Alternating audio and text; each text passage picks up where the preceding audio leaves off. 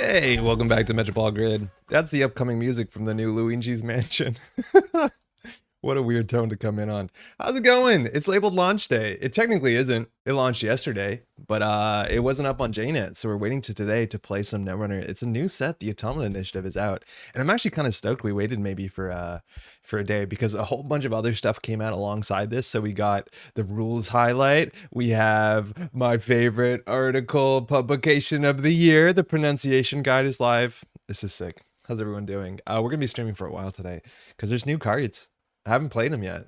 I just haven't played them. I'm not one of them play testers. I don't know what these cards do. I know what most of them do. There's some new cards that hit in there. How's everyone doing? Let me just catch up on chat real quick. Hey, Stab. Hey, Mondi. Finally, some good news about AI. Someone tell the team apps. Will we be provided bagels? Horizontal. No joke. If I called this the Automata Initiative lunch, it might have been a better stream name, considering the timing and the fact that launch was yesterday. So this is technically wrong, but how's it going? Hey, Connor. Good stream time for Europe. Yeah, I'm stoked. Again, we haven't been doing it consistently, but we did recently a stream that was like, this sort of time slot on a weekend, and like, yeah, it's sick. I gotta do it more. It's really good.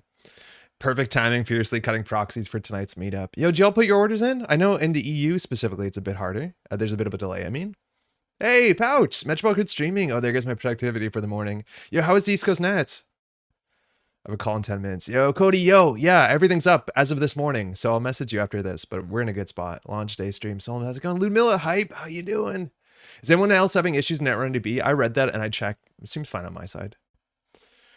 All good for me. I've been trying periodically. John, how's it going? Come for the chill beats. Stay for the Andre. It's launch day. Yo, you excited? I'm pretty excited. Been loving Atea so far. I don't know what we're going to play first. I think we're going to look at the cards first. I don't know if Atea is like the first thing we're going to run to because it seems pretty complicated, but we'll walk before we run. Hey, it's Morgan. Enzuke. Hey, stream while I'm still awake. How's Tuesday evening going? Congrats on the set launch. Yo, Janktivist, Secret Tuesday stream. Did you catch very trend-setting Radlands match stream, the Philly Nationals? I didn't. I saw a photo. I didn't know they streamed it. Also, congrats on your finish at East Coast Nationals. I was rooting for you on stream. I didn't get to see too much of you. You did really well. You did great. I wanted to tell you, firstly, that Riffle's really cool. I think that's all I had to update you. But Riffle turns out to be pretty cool. I got into some bones this weekend. How'd your time at East Coast Nats? Okay, so it was East Coast Nats. We're not going to talk too much more about this. We probably will talk about it, but there was a big tournament. It was in the old meta, so like the last hard-hitting news has been played. And I got this issue going on where like secretly I know what's happening behind the scenes. Like, I don't know if I mentioned this, but we saw this. We were like, I wonder what the Snare Bears are up to. They're playing Asa. And then, on channel, insert clip here, they're probably playing Boom Combo Asa. And if you're not familiar with Boom Combo Asa, so JFQT, am I saying it right? JFTQ, the Zoom Copy 50 deck is a deck that we played on the channel. And JFTQ is generally like someone who jams, Sandberg in too many decks. And it was a deck that we played against and lost. And I was like, wait, this deck is probably a bit better than I think it is. And then there was no further conversation. Nobody mentioned this. Nobody talked about the archetype. No more testing. It died. And that's because everyone was like secretly testing it. So like the Snare Bears were playing it. I probably should have called my shot a bit harder because I was pretty confident about it. I think this happened last Worlds too, where I'm like, they're definitely playing Freedom Endurance. But yeah, they did really well. Shout out to that tournament. You can watch it, mind you, on twitch.tv/CodeMarvelous. Codes did some streaming of it for 2 days. I don't know if the VOD's going to be up on YouTube, but check it out. It's good fun. Asa deck was wild. Yeah, this is the sort of deck where like, if you don't know what's happening, it kind of looks like nonsense. Like if you're not aware of the combo and the combo lines. So like understanding that the board state is such a knife's edge dance, because in short, what this deck does, mind you, this is all rotating out in like 10 days. The idea is that they want to get a bunch of extra clicks. So they have mutually assured destruction, which takes your whole turn to give at least 2 tags. And then if they can generate 2 additional clicks on their turn, so something like Biotic Labor gets you a click for sure. I think some of the other versions we saw before were playing multiple Biotic Labors, and then you have like 3 Bash Chiraboga. So if 2 of those stick, you win, because nobody is playing Citadel Sanctuary. That makes it slightly harder. Nobody's playing No One Home or No Free Lunch, which you can still beat one of those, both of those actually. But yeah, did pretty well. Pretty good. Anyways, I should have called my shot. I should have done it. Veronica, how's it going? I mean, TIA is launched, but equally exciting rotation. I know. Our card pool is now smaller. It is worth noting, I think it was 961 cards that were in standard. Now it's going to say 961 cards are still in standard, yeah, because rotation hasn't happened on Netrunner DB yet. Technically, it hasn't happened yet, but you still see while there are new cards in here, and this is important to understand in standard, you see this little Sabia bird, I forget the name of the bird, but Automata Initiative shows up here. Data and Destiny needs to rotate out, as does Flashpoint. So anything with the credit symbol, the Titan credit symbol. So we'll catch up soon, but we have to build decks in the casual format, I'm pretty sure. 59 playing a bunch more, hanging out, awesome vibes, everything went so smoothly. It's like so cool because that was the first event, that was the first major event that was in single-sided Swiss. So someone who's running a nationals, and we'll talk more about that next week, here in Canada, hopefully can make it down. Like, let me tell you, it's so cool to see organized play. It's so cool to see single-sided Swiss run so well at such a large amount of players. And then like all this sort of energy you get in one space. It's amazing. Just about to take over at 11 p.m. Teo feels like it makes Lethea and Issei work mechanically and thematically. Suddenly they're running a server which has replaced tatu-bolas from hand and moved around with thimble rigs, just Jinteki. Yeah, it turns out replace is like an install. I didn't know that. Thanks for running the stream from us, the Top Cut. Yeah, Andre Snarebear's newest member, Pog. I'm not. I'm just like a Snarebear's sniffer. Like I'm a divining rod for Snarebear's strategic direction. I don't know what's going on. What's your favorite overall card yet? I don't know. Morgan, we're going to go through all the cards. So I haven't seen all of them. I have seen all of them, but not like quickly because I wanted to do it mostly on stream. Pouch Server was the other judge. Yeah, Changeling, how's it going? West Coast, how you doing? Mad finally having its day. I knew it would happen. It's a scary thing if it happens, but yeah, for sure. New set. Crowar, how you doing? What? Nationals? What? It's the grid. Hey, Tater Dot, how's it going? The Jinteki cards in the cycle in general seem really strong, and I'm excited. Okay, so we have a lot of stuff to go through. We're definitely going to be playing, because mind you, we were waiting for all the cards to be legal on Jinteki.net. They were updated sometime late last night, early this morning. So shout outs to the JNet team.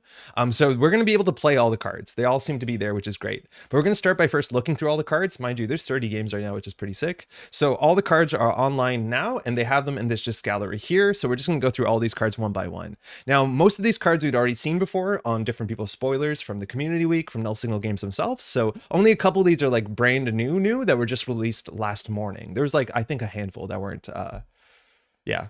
Jonas Mad, Asa was my win in and for cut and I lost. Oh, damn. That's a good win in though. That's a hard win in. That's an intimidating win in.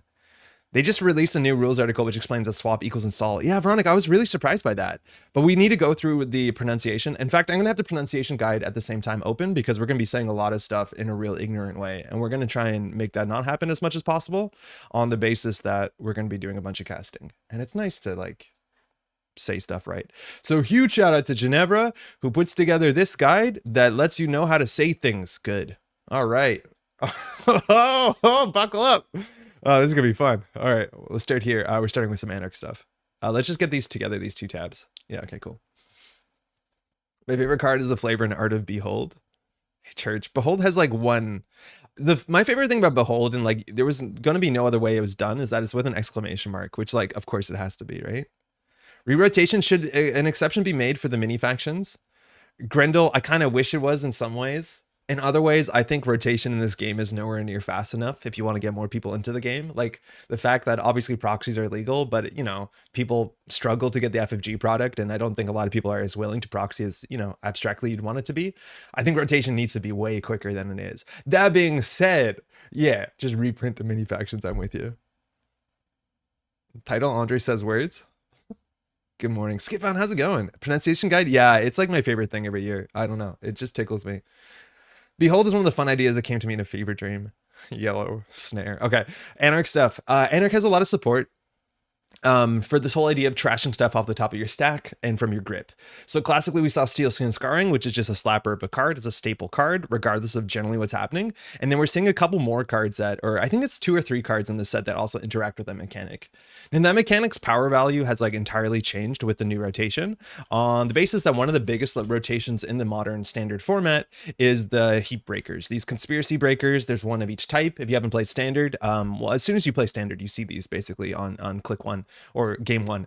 But these breakers are incredibly important and prevalent. Not only Paperclip is one of the most efficient fractors ever in the history of the game, the fact that these can be installed from the heap means it's in your best interest to get these things trashed. So you'll go out the way to play anything that trashes cards from hand. You don't largely care. So like moshing has largely risen to be a pretty good card, especially with Anarchs being a bit inconsistent. Mind you, that's a really big thing that's going to be a problem for Anarchs, and by problem, I don't think it's insurmountable, but understanding that Anarchs classically in the history of Netrunner haven't had really any cards that allow them to search their deck for something unique.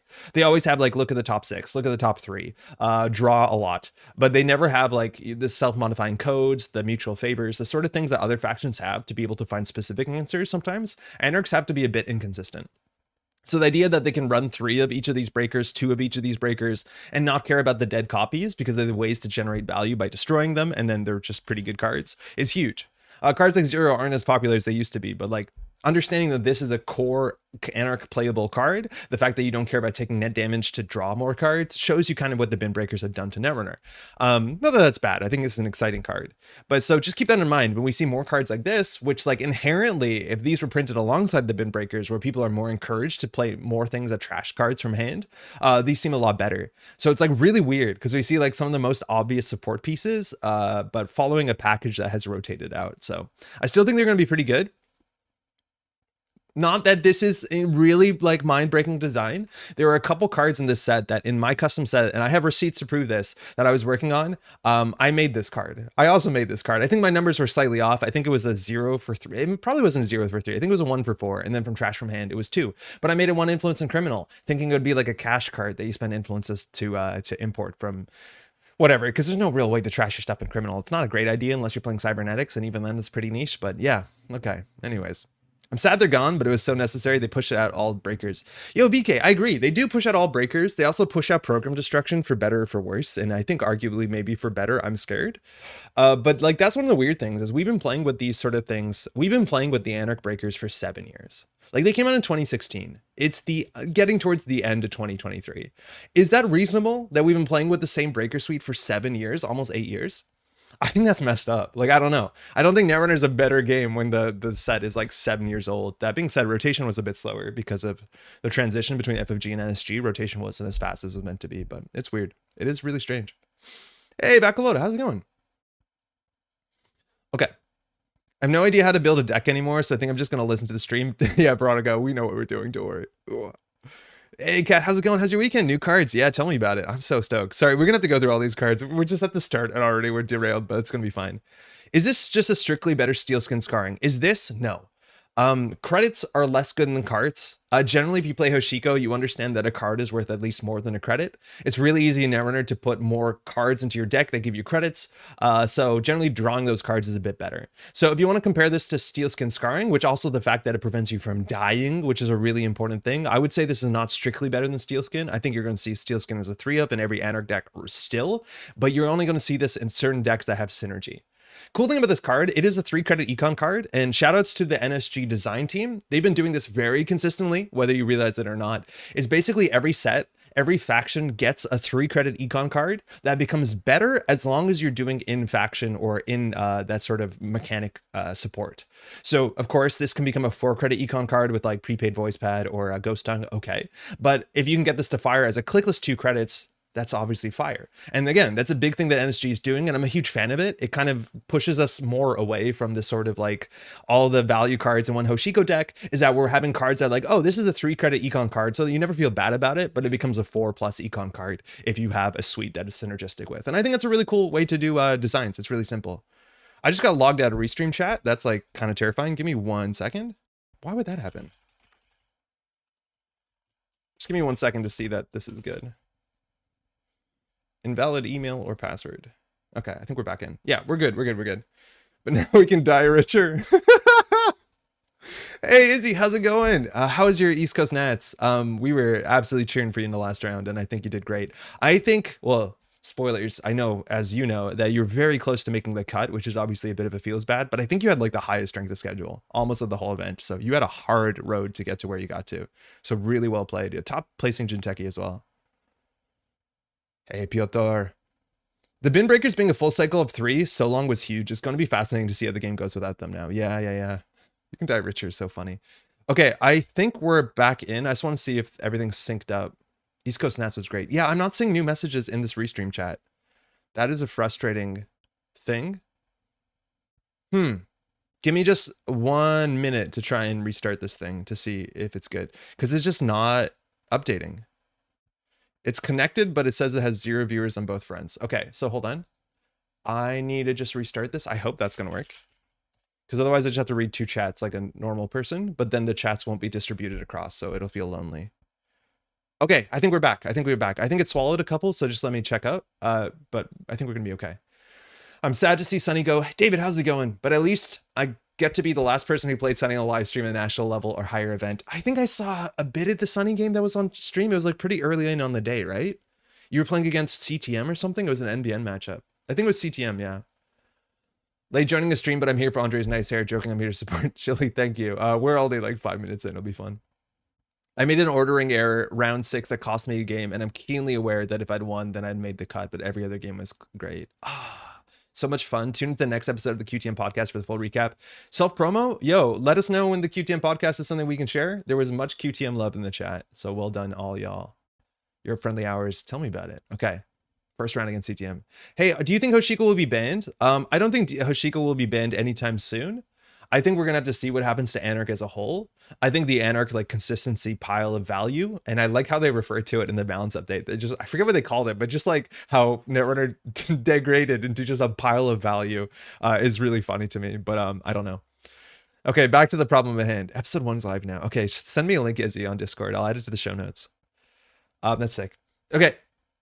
This is Strike Fund on its own. It's okay. 3 credit for an econ card is not where you want to be, but if this is trashed off the top or from your hand, you get 2 credits. So how are we trashing cards? Trashing cards, again, as we said, it's going to be a bit more difficult because we actually need our breakers to stick onto the table. That's very true. Or into our hand. We need to pre-install them. So it gets a bit tricky. We still have 0. We have a couple other cards that support this. And I feel like if you're playing the rest of the package that supports this, this is probably pretty playable. The thing is, like, you have access to things like Wildcat Strike, which aren't commonly seen played. Obviously, your opponent gets a decision in Wildcat Strike, but Wildcat Strike is a slightly better econ card. So if this card is going to see any amount of play, it obviously needs to be firing very, very consistently off its second ability. Because as much as the second ability is clearly worse, it's just fewer credits, it is the ability that you want to fire. Where were we? We were just there. Okay. So yeah, I think the second one has to be firing consistently, but of course it is. Nothing new here. We'll see what the other package is. It's pronounced Strike Fund. All right, the price. Trash the top 4 cards of your stack. You may install one of those cards paying 3 credits less. You ask how we can even try to stop them. A simple answer, not alone, from Pessoa. Pessoa's name shows up through the rest of the thing, so we'll figure out how to say it because it's attached to, I think, the animal shelter. This is another card that I basically have a design that's almost exactly like this in the thing that I was putting together. In short, now, every single faction, this is something that has always bothered me, is that we have career fair, right, for the criminals. It's pronounced Strike Fund at the end. So career fair is like the criminal way of installing a card for 3 credits less for a single click. And then we had, back in the day, we had modded. This was in the original core set, not a very common played card, but it was for pieces of hardware and programs. This card, however, was 2 influence, and if this card was 1 influence, I think it would actually see play. There's a whole bunch of decks that would love to get the programs down earlier. Even criminals back in the day, that was reasonable, but for 2 influence, it was pretty hard. And now we have rigging up, which is like, was a powerful card for a minute. Generally, people think the consensus on this is that you need to be able to charge the card, but I don't know. I'm a bigger rigging up fan. The problem is that like a lot of shapers are not genuinely installing programs from their hand. They are installing hardware from their hand, but they're not playing that expensive hardware. But the big thing is, yeah, a lot of times with shapers, like look at Arasana, you're not going to be installing programs from hand. So this card makes less sense. There's a chance with some of the new shaper card draw, this card gets a bit more playable, but we'll see. Especially because we have a 4-cost console you want to find pretty consistently. I'm actually a big fan of Career Fair on the basis that this is a better card than it looks. I think, you know, the fact that this is not only a 3-credit econ card, but it also gives you a click on top of it. It's kind of the comparison of like Dirty Laundry to Sure Gamble. Obviously, they both have homes in a lot of decks, but this is 3 credits and something else at the same time. I think it's easier to play in a lot of ways Career Fair than Dirty Laundry, or sorry, Career Fair than Dirty Laundry, and allows you to play a bit more of a greedier curve sometimes, like Liberated Counts and Criminal. Yeah, okay, fine, whatever. But I'm actually a really big fan of these cards. Shout out to original Netrunner. Their copy of modded was like so wild. Their copy of modded says you can make up to 3 install actions, saving 3 credits amongst those actions, which like that's an absurdly powerful card for a single click. But it's really cool how you can have a single card that's just like install and save 3. The one that lets you install a bunch of stuff obviously is busted. And I designed an Anarch one like this in my set. Set's not out, but the idea is that I wanted something that was destructive that looks at the top of the deck. Now this only lets you install cards. It doesn't let you pay cards or play cards. So this does brick if you hit 3 events, and that's fine. I think more often than not, like that was a thing that we understood when we played Anarch decks back in the day. Mind you, one of my favorite cards of all time in Netrunner was Street Peddler, which had this text, but a bit better in a lot of ways, sometimes a bit worse. It's less money up front, but allowed you to crack something at instant speed, which is immensely powerful. So I think this card is definitely a role player. I think the fact that Anarchs aren't consistent, this is a way, top 4 cards, mind you, I think I said 3, that allows you to find the things that you need to find for a deck that does not have consistency, and then you can install your breakers generally for free. Maybe you're paying 1 or 2 credits, which is really, really good in the early game. It's also, again, 1 credit, so it kind of recommends you to do, I don't know how popular prepaid is. It's not an adored card by most competitive players, but like, yeah, what's it called? Ghost Tongue is fine. I think this is really good, and of course, if this hits anything else, like if this hits a single Strike Fund, if this hits a single Steelskin Scarring, those were fire, and that is absurd. Like that is just really, really good if all those happens. It's also really easy to compare this thing to Inject, and Inject was a bit of a busted card too. I opened that into a new window. But Inject is also just like a messed up powerful card as well, and this is kind of similar to the text of Inject in some ways, if you could argue it, which is sick. But yeah, I think of this card, it's going to be part of an engine. I think on its own, you could probably play it without the engine pieces, but if you're playing it with the 3 Steelskin, which I think you're doing anyways, and then you're probably playing the 3 Strike Fund, I think you're in a really good spot. This is just a pretty solid card. I'm surprised in some ways that a lot of the Anarch cards in this set kind of fall into the Anarch ideas of Big Hoshiko, where they're synergistic enough, but not like you'd be wild to play them without synergy. Like if you look at the criminal cards, there's a lot of cards that make no sense unless you play them without the full package. And I think the price is just a good Anarch card, period, which like to some extent that's a bummer if we want to see good Anarch be a bit more like interesting. Like I want to see more Essa than Hoshiko generally. But I think this card's just good enough for sure. Inject was busted with Bin Breakers, 1 credit, draw 4 cards, pretty good. And you got money back too, right? Hey, Delavel, you think the price is going to be playable? Oh yeah, definitely. That's a good ability on a card. Again, big thing here is we don't understand what we have to beat in the meta, but this is just a generically good card. It solves Anarch recursion issues. It works really well with Steelskin and Strike Fund. And I think this is a huge thing too, is that you trash 3 cards when you play this. A lot of players are scared of trashing their own deck. It doesn't matter. Unless you're playing into a matchup where you have to have everything as a hit point because of Jinteki matchup, it doesn't matter. There's no Anarch deck matchup where they play every card in their deck besides the Jinteki one. So if you're not playing against something that's about grind value, yeah, trashing 3 cards is not a cost. That is, just imagine they're on the bottom of your deck, you're never going to draw them, and you have a better understanding of what you're more likely to draw into. So there's a lot of players in a lot of card games that are scared about inherently destroying their stuff. Just destroy it. It's fine. It doesn't matter. Unplayable card. Can Clout give me Peddler back? Kyle, I hear you. I want Peddler back so bad, but it's pretty bad for the game, let's be honest. I've got the cross fingers of the Anarch ID and the Man in the Wheelchair and Strike Fund and Lago Paranoia Shelter. I think there's a big chance it is. I think this might be the person who's being retired in the Anarch card. I think his name is probably discernible through the flavor. This dude here. I'm also hoping to some extent that maybe one of the runners we see is the clone that was in the story that Shu wrote about the Taya recovery. I think that's a really cool narrative as well. To be honest, I think the price alongside moshing would be solid. I'm just really curious about what deck slots are like in Anarch. Yeah, that's a big problem. It's like understanding if this is just not worth a deck slot is kind of like, I could see that argument. I think generally what this does is pretty good. I think it just helps you set up. I think this also is like kind of, you know, to some extent we saw the same sort of issue with Raindrops where like the numbers on it don't seem that appealing. It just seems kind of like a fair card, but then people eventually just started playing Raindrops. Maybe that's, you know, because of Bandar, maybe that's because you can play a 51 Anarch deck and like not feel bad about it, but mixed bag. Yeah. I don't know. Seems neat. Okay, this could easily be one of the most powerful cards in the set. This is what I mean, like just good stuff Anarch. There's like very little nuance to this card. It's just busted powerful.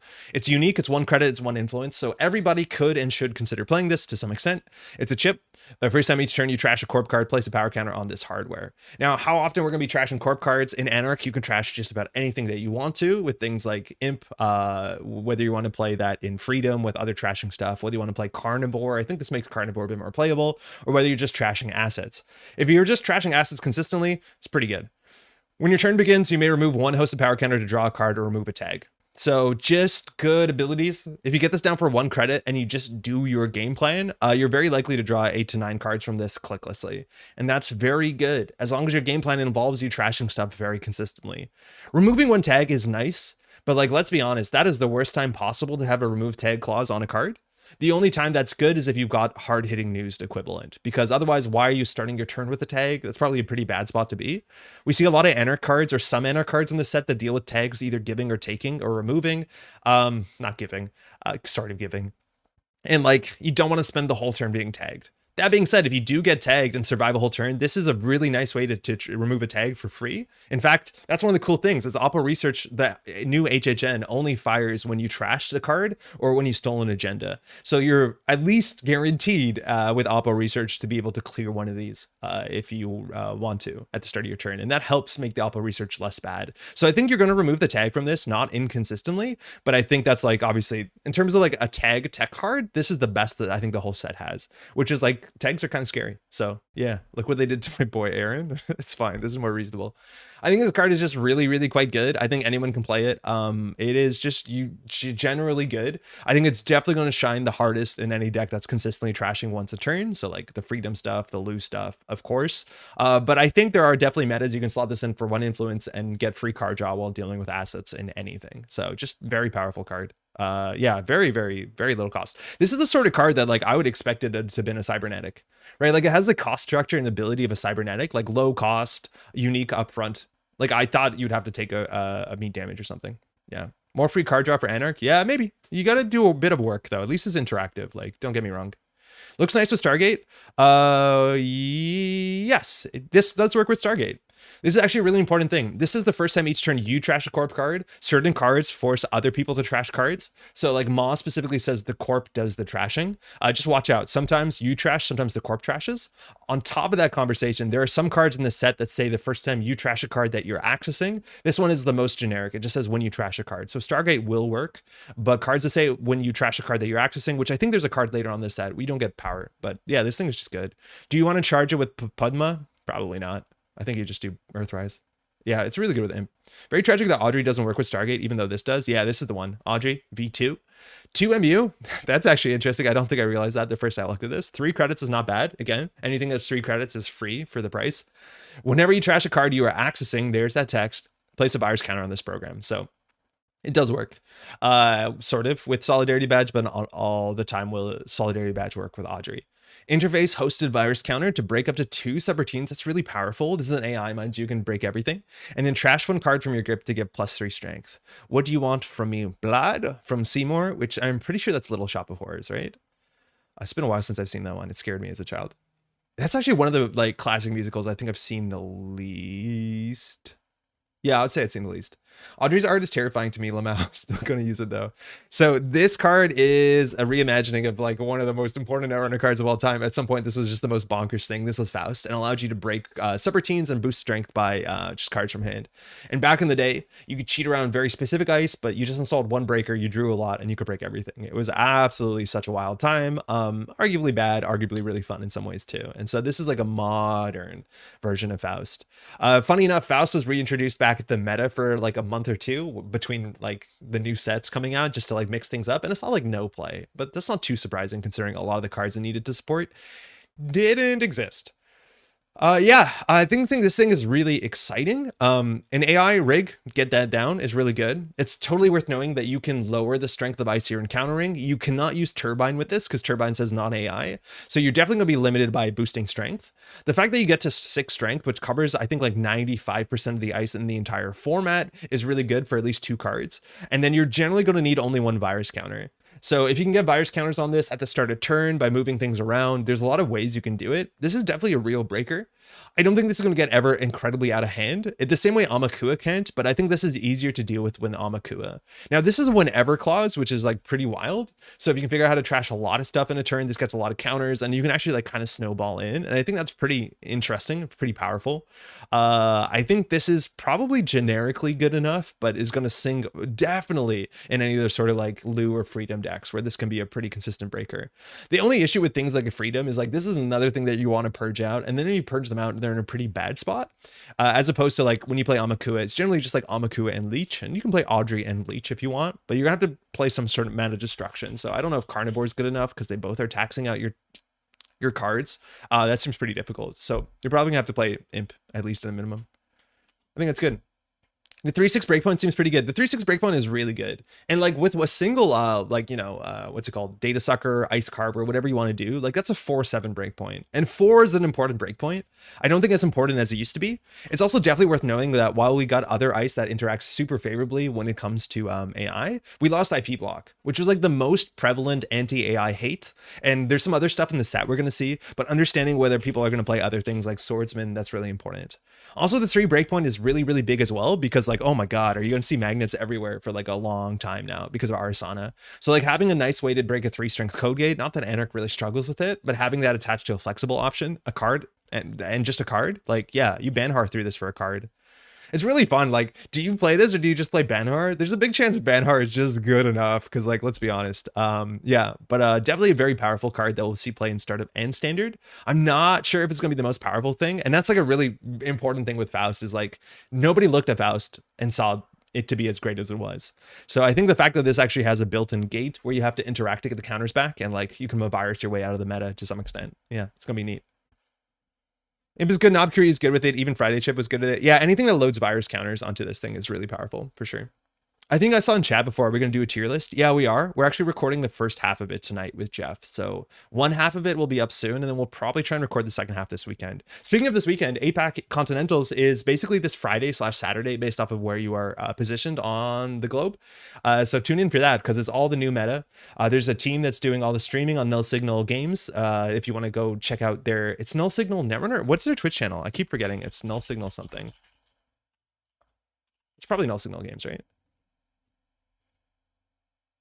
No, it's Null Signal Netrunner. I knew it was something different in here. Yeah, so go follow that because they're going to be streaming and yeah, it's going to be great. I'm looking to do some commentary probably for the top cut because the time zone is like really, really bad. So I have to wake up early. I'm enjoying Jane at the moment. It says Audrey V2 places a virus counter on Seymour. Okay, hold on. The nice thing about this in Freedom is that between Leech and Freedom's ability to trash stuff without paying, you can cheat the cost of this AI both ways. Yeah, you can cheat the cost really hard. It's just like, I don't know whether you're going too hard into Freedom. Like, not a lot of the Freedom decks ran Amakua. Because again, they have other ways to cheat through ice, whether it's Palangi and then they're like his Fractor, which is like very powerful. It's not the most common thing that you see Amakua. You see it sometimes, but like again, then you're all eggs in a single basket. Not only your way to like interact with them, but then your way to break ice, and that's pretty hard. How good is Ice Destruction currently? Jimmy, how's it going? It's not very good. There's in fact only one Ice Destruction card that sees like standard play in the standard format, and that's Hippo. Hippo is going to be around for a while because it's a Katara card, but Hippo is very, very good. And it's definitely worth knowing that Ice Destruction is nice because it gives Audrey counters. Actually, it doesn't because you're not accessing the card you're destroying. But the less ice, the more reliant you can be on Audrey abstractly. So it's interesting. But this is the only played Ice Destruction card in the format, if I'm not mistaken right now. There's other niche ones, but none see play as commonly as this thing does. All right. This is Banner, one of my favorite arts in the set. I think the 2 balance sheet arts are like absolute fire in the set. We saw this art earlier in some of the marketing pieces. 4 cards to get you Banner. It's a Fractor and a weapon. Yeah, I guess you can hit someone with it.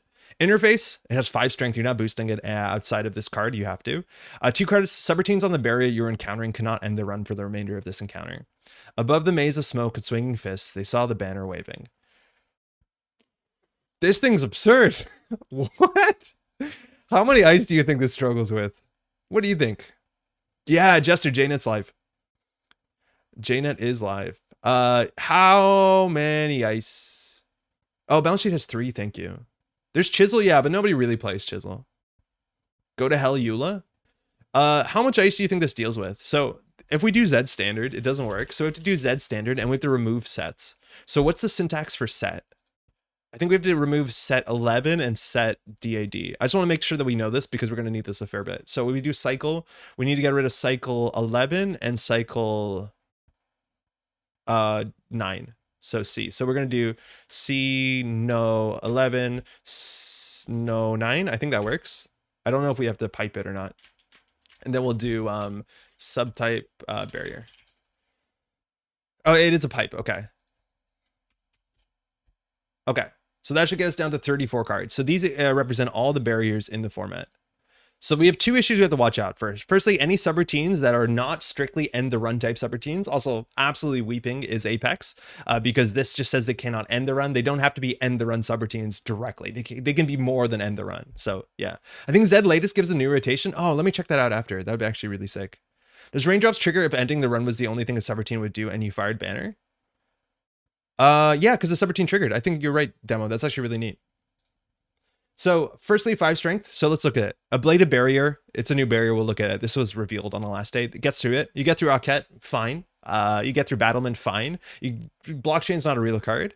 Get through Border Control, fine. You get through Brawn. Well, you don't really. It's 6 strength. But a bit of support, you get through Brawn for 1 click. That's absurd. Data Loop, you get through totally unscathed besides the on-counter. Echo will never hurt you. Eli will never hurt you. Eula will never hurt you. Envelopment's not real. Envelopment, excuse me, will barely hurt you. It's 5 strength perfectly. Gold Farmer isn't real. Half Run doesn't hurt you. Hagen won't. It could hurt you. I forget how to pronounce her, Carl. It's all of them. You get through everything.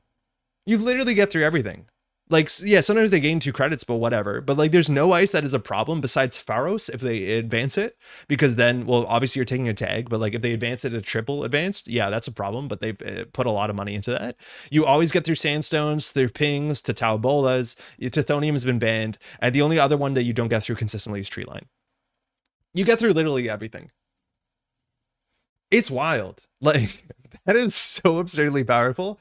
Now, obviously, this is not a bin breaker, but for a while now, you're going to be getting through every barrier if this sees consistent play for 2 credits, full stop. I think you're going to have some reasons why you want to have some higher strength stuff in your deck, and that's the stuff that's going to be Botulist or maybe Hippoed, whatever it takes. But yeah, in short, you can get through every barrier in the format easily with this. Maybe the face check fires, but this thing is really, really, really strong. It is also 3 influence. It's more interesting because you're face checking and like some of the barriers have bad subroutines, but there's no longer barriers that trash programs. All the barriers at worst case will do like 1 to 2 net damage. They'll give you a tag, maybe it'll give the corp credits. That's absurd. I think this thing is really powerful. I think you can just send it into everything once you get this down.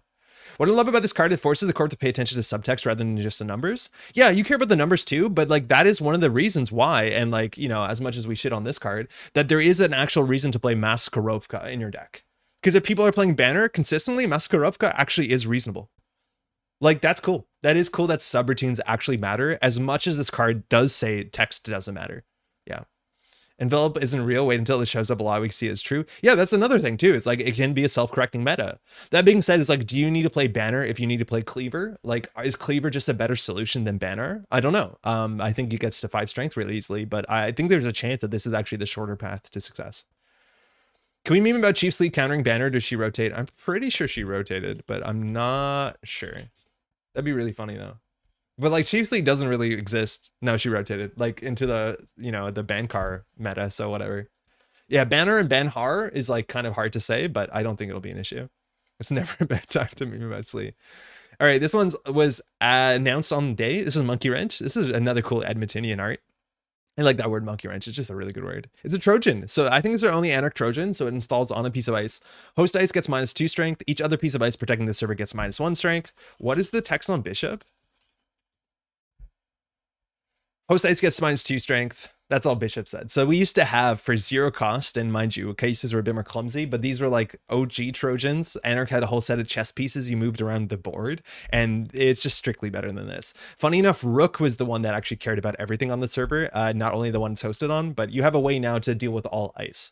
So that's potentially very important because, again, Anarchs, right now, I think a lot of people are leaning towards the fixed strength breaker suite. So things like Buzzsaw, Cleaver, all that sort of stuff. And that stuff has a cap. And you don't really want to be boosting strength here. So even just getting like putting this on the right code gate so that you don't have to like wait for your turbine eventually to show up is probably okay.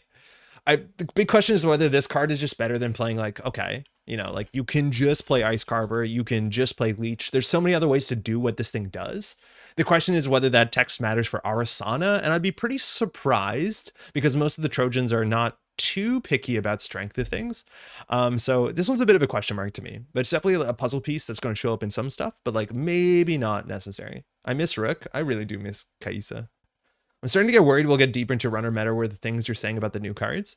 Well, the Anarch cards are like surprisingly straightforward, as in they're just kind of good.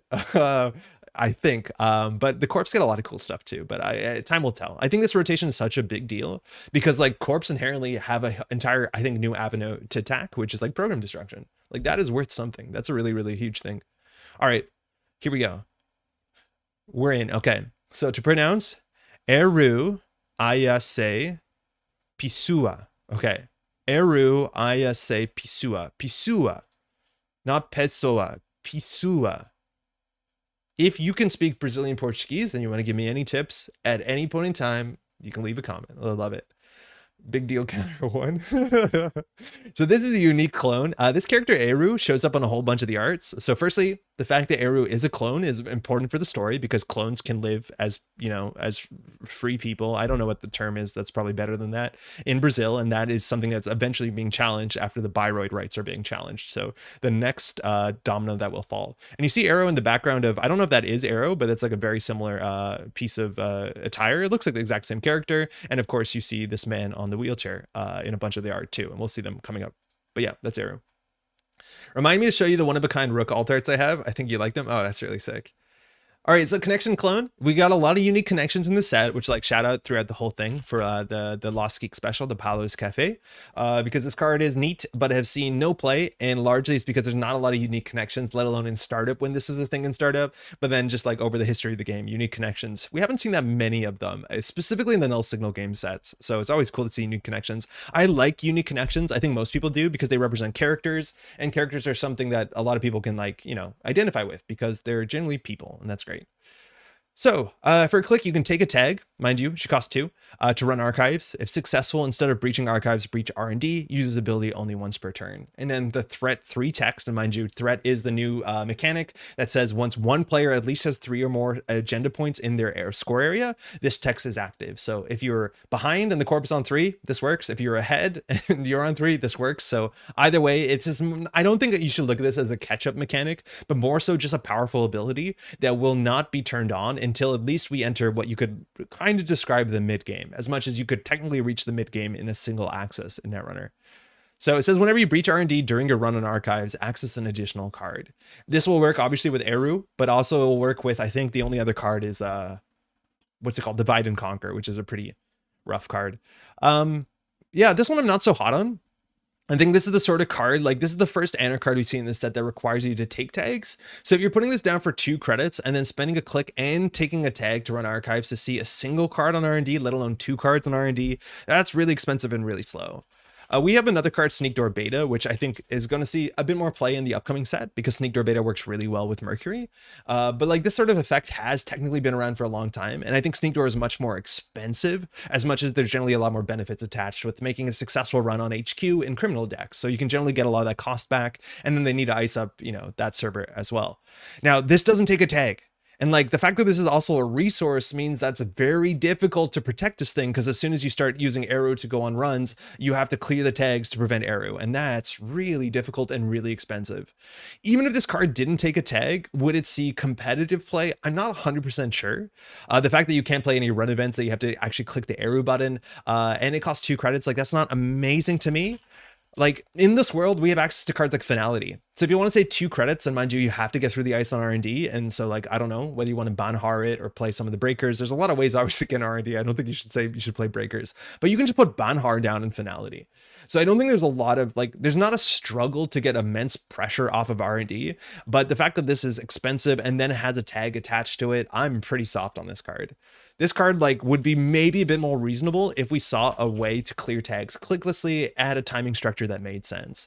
So Citadel Sanctuary was a really important card that has rotated.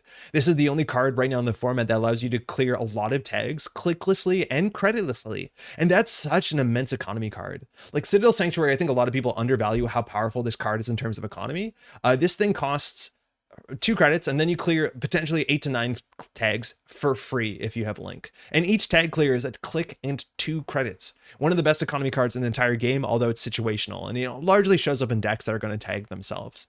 So unless there's a way to really on tempo clear your own tags, I don't know if this is going to see any play, because I don't think we saw anything in the set that works with this. I was really expecting us to see some sort of tag me archetype be supported, and mind you, tag me archetype got a lot worse with the rotation on the loss of Obelisk. So not too hot about this card. I think this card really doesn't make a lot of sense to me.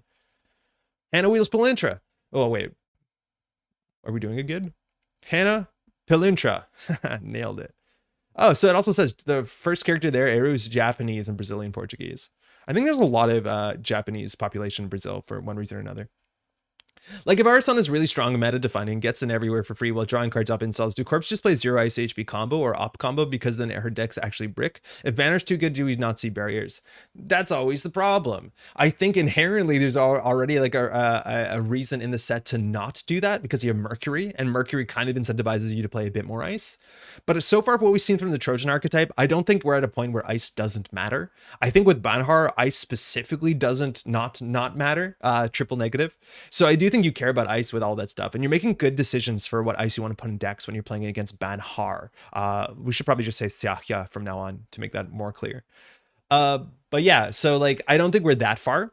I think there's always a risk of that if that's the case, right? Like if ice doesn't make sense, but against Trojans, actually having more ice is sometimes a solution, because if they Trojan an ice, if you can over and then install ice with another ice, then like you de-Trojan them. And if you de-Trojan an Arasana, I think they're in a really bad spot because a lot of their economy is actually dependent on Trojans surviving till the start of turn.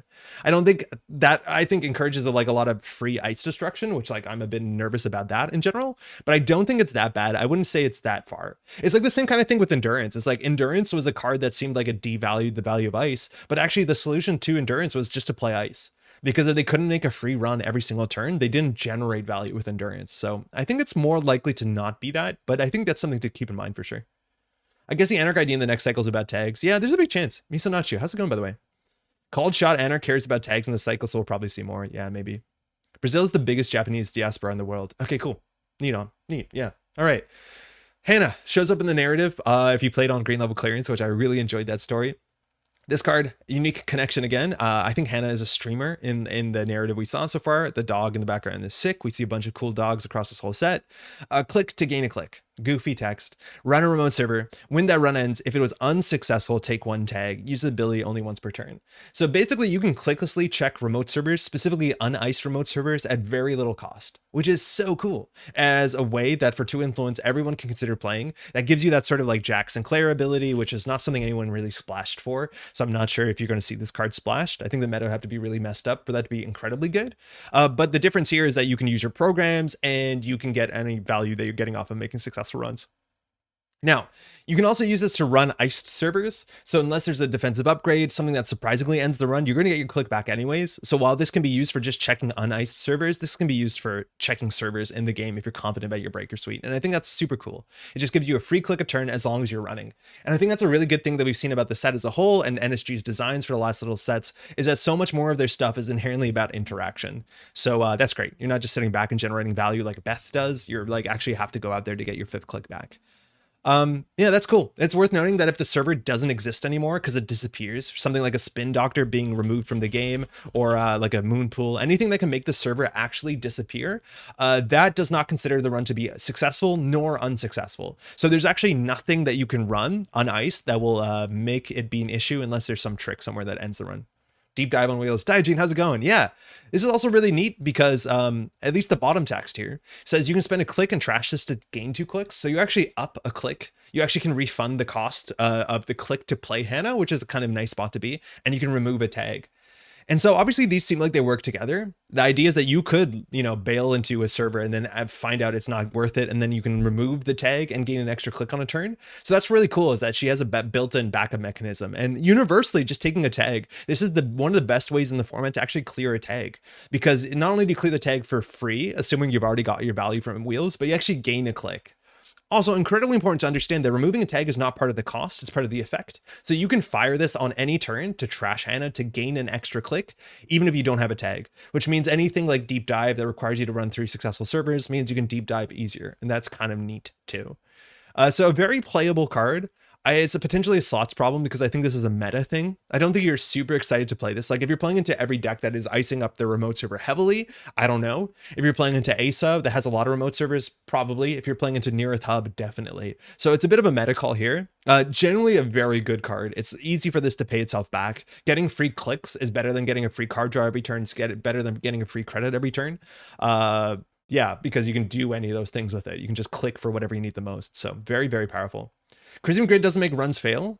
Chrism Grid makes the run not considered successful, but it doesn't make the run considered unsuccessful, so you're fine. I'm pretty sure. What are the best killers these days? It's hard to tell. Carmen, Ika. I think the gun is pretty good now. Whatever the gun is called. But yeah, it's hard to tell what the best killer is. Mimic. Well, Cinderin, by the way. I don't know if I've said hi. Yeah, this is neat. This is a good card. It's just uniquely good. Okay. This is a name. Here we go. Lagu, Paranois. And I know how to say shelter. I believe in myself. Lagu Paranois. Oh man, I love it when it's not anywhere the way that you thought you were going to do it. How much worse would it be this card if it was unless it was successful? Oh, a lot worse. Just a lot worse, because then you'd be scared to like run spin doctors and stuff like that. You would be worried. Oh, one thing real quick, right? If this card exists in the tag me archetype as a way to like clicklessly generate tags by like just beefing it or jacking out, whatever you want to do, to me that doesn't make any sense because it's a resource inherently, and then you need other cards to protect the resource, or the corp will trash it. And I think trashing this is not like a huge priority for the corporation, but technically this is a piece in an archetype that like I don't think is the best piece for it, let alone it lacks the support, right? Like the best you can do to protect this is like, I think modernly dummy box, and back in the day we had more cards that kind of worked like this that made trashing your resources when you're tagged a lot harder. It's also worth noting that when it comes to tag me archetype is that if I'm not mistaken, every single faction in this set got tag punishment. So buckle up. Like floating a tag seems pretty shit as long as the meta has adopted to that, right? Like if the HB decks are playing their HB tag punishment, yeah, it's gonna suck. So like I don't think you want to float tags. So watch out. Can also be 2 extra clicks on the same turn. Yeah, you can do both of them. You can gain a click back and then gain another click from it. Yeah, you can get a lot from this very quickly. But ideally, though, you stick it on the table for as long as possible. Worth noting that Hana is at absolute worst an all-nighter for deep dive. Yeah, but more expensive and unique and out of faction. But yes, I think the floor on her is pretty high. Sorry, this has already been answered. No, you're good. But if they go check a spin doctor and you trash it, no, it's not unsuccessful and it's not successful. It just, the run doesn't happen anymore. It's a really weird rules case. Hey, Rosenheim, so many extra click cards in the last 2 sets. No real way to capitalize on it except deep dive. Yeah, well, having clicks is good, but yeah, deep dive is like the obvious payout. And like stealing a 5/3. Hey, Fenris, hope enjoying the new set. Yeah, I'm excited. I'm like, we haven't played any of these cards. NFL will be back in every deck. I think there's a chance that No Free Lunch will be back. I think Diogen, there's a chance, right? Like if you played Startup, you understand that No Free Lunch is pretty popular, and largely it's because Drago exists, but there's some really good reasons why you should be scared of things like Retribution in the set, and like tags exist. We've also just seen way more ice that just gives you tags, so like buckle up. But the tag punishment as a whole across the entire standard format has become softer, right? Like we talked about this at length when we talk about spoilers. The fact that Boom is gone means that you can print more cards that give tags because there's very few cards in the game that now say 2 tags equals GG. So the runner can float 3 tags and be like, I'll probably be around next turn. That's kind of cool. Okay. Lastly, Lagu Paranois shelter. Resource connection location, unique as well. A connection location, that's a fun combination. The first time each turn the corp installs a card in the root of a server, you may trash the top card of your stack to draw a card. Animals, tea, meetings, dead drops, Paranois. There's no way that's right. I think I already forgot. Paranois. No, nailed it. Paranois. You just got to get in that habit. Paranois has you covered, so we keep them covered. From Sebastio Souza Pessoa. I think Sebastio is the man in the wheeled chair, which is cool. I think there's any chance the cards like High Profile Target might come back. No, it's impossible, Stephen. You cannot bring High Profile Target back if Mutually Assured Destruction is in the game, because with a single Biotic Labor, you kill every single runner in the game. It's just literally impossible, right? Because you just do mad trash like 5 cards, Biotic first, and then they die. Like it's very, very hard to stop. Worth noting that Hannah's top ability is generally worse than Marathon, which saw 0 play. Yeah, but Marathon saw 0 play because Marathon is a 5 influence card in Shaper and it's an event.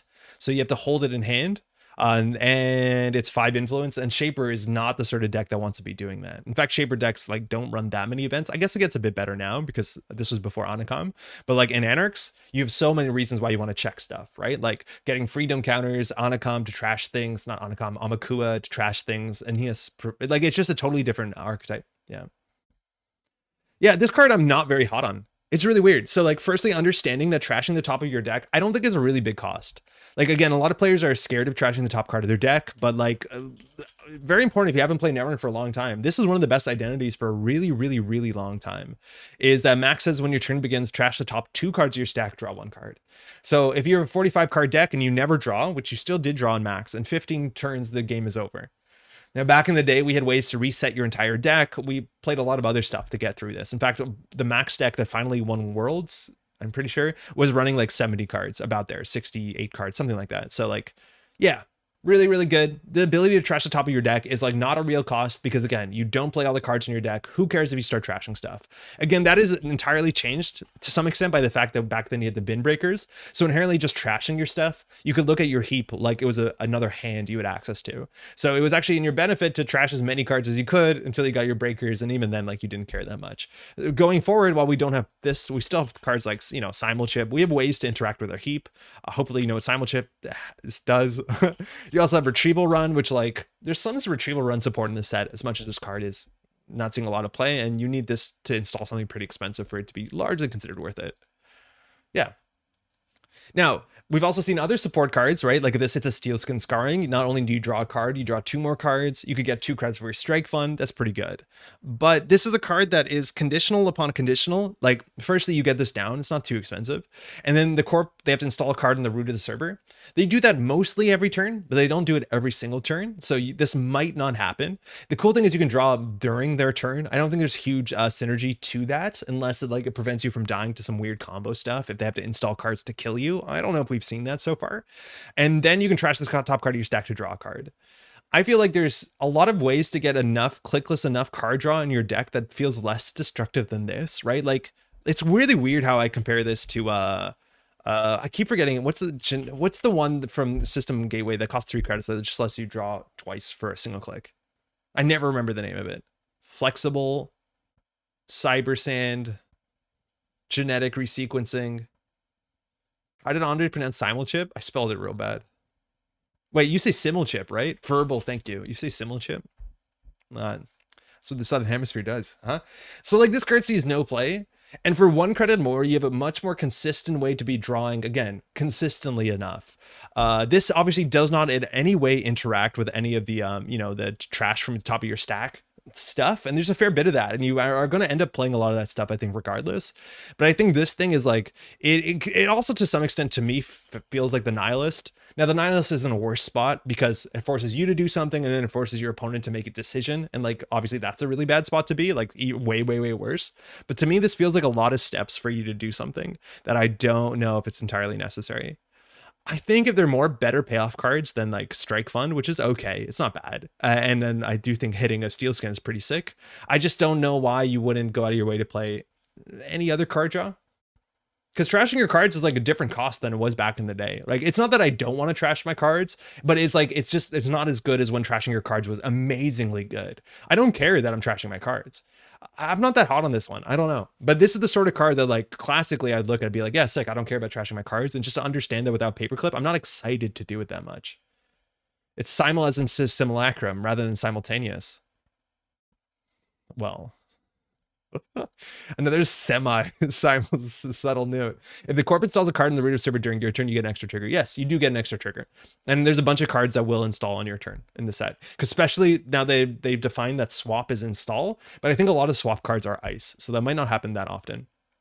IMO, isn't this card very similar to Solidarity Badge? It is. And I think Solidarity Badge requires you to do stuff as opposed to the corp that does stuff. And I'd way rather play Solidarity Badge over that. And then whether these two take the same slot is very interesting. And I think Solidarity Badge is very quickly the thing that I want to do. I think this card can be powerful. It can be fun. There's some nonsense when the bottom of your deck gets like pretty consistent, but like imagine with this, you trash your good program and then you draw your strike fund. Like that's a nightmare. And that's why I like the strike fund package more with the price, because Sing 4, you're much more likely to trash the thing that you want to, as opposed to this, which is 50-50 to draw your tank, your bad card. Yeah. I don't know. I don't like verbal plasticity, but like I feel like verbal plasticity is just an easier card to play than this. Enter can trash their deck to get econ enter draw. Yeah, they can. It's just there's 6 cards in your deck that fire that. 6 cards. Like I don't know. I think these cards are worth playing, but I'd play them with the price. Weird. Swap from HQ is installed. Where they confirmed that. Ixerin, how's it going? They put up a rules thing today, and I only went through it really quickly. But the rules highlight here says swapping is considered installing. Some cards in Netrunner allow you to swap position of cards. The Automata Initiative contains a new armadillo friend, tatu-bola, who threatens to swap places to a much less friendly card. The rules about around swapping have been quite ambiguous and contradictory in the past, and we are taking this opportunity to tidy them up and unify them. When you swap a card that is installed with a card that is not installed, the new card will become installed and trigger any abilities that may be relevant at the time, such as that of the new Jinteki identity. It's weird that that doesn't actually... It like very much implies that it is an installation, but it doesn't explicitly say this is an installation. Oh wait, maybe I should keep reading. When you perform a swap like this, you do not pay install costs, and you may not trash any cards in the root or protecting the server as part of the install. Swapping two cards that are already installed, however, do not cause either of them to become newly installed and do not trigger abilities. I wish they just said very clearly this is considered an installation, but it seems like that's what they're implying. Hey, Neon, the rules have identified swapping between zones as installing pretty clearly for a while, I think. I actually don't know about that. That's a surprise to me. I might be wrong, though. But, like, I remember cards like, whatever that, I never remember the name of that one. That Jinteki upgrade from Rain and Reverie. I don't think that was an install, a swap. The Deva programs are not installed specifically. Like, that's the big thing, is that there are a lot of times back in the day where these were not called installations. So Mama Deva said swap the program with the Deva. And so, let me see if they don't mention it here, but I'm pretty sure Deva swaps were not considered installs. Yeah. Oh, Code, I didn't say hi. Trojan's still trash, right? Yeah, the Trojan's trash. Hosted cards, hosted counters go.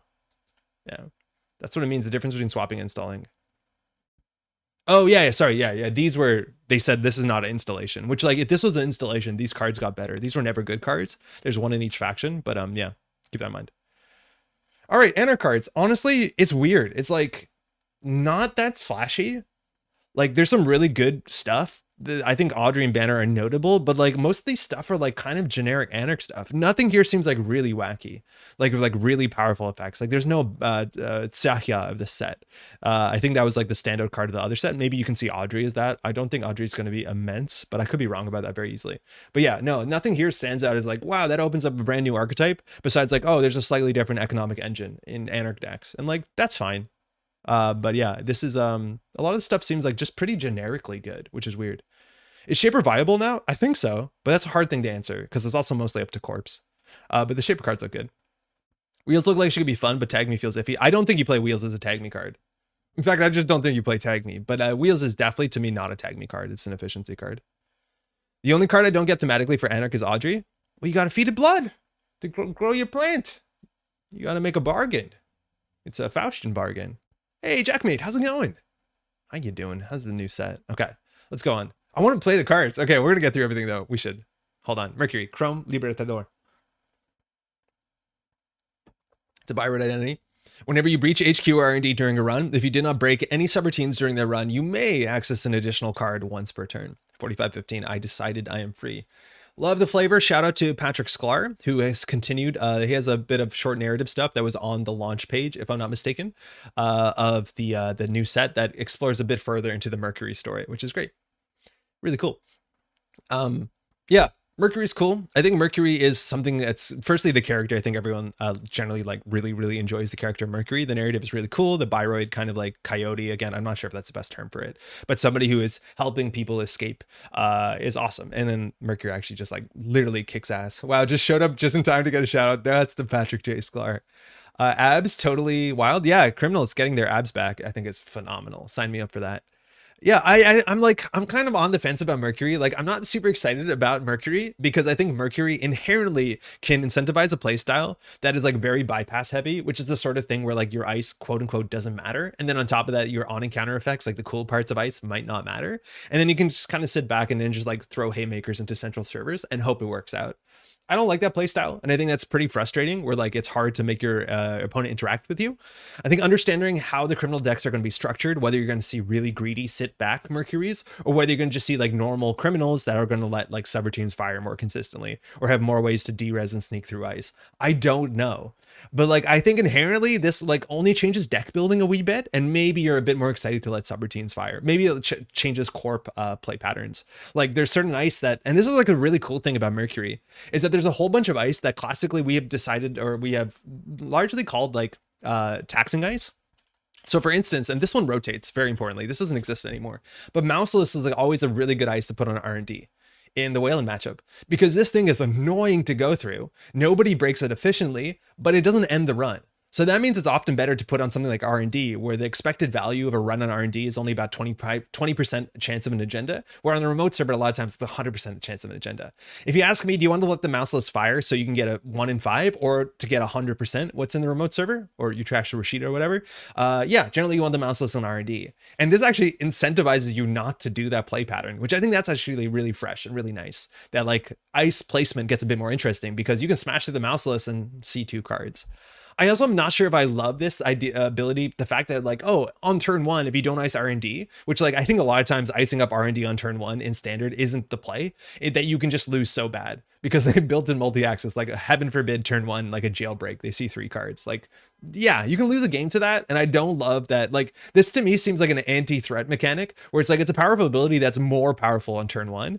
And I know I feel bad when I like either just absolutely haymaker someone and steal 6 points on turn 1 or lose the game horribly because the top of R&D. So I feel like there's gonna be a lot of feelings with this one that I'm not excited about because there's a lot of bypass built in, which I'm not a big fan in. And there's just a lot of like maybe potentially sit back and smash. And I don't know. Another golem? You can't call Biroids golems. Swap ins installs the new Jinteki ice allows a T to fire at the runner's turn. Yeah, totally. They've confirmed that today. Do Biroids even need to work out to get abs? No, that's because they're from the, it's a Nico. But yeah, worth knowing, that's a Nico Biroid. So I think the Nikos also wear that same sort of like cropped top, if I'm not mistaken. And the Nikos were generally fashion Biroids. Yeah, kind of crop top. They were meant to be a bit androgynous in presentation. I don't know if there's a full narrative about them being used in like sex work, stuff like that. I've heard some narratives, but I don't know if they're official or not. Maybe that's just my slash fic. I was obliterated by Mercury earlier. Felt like ABR Adam. Yeah. Hey, Holes, how's it going? I think that's a good like comparison. Is like there's another Biroid, and sometimes you just get absolutely flattened by ABR Adam. That just like HQ C3 cards turn 1. It's just like, yeah, sometimes you lose to it. I don't know. Will Glacier be good against Mercury? Yeah, technically. If you make it harder for Mercury's ability to be relevant, sure. I think Glacier inherently against Criminal is a pretty good place to be on the basis that like they generally have a lot of like win successful run triggers. But I think there's a big chance you can build Mercury decks that like barely run. So that's hard. Yeah, Mouseless rotated now. I tried to say at the top that Mouseless doesn't exist anymore. I want to leave No Trace en passant to work in Mercury, but I feel this is probably jank sense. I don't know if you need en passant, but I think Neon Leave No Trace is better than it looks. They don't need to, but it's got to help. Jonky, how's it going? What do you mean they don't need to? Adam did the same, especially with ABR, but nobody played Adam. Like you didn't see Adam every day, especially ABR Adam. That was notable. And I don't like losing to ABR Adam. It feels bad. I will be playing on JNet, Paul. We're just going to get through the cards real quick. I need to feed Nanico as well. We'll get through Criminal. We'll feed the cat. We'll get through the other cards. And then we'll be on JNet. Excuse me. Twitch chat, best chat. Isn't Inside Job the only bypass after rotation? No, there's a lot. There's Inside Job, there's Leave No Trace. Inside Job, there's Backstitching, there's the Scott Debrato, there is Femme Fatale, there is Always Have a Backup Plan. Like there's enough that I think you can make every single run a bypass run if you're really convinced. Nikos were fashion models and high-end escorts, so they came with abs built in. Okay, so they confirmed high-end escorts. Is there lore on what Biroids are on the inside? Are they fully mechanical or is there meat in there too? It's just robot with pork. I think there's no meat. I don't think there's meat. It's really funny. Oh man, I miss Au revoir economy. Yeah, kind of. Tread lightly. Yeah, tread lightly is nice too. Like any incentive for them not to res is like kind of reasonable. En passant is going to be a boss in Mercury, and I will make this true if no one else does. I'm not going to be the first one to say en passant is something you should be doing, but it's a heck of a fun card. I like Mercury ability because of flexibility to build their deck in a way that enables them kind of like Leela. Yeah, but like that's the thing is like generally if you want to play generalist criminal, if you're outside of startup, like you end up playing like 419, unfortunately. Like that's just the truth of the matter. But yeah, you could do it in Mercury. But I do think with Mercury you have to be a bit more cognizant with deck building because there's a big chance that you build a Mercury deck where their ability fires 0 times. So just watch out, like you have to. All right, Crispy and Skimming. The corp may reveal an agenda from HQ. If they do, gain a click and draw a card. Otherwise, look at the top 3 cards of R&D. One influence, even the tiniest scrap of data becomes the key to the riches. This is a neat card. I feel like this card I could be really wrong about. I'm like very not hot on it, and that's totally fine. I think this is a really good teaching card for Netrunner, which is like, it's very important that those exist. So generally the cards that you give your opponent a choice are often a peg down worse than if they didn't have that, because your opponent's going to make the choice that's like, you know, the best for them and the worst for you. Now, these 2 choices are kind of interesting, sort of. Generally, when I teach Netrunner, one of the big rules is every 5 cards that the corp draws is an agenda. So understanding there's an agenda on HQ at any point in the game shouldn't be very difficult, especially on JNet when you can see how many cards are left in R&D. So understanding there's an agenda in HQ, I don't think that's a big skill that this card gives you.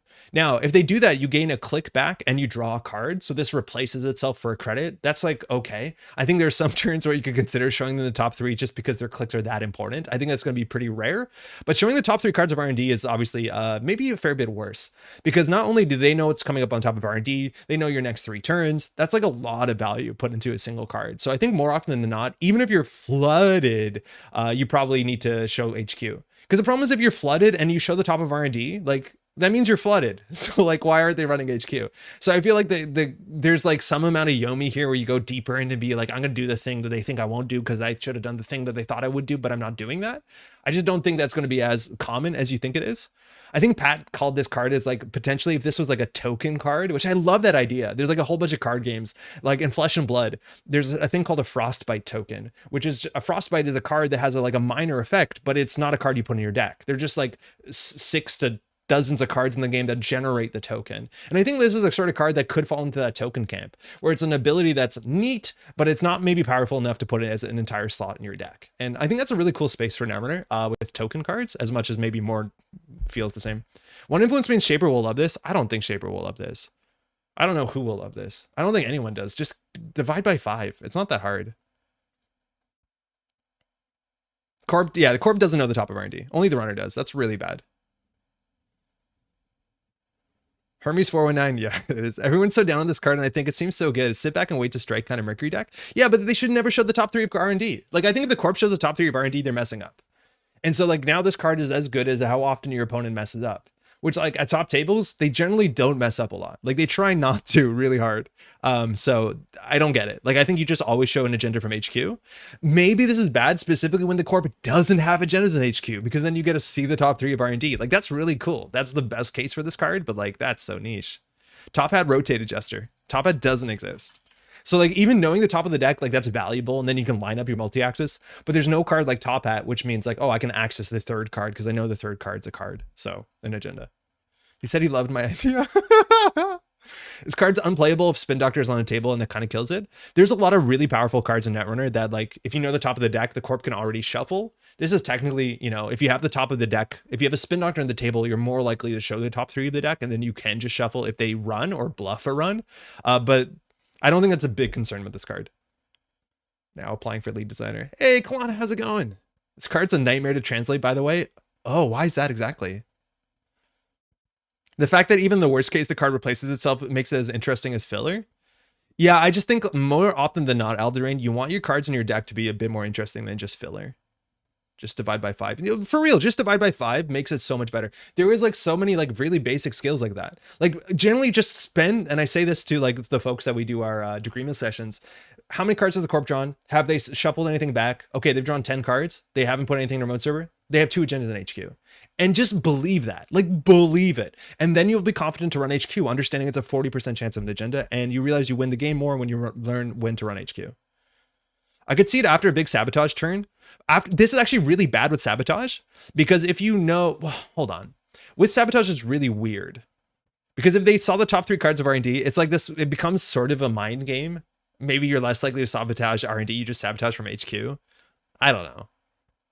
I think that's at least a bit more interesting, but I think generically not great. Where they have 2 or 3 left in HQ? Oh, after sabotage, maybe. But that's the thing, is like, why, if that's the card you put in your deck after you sabotage, just play legwork. If you all watched East Coast Nationals, do you know what's a really good card? Legwork. Like, this just wins games. If you divide by 5, this just wins games. I think we saw so many games, shout out to Fa, just legworking for the win. And like, in the best way possible. Like, they were very good legworks. So that's what I don't understand too, is like if you're splashing an HQ pressure card in your deck, just play legwork. It's a good card and it lets you trash things. Like it's good. Would skimming plus verbal be worth it now? Wait, I don't know if you're mocking me or not because it's pretty good. I don't think so. I don't know. It's hard to tell. Hey, Lazy, how's it going? This is also probably useless against op. Yeah, anyone who can shuffle, it's a lot worse for sure. Running on HQ when they actually have nothing in hand is potentially ruinous. It's not ruinous. Well, like if you're running on HQ and they have nothing in hand and you pay 9 credits, that's generally not going to happen. And it's up to you to be in a board state for that to happen, right? Like if HQ is so iced up heavily, you should be locking the top of R&D and then you know what they're drawing, right? Like I think in fundamental, the way that this card plays out, it doesn't do anything. Compared to like the other options and avenues, you have to do something very similar. And like, I'm going to be very like totally dunk on me if I'm very wrong about this. But I think fundamentally, again, very good teaching card. And I think this is a sort of training wheel card that a lot of players like will get a lot of value from this. And like, there's nothing wrong with it. That's sick. If it allows you to get a good run on HQ or get a good run on R&D, so be it. That's amazing. But I will just want to say that the more you play with this card, try and guess, try and understand. I mean, this is so cool with this card. It's be like, I'm going to play Chrysopian Skimming. I probably said that wrong. And say like, I think the corp is going to reveal an agenda from HQ.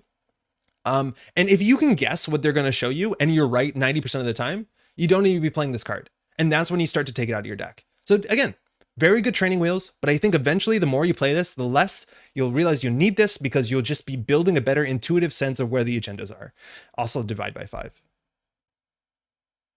Let's see how well my phone decides to stream while I work. Rockman, how's it going? Well, it thins the deck. Yeah, but like there's so many cards that just thin the deck, fanboy, that like nobody played.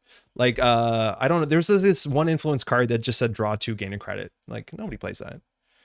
Isn't your job to sweep HQ then use this to lock R&D?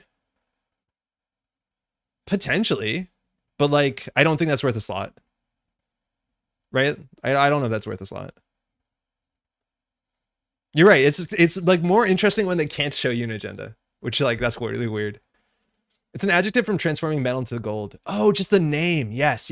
I know Chrysopian has to do with, what's it called? That there's a name for that where you turn lead into gold. The magnum opus type stuff. Not gonna lie, I think this is the first time I heard the divide by 5 thing. It's a useful advice. It's really key. Oh, I'm so behind on chat. Legwork was a good call by Wiki. Yeah, sick call. Sick call. And she won so many games because of legwork. I think it's more a fun version of infiltration, a good learning tool for new players and at least an interesting ability. Yeah, it's much more interesting than infiltration. Like that's for sure. Yeah, this is the new set, Rickard. How's it going? It came out yesterday. Our title is wrong. Oh man, I'm really behind on chat. I only know System Gateway. Well, let me tell you, there's a lot of really cool stuff. This is the card for babies who don't know any better, and that's fine. There's nothing wrong. It's very charitable, Patrick. Do you put this card in your deck if you know that you can always play it with no agendas and HQ is my question. Even then, probably not. Build script wins games. I knew you were going to say that. I'm baiting you out. Is Jailbreak not just better than this? This is different than Jailbreak. I do think Jailbreak is like a consideration. They can compare it to this, but yeah, Alchemy. Yeah, great. Me opening up NeverDB, put legwork in all my runner decks. Honestly, not the worst thing to do. Are you reviewing the whole set? You're saying we're going to go through the cards. I don't want to full review them. I'm recording this with Jeff later tonight, but I just want to go through mostly the new cards and we got a bit lost talking about them. Yeah, maybe I shouldn't do this, right? How you doing, man? Would you say legwork better than HQ interface? In some decks, yes. In some decks, no. So like, I wouldn't say HQ interface, right? Like modernly we say DECKLISTS pass. But a lot of decks that are not running consistently HQ, you get much better value out of legwork because legwork sees one more card and it's a surprise when it happens. Some criminal decks that want to be running HQ consistently, that want to run HQ like 7 to 8 times in a game, DECKLISTS pass will give you more value over time because it's more about that like pressure. But then something like a legwork, you more often see, not so much in criminal, although you definitely should, is you more often see it as a splash in like Anarch decks like we saw this weekend or in Shaper decks where they don't have a lot of HQ pressure. So then generally they get a bit more comfortable as a corporation holding agendas in HQ. And then you hit them once when they're least expecting it. And so you get the good returns because it's about timing the legwork. That's also a really big thing is I've seen players just put out really bad legworks where it's like clearly I have a scoring remote server and I've been drawing to find agendas. And as soon as I put an agenda, it goes in the remote server and then they legwork you. Like that's really bad because if I had an agenda, it would be in the scoring server. So like you still need to play it well. It's not just have legwork win. But yeah, keeping in mind like the understanding of where agendas would be is something that comes in time. Divide by 5 helps. I was about to say we're doing this tonight. I know. We'll do the core side. Okay, hold on. It's 12:15. We're gonna finish the criminal cards, and then I don't know if we can go farther. Man, I want to do this, but no, we'll wait for the view. Okay, we'll go quickly through the cards that are new. I'm sorry, we're gonna cut this a bit short. Jeff called my shit in a pretty reasonable way, and then we'll go from there. It's funny you spend 20 minutes talking about Chrysopian, card of all things, but I think it's gonna be a card that engenders a lot of conversation for sure. Bahia's hand is so much fun. I wish I had no influence cost. I think it's a really neat card. Yeah, the influence cost is not going to help. Zoom in on the Capybara bad boy. Let me see that angelic rodent. On this art too, you can see a bit better the stickers on the bull, which are really cool. You see like a jaguar, a flamingo. Couldn't tell you what that is, but yeah, it's a good old Cappy. There's a Cappy on I'm pretty convinced in the Montreal biodome that has 3 legs. In absolute cool one. All right, this is Kurupira. This one's a bit frightening. You got your feet on backwards. I think this is definitely going to be some sort of folklore thing. Let's see how we say it. It seems like a... What's the name that comes up? Kurupira. Nailed it. Brazilian Portuguese. But this sort of like kind of spirits that you see. It's orangutan, you think? Oh, yeah, it's definitely orangutan. Yeah, very good, very good. Okay, so this is Kurupira. It's a fractor. Generally, classically, through the history of Netrunner, the fractors that criminals have access to have been very bad. So this is whenever you encounter a barrier, you may spend 3 hosted power counters to bypass it. That is sick. Mind you, your encounters have priority. Not a lot of barriers have on encounter text, but that means you can bypass it before anything happens. Whenever this program fully breaks a piece of ice, you place 1 power counter on this program. So after 3 full breaks, you get 1 bypass. 1 for 1 barrier subroutine, 1 for 1 strength, 3 influence, take only what you need. Greed. Yeah, so the numbers are like a fair bit slightly worse than Croter, but only slightly worse. We have 1 fewer strength. Croter comes in a bit cheaper as well, so it's worse than Croter. It's worth noting that Croter was like the gold standard in Netrunner for a really long time when it came to fracting things, and then Paperclip kind of just replaced it forever. We'll see if we ever come back to Croter. I'd be pretty surprised. I think Cleaver is going to be where we want to be for a while now, at least unless we play Banner, and Banner seems absolutely sick. This is definitely better than I think most fractors we've ever seen in the criminal faction. It's still pretty expensive to break a lot of functional ice, right? Like you're spending 3 to 4 credits to break just about everything, besides like the really, really, really cheap stuff, which is generally the low strength stuff. And for that, you're pretty close to getting there with Amakua. I know over the last season in Standard, we've been playing a deck that is the sort of like security nexus. We called it the Auto Dialer 419 decks. And in those decks, we just didn't play a fractor. We just said, I'm not playing a fractor. We don't need a fractor. We'll get by. And I don't know if things are going to change so completely. I think there's a chance that criminals can be targeted with like program destruction, considering we don't have brain breakers. So maybe playing a backup fractor, a backup breaker in general is an okay idea.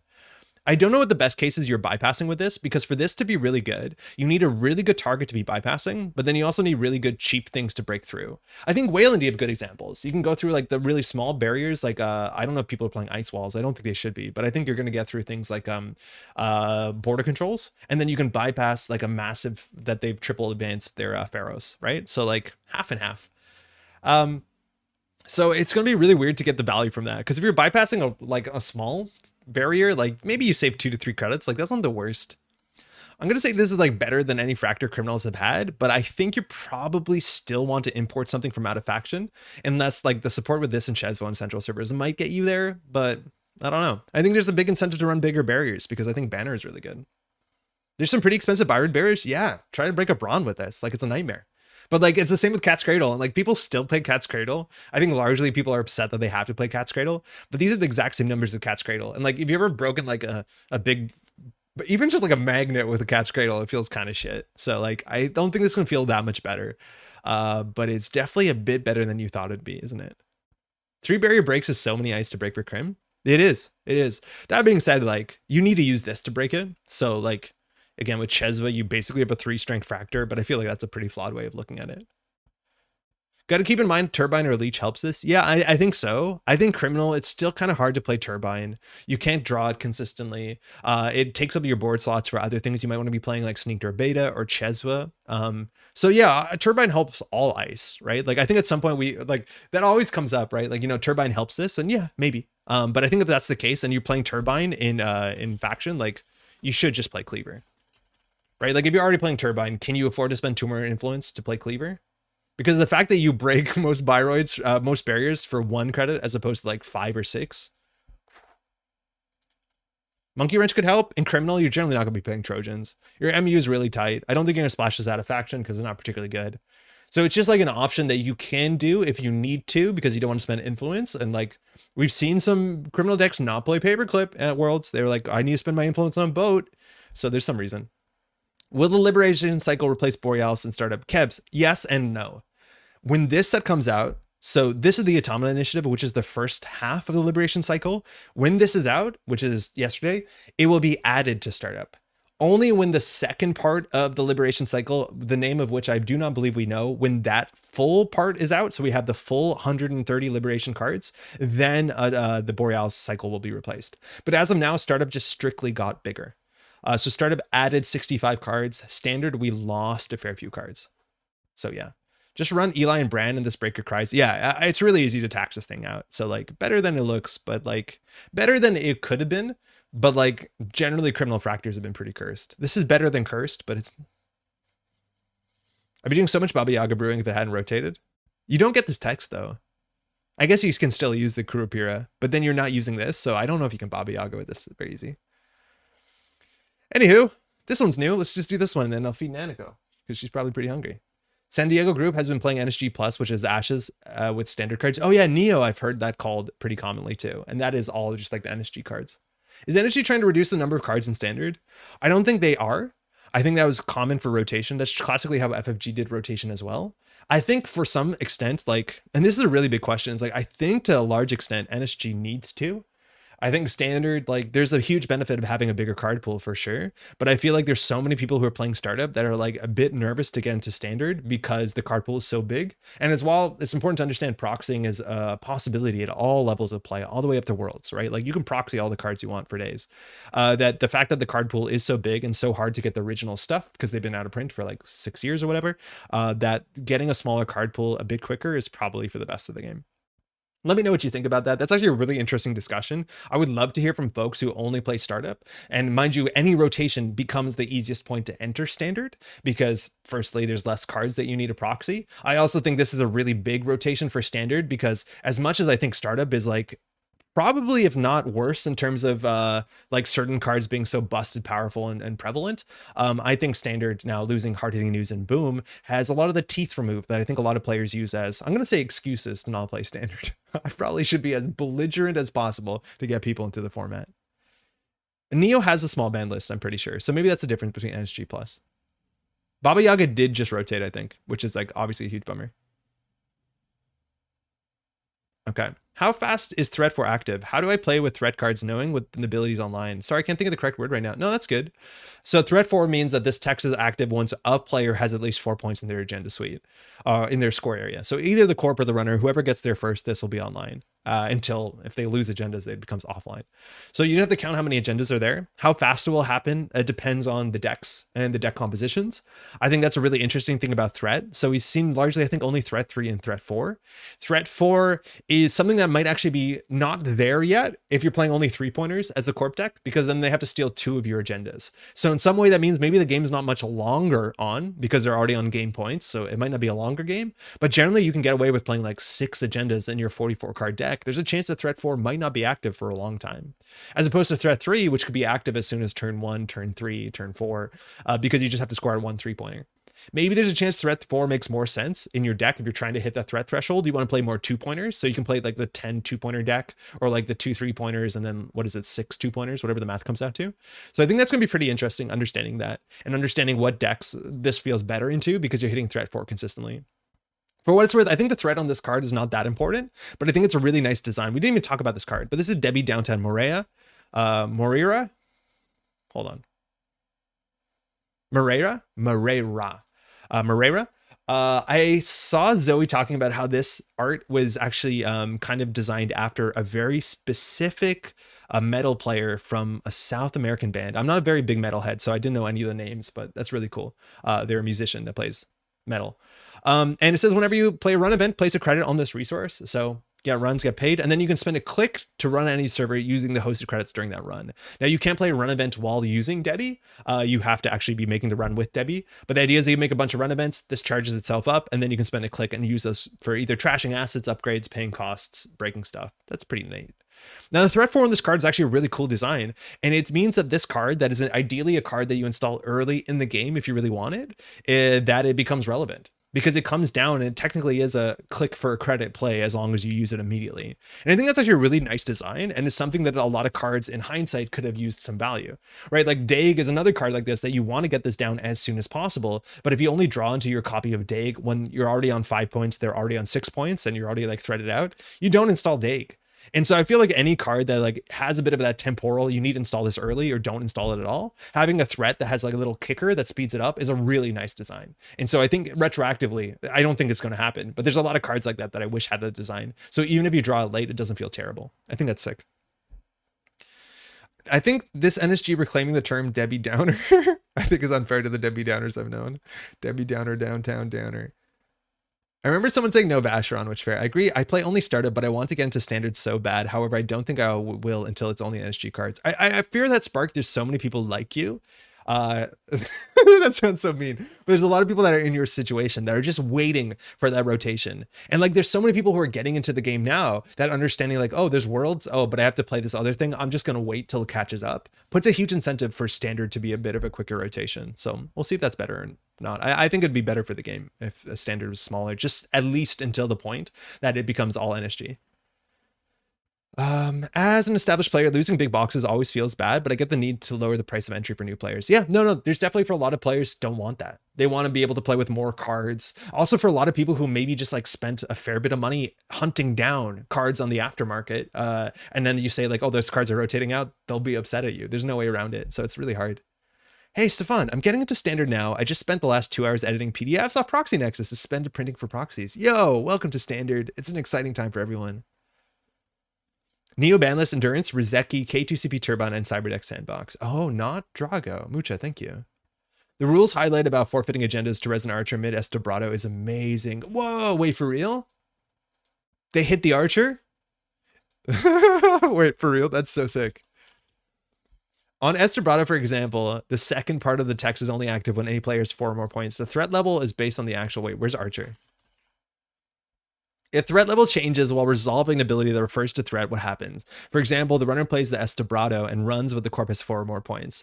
They bypass the first piece of ice and then the corp reses Archer. Okay, what happens? The card text is only active while the threat level is at the appropriate number. In this scenario, the text is not active at the time the runner encounters the second piece of ice. So Estabrado says when you encounter the second piece of ice, you can spend a click to bypass that ice. But because you res the ice on approach, that actually makes a lot of sense that you don't get to bypass it, because by the time you encounter the second piece of ice, if they slide backwards underneath threat 4, because they have to forfeit an agenda to res this piece of ice specifically, yeah, it won't catch up with you. So that makes a lot of support. A lot of sense. I read Ken support, yes. Build your own Mistbones. Ken got a new best friend. Yeah, it is a good thing for Ken for sure. You're playing a lot of run events. It's like comparable to Mystic Miami, but at least like this is another really cool thing. We talked about how a lot of these designs are a bit more interaction based. So the idea is that like Mystic Miami is a companion, and I think a lot of people, myself included, aren't hot on the companions because they just represent this sit back and get infinite economy throughout the game. Now, the companions force you to do things at certain periods of time. That's like kind of interesting. But the idea that this is the exact same idea of Mystic Miami in some ways, but it forces you to interact to get your value is not only maybe more criminal, but I think that's healthier. I like that a lot. How about thread end, put end credits on it? That would be much cooler. That'd be good though. I gotta make a new startup to standard video. Jeff, I think people would love that. That's really cool. Hey, Schmendrix. It gives Jemison some legs.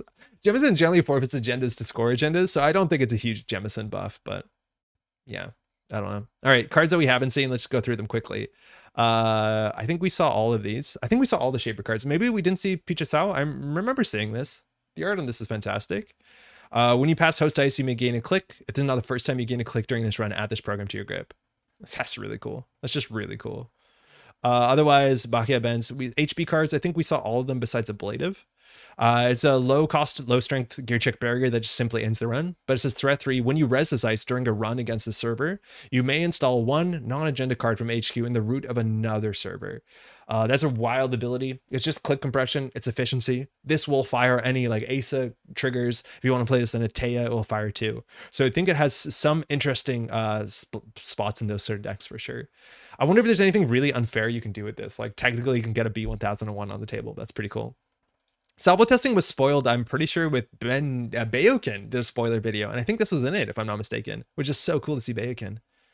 Feed that cat. We're almost there. She's asleep, actually. So let sleeping cats sleep. So, okay. 3-1.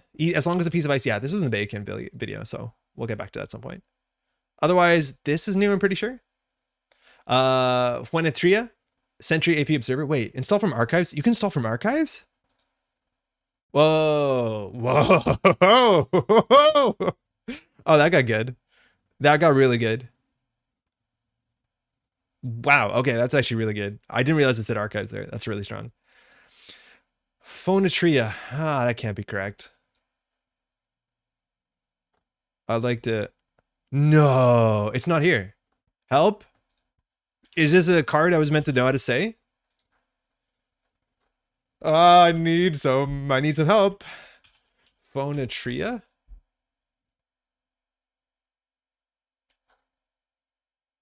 Ah. Armed spiders? As in like they have arms or they have weapons? Okay, so it's another spider ice. That's really cool. Anyone who didn't like spiders, yeah, buckle up for that.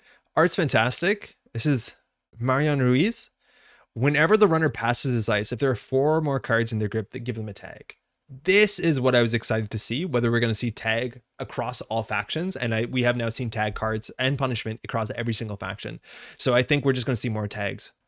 Do 1 net damage, do 1 net damage on a low-cost sentry with Observer subtype. The construct turns to you, Eyes Wild, Beloved. It asks, is that you? I love Ice talking to you. I think that was something that was explored in that like kind of narrative adventure on system on GLC, which I thought was great.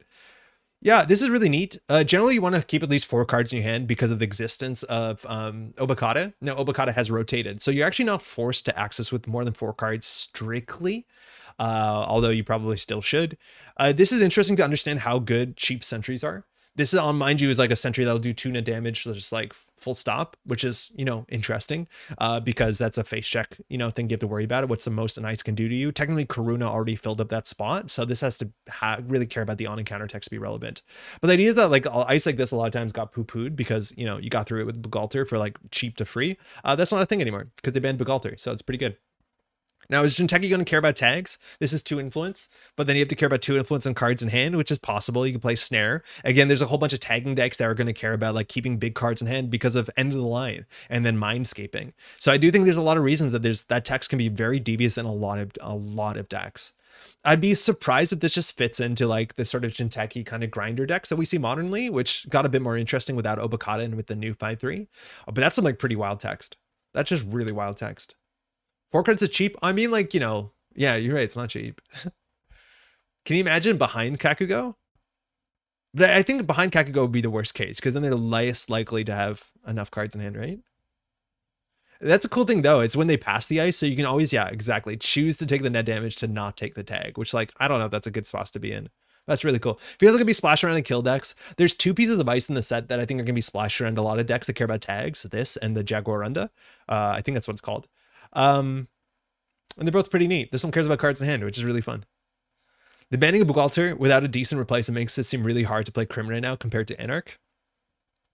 I think whenever a faction loses one of their best cards, it feels really bad. Bugalter was like, it wasn't like, it was good. It was really, really good. It's hard to understate how good it was. You still have some powerful criminal cards, but yeah, you're right. So I don't know. There's a big chance, and that's like one of the biggest things with rotation is understanding that the bin breakers have gone is like just there's certain ice that classically were balanced and tested and all that sort of stuff with certain things around, right? Like Borealis was largely tested with Bugalter existing. So going back and going forward and evaluating what cards look like with the rotation and with certain breakers not existing is going to be a whiplash. There's a big chance that you're going to see cards show up that were like, wait, this was awful. Is this better now? And that's, I think, very, very interesting. Does tags do anything else as allow other cards to be played? Some can only be played if the runner is tagged. Yeah, Rickard, some cards will have the runner is tagged as a cost or remove a tag as a cost. But very importantly, and generically, all corporations have the basic ability to spend a click and 2 credits to trash one of the runner's resources if they're tagged. That doesn't clear the tag for them, but basically if a runner ends their turn tagged and you have enough money and time to spare, you can trash the resources. And generally that's often pretty valuable. So, and then they still have to clear the tag if they want to play more resources. Yeah, ice evaluations are kind of messed up right now. Carmen deals with this okay.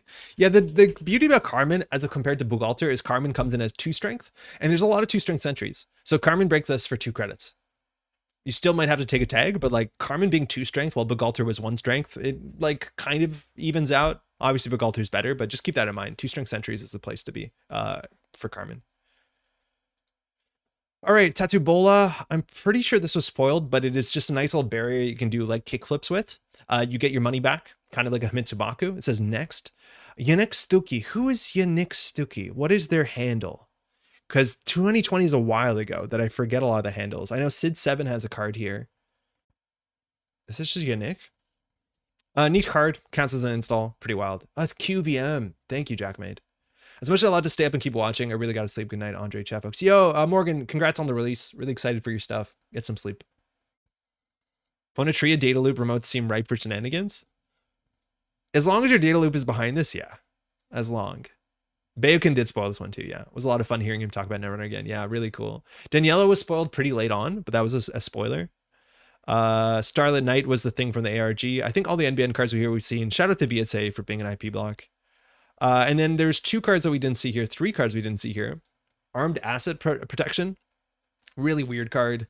Transaction that gives you money based off of face-up cards and archives, different types, including agendas, which means that we have a card that encourages you to not fast advance with slash and burn and tempo out of slash and burn. Like just be like, I'm getting 2 advancements. Haha, it's in archives. Super, super weird. Do not know what to do with this. It will be okay in the mid to late game, but that's like a really big thing with Wayland is a lot of the Wayland decks are rush decks and they want money now. They don't want money later. So having a card that's potentially money later is a bit difficult. So definitely a strange spot. How do these people see? How do they see? They gave them guns, but not the ability to see what they're shooting at. Maybe that's how you get like plausible deniability. They told me to fire. Testing and startup BABW. Okay, Pivot, this is so cool. Firstly, I think when I saw this, I said this is probably Mauricio Herrera art. It is. Mauricio Herrera art is sick. As an additional cost to play this operation, spend a click. This is such an interesting card. Search R&D for an operation or agenda and reveal it. Add that card to HQ. So we had a card like this back in the day called Consulting Visit that was for a long time a very meta card for Wayland. If you played against Wayland, so many Wayland decks are like about, combo, consistently getting combos, getting the tag pieces, the punishment pieces, stuff like that. So spending a double to get the game-winning card is not a huge cost. And Consulting Visit basically had the exact same text, except it cost 1 credit more. However, this also allows you to grab an agenda, which is neat.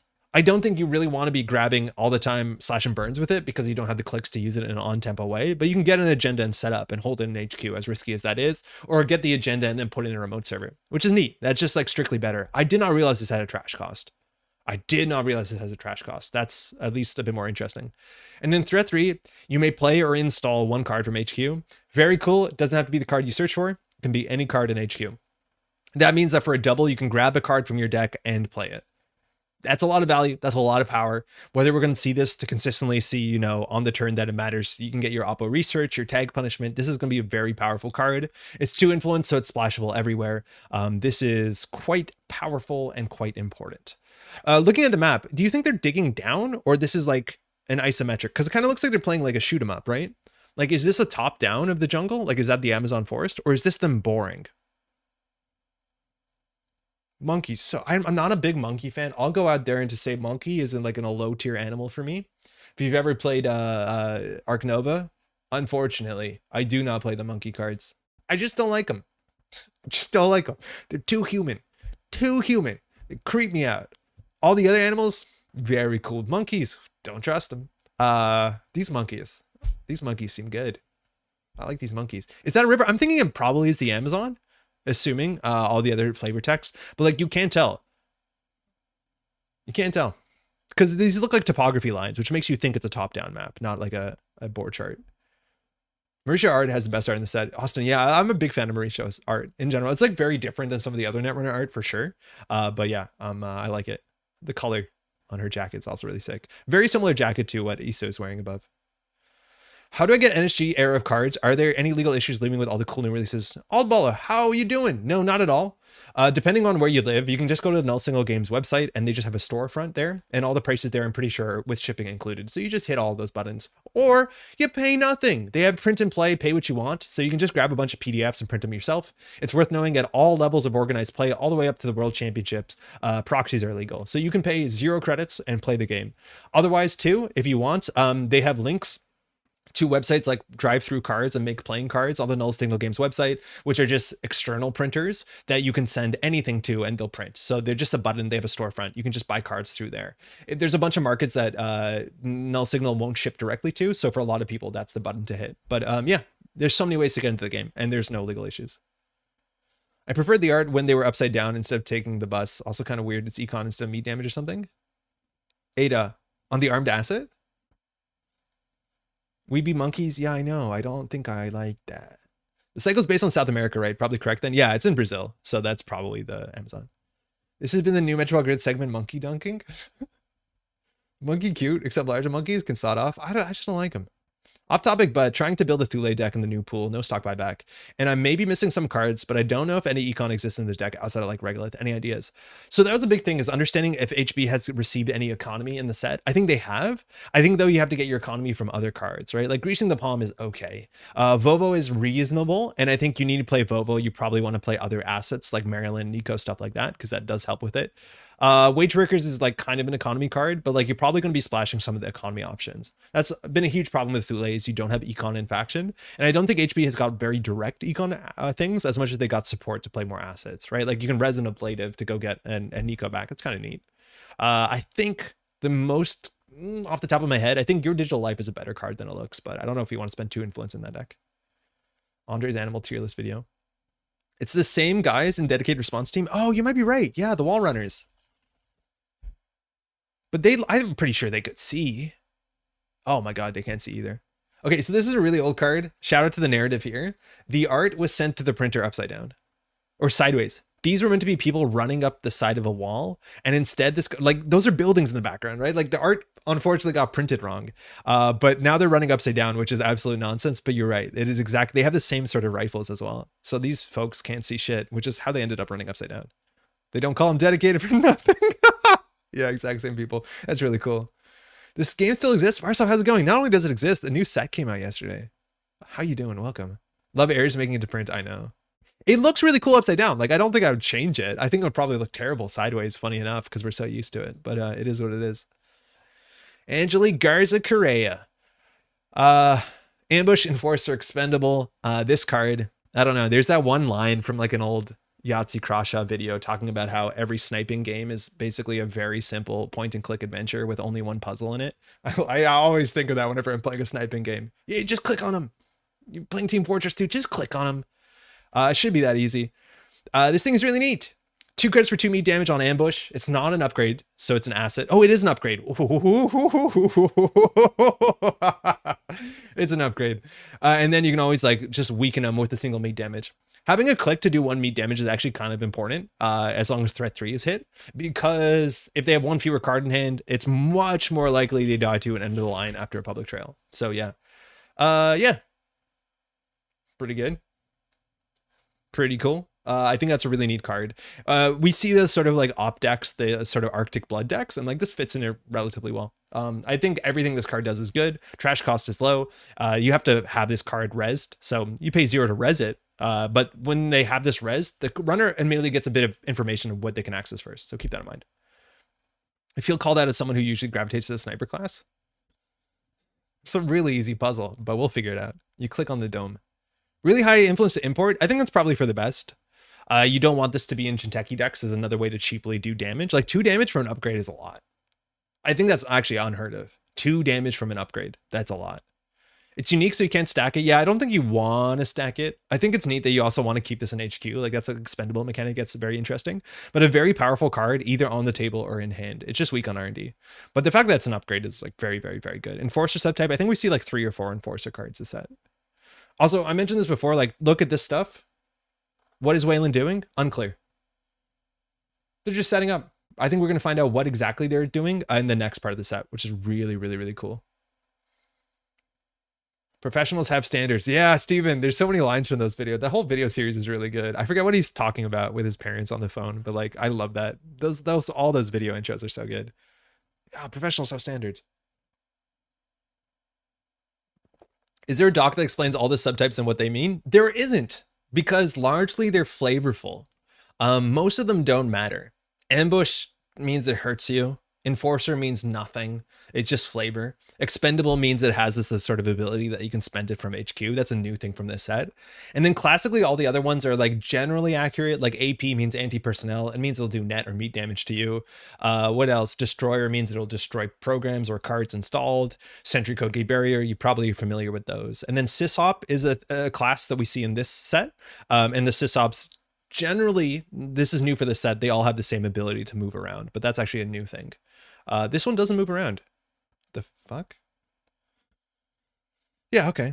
Just joined the stream. Are there other threat cards? Also threat 3? There's either 3 or 4 Panari. I don't think we've seen another number between 3 and 4. Toucan is a really good card. Man, there's only one Liga art in the set, and obviously it's fire.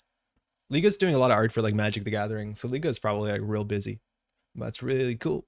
Sysops were already in the original core. Yeah, Sysops go all the way back to like the original core set, right? Unorthodox Sysop. They just don't consistently all do the same thing. They're just upgrades that represent people, which are cool. I'm really pleased that what I'm seeing from the set, the Borealis cards unfortunately pushed me out of the game for a bit due to how homogenous everything felt right after it released. Paul, how's it going? Glad you enjoyed this setup a fair bit more. I actually really like Borealis as a cycle. I thought it was like one of the most flavorful sets, a flavorful set. I think there's a huge flavor in the set too. I think the mechanics are pretty interesting. I'm really stoked. And on that, can you reveal Angelique if she's already rezzed? Yeah, you can. Because you don't reveal her. It's just when they're accessed, you pay 2 credits to do 2 meat damage. So if she's rezzed, no. You can't do the threat 3 unless she's in HQ. Like specifically that is from HQ. If you're wondering how does this work, how can you do an ability on a card in your hand? It's in the rules, and they talked about in the rules document, is that if a card has an effect text that says it's active from a certain area, it's just active from that area. You don't need to complicate it more than that, and you can argue with the rules team, but if it says this text, it works from HQ. Technically, card text isn't active unless the card is rezzed, but for expendables, you can F off. Null Signal's been killing it on Flavor and Story. I'm very pleased with that. Yeah, right? They move until they don't. The thing about subtypes in Netrunner is that most of them, they have any gameplay relevance, just mean the card will definitely have certain text. Yeah, exactly. There is no subtype, I think, that you actually have to care about what the subtype is. It's just a flavor thing. Expendable is the closest, where every single expendable card has a text on it, but largely every single destroyer has this on it. Every single whatever has this on it. That matters if you want to like evaluate cards like this one that care about subtypes, but like largely it doesn't matter. You could play the whole game only knowing Code Gate, Byroid, and whatever, and you'll be fine. What about uniqueness? Yeah, uniqueness is a thing. That's important. So any card with a diamond is unique. They're going to be 1 copy rezzed. So if you're talking about Angelique, you can only have 1 rezzed at a time, which means there's no window to res a second one while the first one is in a remote server after they've accessed the first one. But if you have 1 rezzed in server 1 and they're making a run on server 2, before they make a successful run on server 2, the last paid ability window, you can res the second Angelique. It'll just immediately destroy their first Angelique, which is fine if you're trying to do 2 meat damage. There also used to be a card that tutored executive cards. Could be kind of neat to see some cards of that more thematic keywords. Oh, that's true. And I think we might see more cards like that, like sysop. I think we saw a new keyword in the last set. We saw academic. So like maybe eventually, you know, future design support. Is their threat ability actually useful? I can't see it. On this, yeah. I think on this, it actually is going to be pretty useful. Either because you want to get them. Mind you, threat 3 works really well with punitive Counter-Strike and playing 3-pointers. I think that's a bit of a niche thing, but I think the big thing here is that firstly, end of the line is a card that only does 4 meat damage. So if you have 2 Angeliques, you can do potentially lethal. A big thing too is if they're tagged, you have to watch out because playing 2 end of the lines does 8 meat damage. So if they have 5 cards in hand, do they survive with Steel Skin? What's the math here? So they have 5, you do 4. They do die to double end of line. But a lot of times you want to just get them down to 3 cards in hand because holding 4 cards is the safe spot. So you can do Angelique into give them a tag with like Public Trail and just end of the line. I think it's reasonable. It also means it's reasonable to do things like You can set up some weird plays where you score an IZF protocol, you install double advanced, and you can do like Angelique to do 3 meat damage. That could be a good surprise. You're seeing Urban Renewal still be a card. So Urban Renewal can get them down to 1 card or to 0 cards. If a Steel Skin fired, you could do Angelique into IZF. It gives you some flexibility. So I think you're definitely going to see some amount of play. It also like combines off Reaper function and all these sort of decks. Like one of the first decks we played in the new set, last set, was an op deck that at instant speed would like do damage with Reaper functions, Vera, Ivanova, a bunch of those other cards. So yeah, I think it's interesting. With response to Angelique being revealed from hand if there's one res on table. Oh yeah. You can reveal it from hand if there's one res on table. Because you're not resing it, you're just revealing it. It's not going to have any impact onto the one on the table. No worries with that. Icebreaker's a relevant subtype. Virus 2. Trojan. Icebreaker's the only relevant one. You don't need to know it says Trojan on it, because the card inherently tells you to host it on something. But I think we're being pedantic. Both of us. Everyone. Still sucks I have an expendable mechanic. Yeah, me too. Hey, Tim, I never catch you on Eurotime. Guess we're lucky today. Tim, how's it going? Yeah, it's been a minute. New set's out, so like we got the all afternoon to stream. Hey, Andre, we made. A subtype can be useful if you're searching for a particular type of ice while deck building. It definitely helps. All I just want to say is like, it'd be nice to know the subtypes. But if you're like, oh man, I don't want to play Netrunner, I'm scared to go to an event because I don't know all the subtypes, it does not matter anywhere near as much as you think it does. When you res a unique card, the other unique copy's trash. That isn't the corp trashing their card, I don't think. Important for OP. Well, OP specifically mentions it on their text, I think. No, maybe OP doesn't, but you're right. OP says when you trash, when you res a card and there's another unique card on the table, you're not doing the trashing. Game state is doing trashing, so it doesn't fire OP. Yeah, that doesn't work. Double EL needs 2 tags. Double EL end line does need 2 tags. As a new player, meat damage is always a threat. Grinder never dies. Seems like NSG leans toward corpse being more aggressive with damage. Yes. I think NSG has been doing a good job at making corpse have more teeth, like having win conditions. Because like that's always an interesting thing when looking at a set is how many win conditions exist and matter. Because anytime a win condition exists, that opens up entire archetypes for the faction. Runners inherently don't exactly need win conditions to win the game. They can just run central servers and win. They can run the remote server and win. But corporations don't win by just having ice and economy and agendas, right? So looking at the set, understanding what a win condition is really important.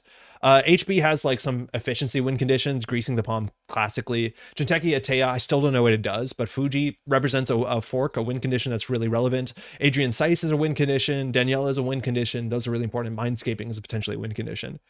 NBN largely got Oppo research, which again, I don't think NBN faction does anything without a card like this, so that's really important.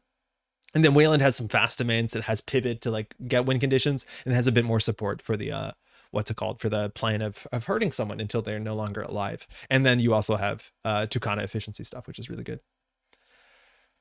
All right, Angelique in the root of HQ with Fuji seems fun. You don't need to do HQ. You can put in a remote server. In fact, this also, watch out. This upgrade from HQ means you have to be holding it.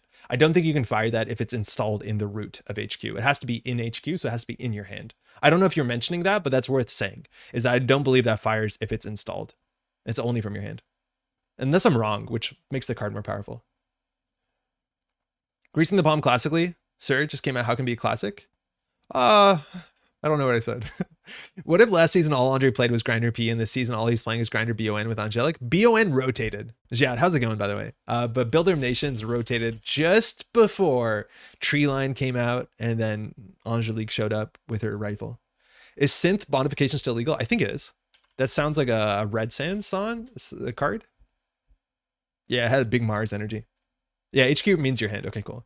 Would it be a good deterrent for running a scoring remote server? Angelique? Yes. And there's like a lot of ways to make it really, really hard, right? Like CityWorks project means, oh, you want to run my CityWorks project, you have to take 4 meat damage from this and then 2 more from Angelique. Like you can make it impossible functionally. I can't believe they printed BON thinking it in any way compared with PU or CTM. To be part of that cycle. Well, Flashpoint was just a wild cycle. It's just like an absolute wild cycle. All right, we're going to build some decks. Let's get into that. I'm going to leave chat open for a second because I have to go feed the hungry little cat. And then we're going to be back.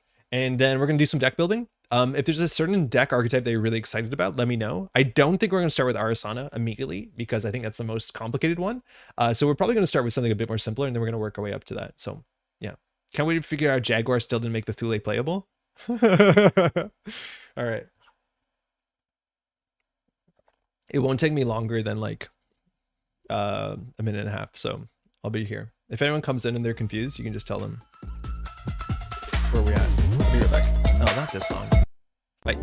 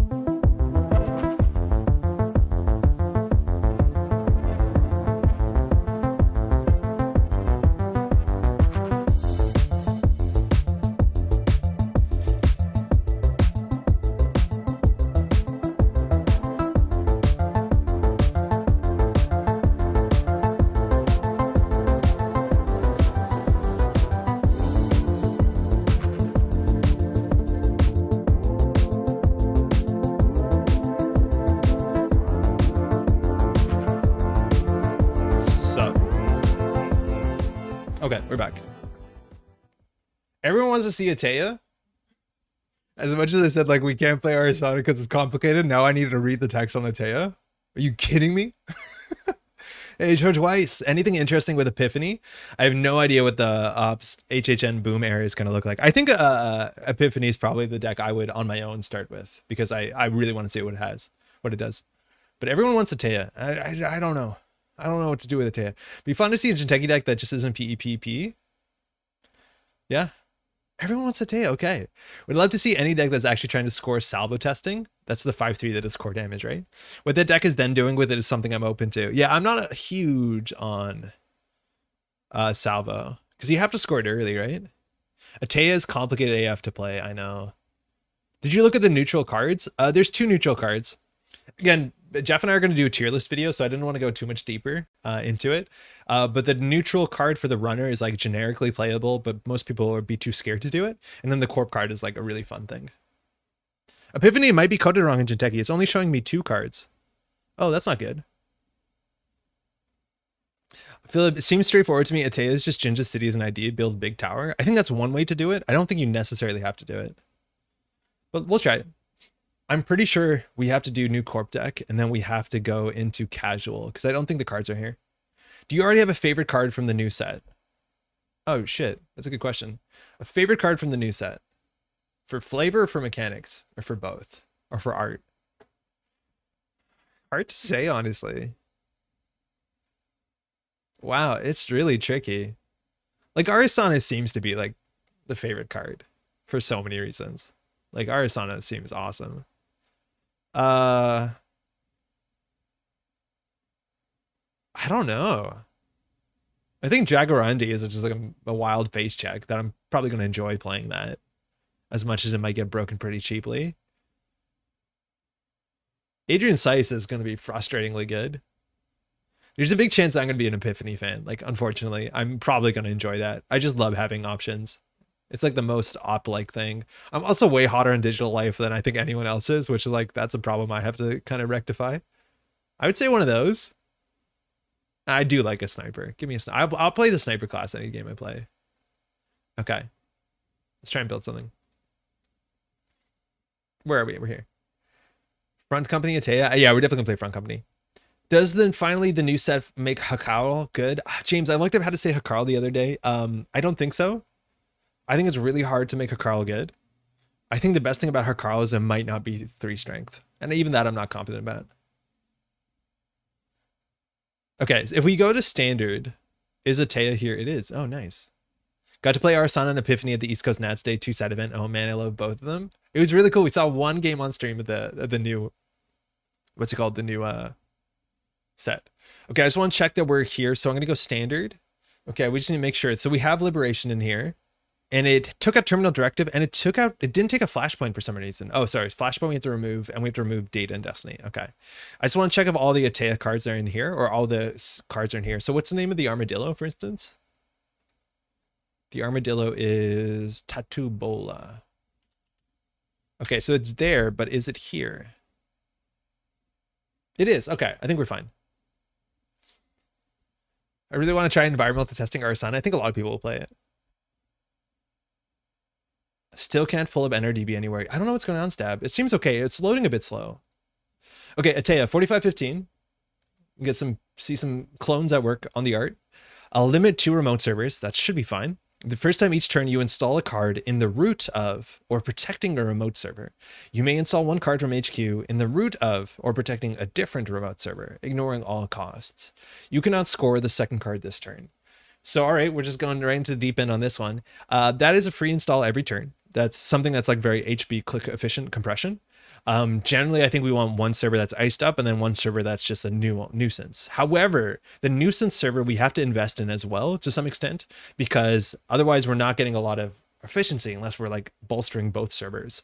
So things that we want to put out uniced, I think front company is like a really good inclusion as something that's annoying that someone has a trash. I don't know if there's anything else that's like really compelling to put in our uniced server to ensure that we're getting Atea value, or whether we want to build like two big old towers and then kind of go from there. So spin dock, yeah, spin dock is good.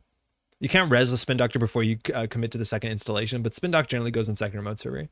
So, okay, let's put some stuff together. I think we're going to try and score out. I don't know if we're going to do any sort of like tricks. NGO is sick. Yeah, NGO is pretty cool.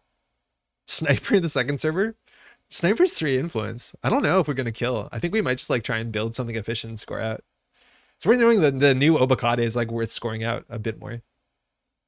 Cybersand Harvester. So Cybersand Harvester, I think, is a really good early inclusion, and I want to try it. I think Cybersand Harvester, though, you have to ice up. You have to ice it up. Probably. But yeah, I think that's a really good idea. Okay, so we're going to start putting our points in. So we're going to get what points? How do you build? How do you build it? All right, let's get some stuff we want to score out. So let's do off-world offices. We want to score those out. I think we're going to try the Fuji asset retrieval, 3 of them. I think we're going to go Locosta, yeah. I think we are going to go Locosta, and then we don't have to play Seamless. So we'll play like 3 Locostas, I guess. I'm not going to play Yagi Uda because it doesn't do anything, and I like our cards to do something. Is Yagi Uda worth reevaluating? Swap 1 card from HQ with 1 card in the root of server. Okay, so that actually isn't bad, because we understand now swap fires our ability. So you can use this as a fast advance tool. So as long as we score this as a 4-2, swap 1 card from HQ with 1 card in the root of or protecting the attacked server. The runner may jack out, use ability only during a run. However, it can be the run of the attacked server, so we can always do some flexibility. It's worth noting the second card that we install cannot be an agenda, so this is probably not as strong as I think it is. I think there's a chance of Flower Sermon. Flower Sermon doesn't install cards, right? No, it doesn't install cards. Carl will be good eventually. James, thank you for the $2. That's very kind. I don't know. I don't have your enthusiasm, maybe, but I think Carl needs that sort of support. What else do we want? Do we want to play like public timely release? Because this is one of the technically free ways to. It's only 1 agenda counter. Oh my god! But this, you can use this to fast advance. The problem is if we want to fast advance, we want to play 3-2 agendas, which like you don't have a really good reason to do. Wait, the second card can be agenda. Oh, you just can't score it. Right. It's not Asa. You just cannot score this turn. Okay, that's fine.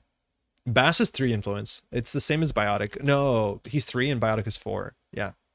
But Bass is like technically a fast advance piece. The problem is we have to play 3-2s, and we don't have a huge reason to play, what's it called? Can we do this?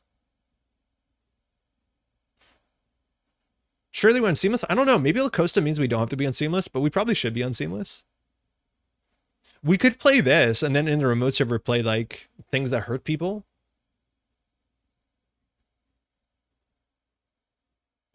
Snare X3, we're going to bankrupt ourselves. It can be agenda, you just can't score. Yeah, Ludmilla, you're totally right. Yagi Uda seems great. We'll try it. That's 21 points. So in theory, we went a bit too hard. So let's drop a Fuji for a 2-pointer. We can just play all longevity, I guess. Okay, so now we need things that we want to trick out of the remote server. So unfortunately, we're going to start with the common stuff that like just makes decks work. Having a lot of cards in hand is important for Taya, so having Rashida is nice. And Geofront's probably worth playing. With Lacosta is definitely worth playing. We probably want to play some amount of Biovaults too. Just having upgrades is really nice with the Taya to make sure that you're getting value every turn. It's worth knowing that we can build a really tall server on the basis that Taya ignores all install costs. So as long as you do one server first, the second server gets pretty big. Flower Sermon can install stuff if you play Jinja, but I don't like playing Jinja in Atea since I don't does the same thing as your ID ability. I'm not a big Jinja fan as just like in general, and it's not because I think Jinja is bad. I just don't love the play style of like big tower, go fast. Adrian Seiss for sure. Adrian Seiss for sure. In fact, Adrian might be better than Biovault. Also, Adrian's more fun than Biovault. Okay, cards we want to put in remote servers. So let's try some Cyber Sands. Apparently, we have to do that. So let's get some front companies. 2 of them, 3 of them, I don't know. We need some money. We have hedge funds. We probably can play. I want another win condition here. I read it as Adrian Seiss. So Seiss is like 6 in Portuguese, but we can tell you how you say it. Seiss, yeah, it's kind of 2 syllables. Seiss. English and Brazilian Portuguese. English. It means Adrian 6, which is a Cyber 6 kind of reference, which is sick. Snare is a win con. Snare is not a win con. Snare is a way to uno, dos, tres, cuatro, cinco, Adrian 6. Okay, we need more money in the deck for sure. This looks pretty bad. Let's try a Harvester. We're gonna need a fair bit of ice, but let's just put 2 Harvesters, see how it goes. So let's try and mess around with some of the new ice that we have. So we definitely want to get some of those tatu-bolas. So this says when the runner passes this ice, you may swap it with a piece of ice from HQ if you do gain 4 credits. The new ice is unresed and they pass it, so it's behind us, but that means we can get a free install turn. That's really sick. I think we play 3 of these. I don't know if we want to do Angelique because I don't think we can capitalize on them having 1 fewer card in hand. And like, we're not playing Obokata, we're only playing 2 Fuji, so we don't really care about cards in hand. For what it's worth, there's a new Jinteki upgrade that like is probably in faction better than Adrian. This is Daniela. Daniela says an additional cost to trash this upgrade. A runner must add 2 cards from their grip at random to the bottom of their stack. Okay, I need to shout this out. On one of the sets I was working on the idea of like memory loss, the sort of like Severance idea, if you've seen that show.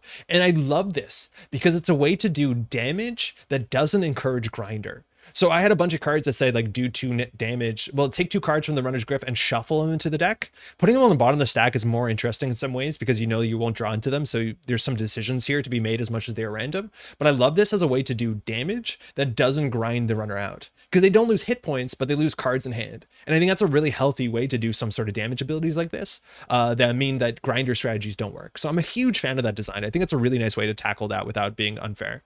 And as an additional cost to steal an agenda from the server or the root, the runner must add 2 cards from their grip at the random at the bottom of the stack. So that is a really hard thing to deal with. Again, that means Fuji is a 5 damage play, which opens you up for some big danger. So that's pretty cool. We play Ablative? Yeah, we probably do. Probably. When you res this ice during a run? Yeah, whatever. We'll try it. Love the net damage deluxe on the card. So good for value decks. It's neat. Italian 6 is say as well as, and yes, Seiss is Portuguese. Some of the other numbers differ though.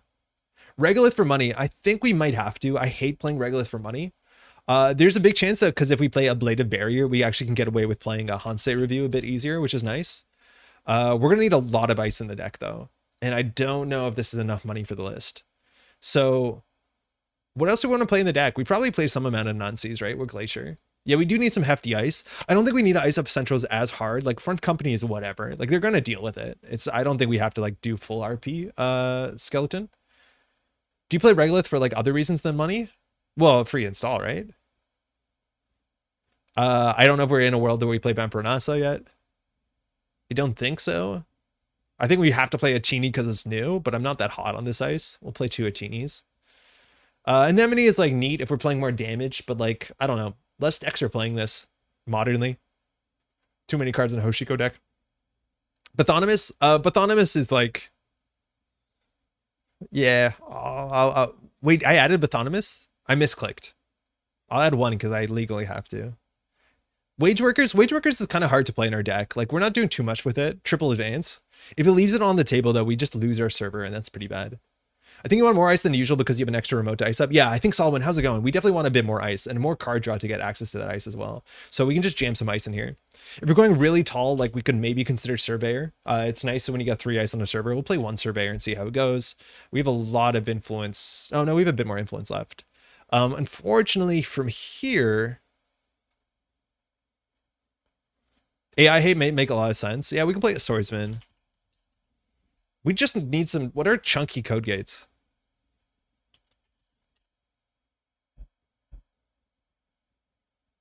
I don't think your assets are taking advantage of your ability. You're just playing regular Jinteki with a blank ability. But what sort of assets do you think would take up that space? Because I could see that criticism. Any neutral ice? I don't know if we're excited about neutral. We could play Size and Ton, but then we don't see what the ability does. A teeny is a chunky code gate. Yeah, we have a teeny. Like I do. Oh, yeah, sorry. We play 2 magnets. That's better than MIC. Toll Booth is fine. I'm really worried about Slap Vandal. I don't know if I want to play Toll Booth. Anytime a card gets dunked on in the ice or in the art, it feels pretty rough. Okay, so we only have 15 ice. We need more ice. Enigma, what's like a big code gate? Magnet's easy guess. Yeah, I think Anthony, you're totally right. We should definitely be playing Magnet. Maybe even more of them. NGO Friend as an example needs to be something else. NGO Friend seems good though, because we install into the second server and then the server disappears. How is a teeny in the deck before Bumper and Asa? Because it's a new card. That's easy. Messy Chesso. That's a lot of influence. It's 2 influence.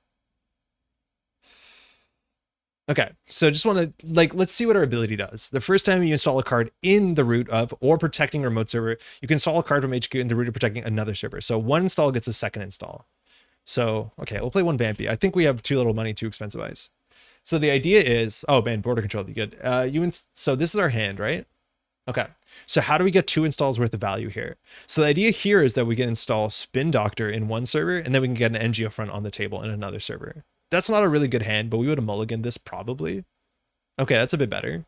So the idea here would be that we could get, we'd probably ice up Centrals here. So I think we just put like a Swordsman on R&D and a Ablative on HQ. We don't res the Ablative until it does something. So maybe we get like a teeny on HQ, click for credit. That seems bad. Draw 1. Okay, here we can get an NGO Front on the table, and then we can set up a remote server and a second server, advance. That's our ability once. Here we could do, oh yeah, it's hard. Yeah, mitosis doesn't work the way that you want it to in this ability. How do you fire ability every turn? It does feel clunky. This doesn't feel amazing. Like we have to ice up 2 servers, I think. So here we would like put a Ablative on 1 server, put the Lacoste on another server, put the Offworld in there. Score out the Offworld. Remember that you can't get more than 2 remotes. Mitosis needs to create new remotes. Yeah, Mitosis is really hard to play. As soon as you've iced up any server, you're done. You're cooked. It's unplayable. No Nico campaign. I get that costs influence, but it gives money and draws cards. It's a lot of influence. I think you're not wrong though. It's like a nice thing to put in a server and it goes. I think we're trying Cyber Sand kind of in that slot, which maybe it's a bit bad. Have you considered Tranquility? I have. I think Lacosta kind of like it hits the region clause, but I think you could do 2 regions, 2 servers. But so far this hasn't looked good. Again, we started with a hard one to build. This hand's pretty bad. How do you get value from this?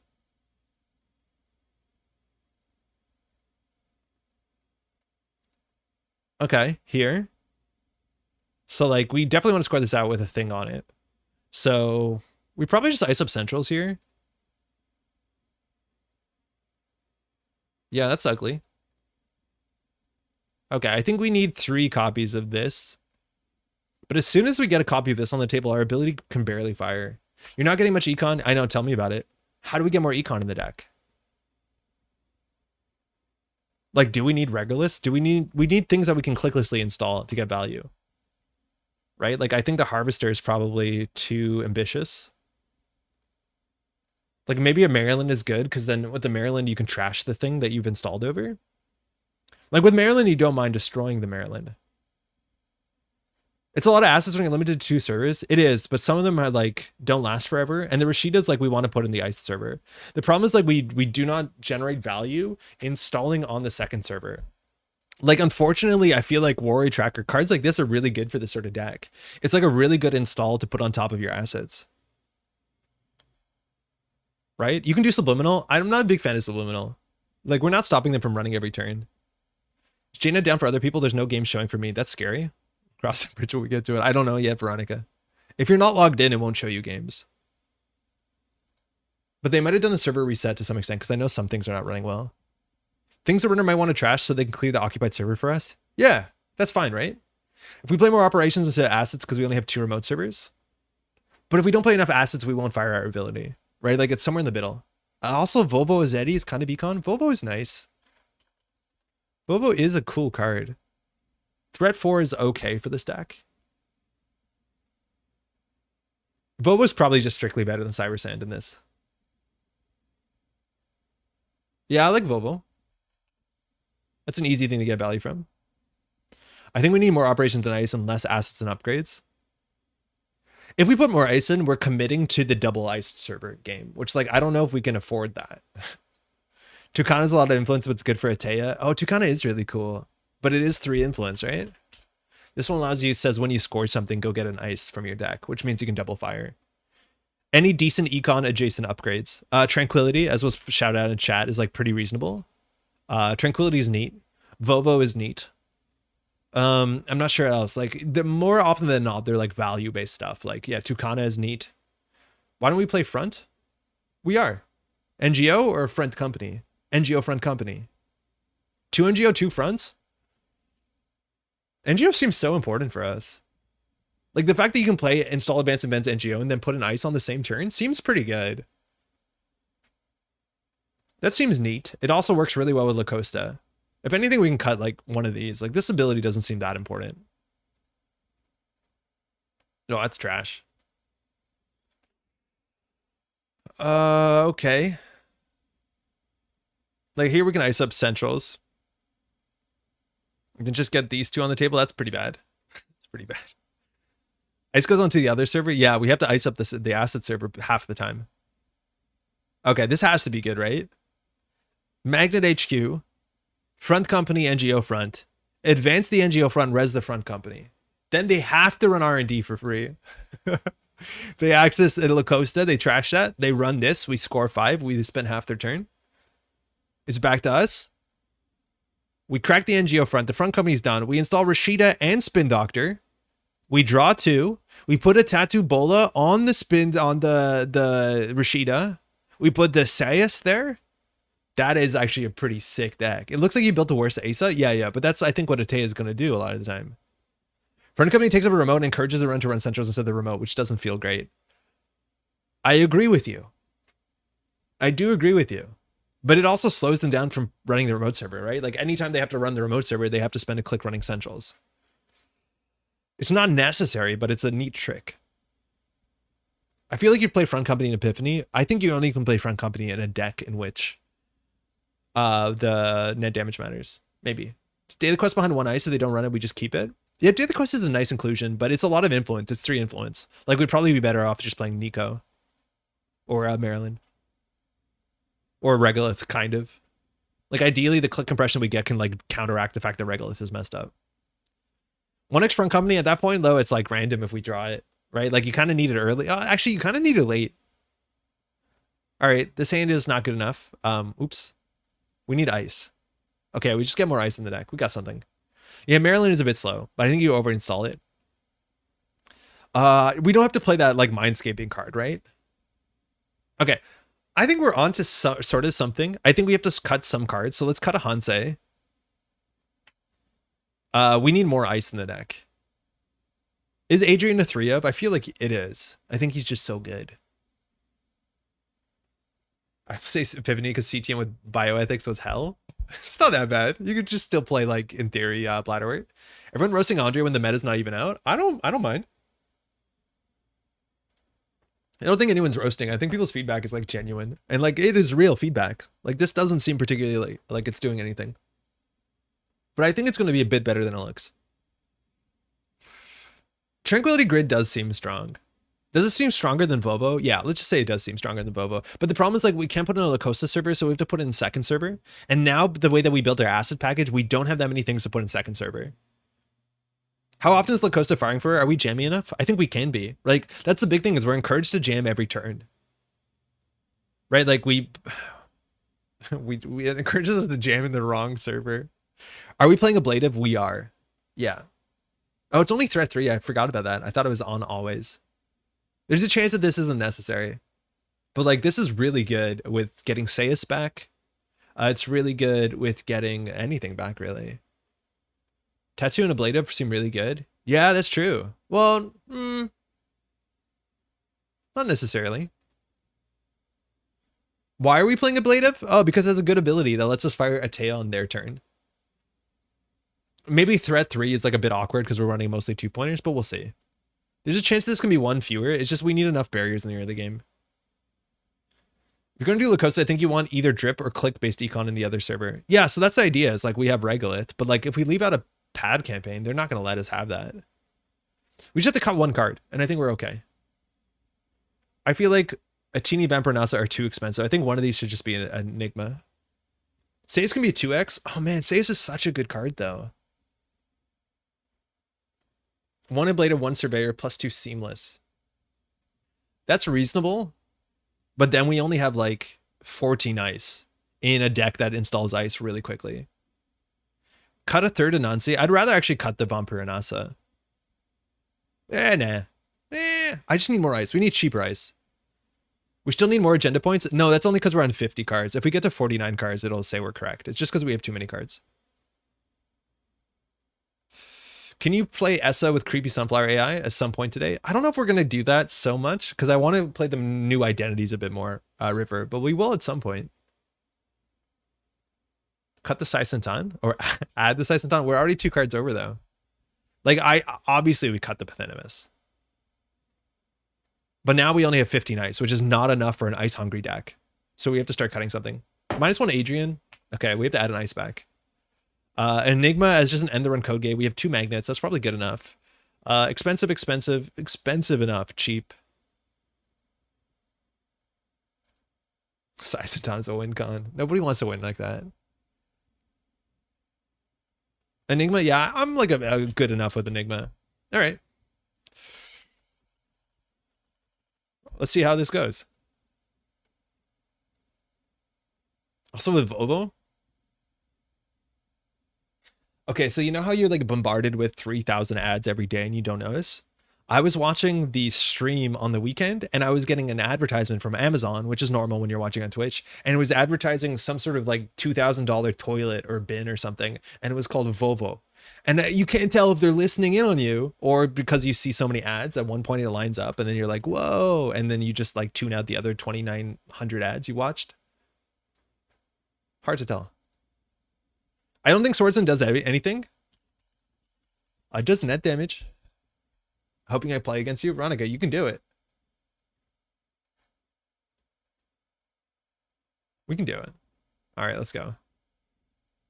All right, there's going to be a bunch of bugs. That's really important that we find those out and report them as soon as possible because APAC obviously is going to be here online. So we want to get those down. Targeted marketing, gain 10 credits. It's important, Solomir, that we have the swordsman just to like goof up anyone who's trying to feed Seymour. Well, this is not running well. Cool. Minus swordsman plus conundrum. You want us to spend 7 credits on a piece of ice? In this economy? Okay. Oh, Atea now beats Acme as the winner. Every deck you build default is an Atea deck. Oh, we have to go casual because these cards aren't in rotation yet. You're not using LastPass, are you? They've heard several major breaches. It would be worth switching away for a more secure provider. Jossie, how's it going? Thank you for letting me know. Unfortunately, I paid for a year of LastPass, so yeah, that one's kind of on me. Yeah, I should look into that, I reckon. Ooh, format casual. Métropole Grid. Everyone's playing casual. Everyone's playing casual. Hell yeah. Corp. Let's go.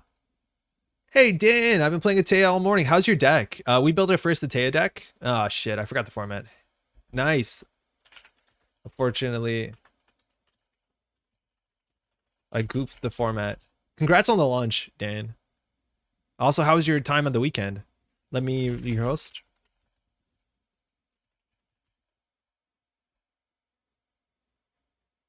Okay.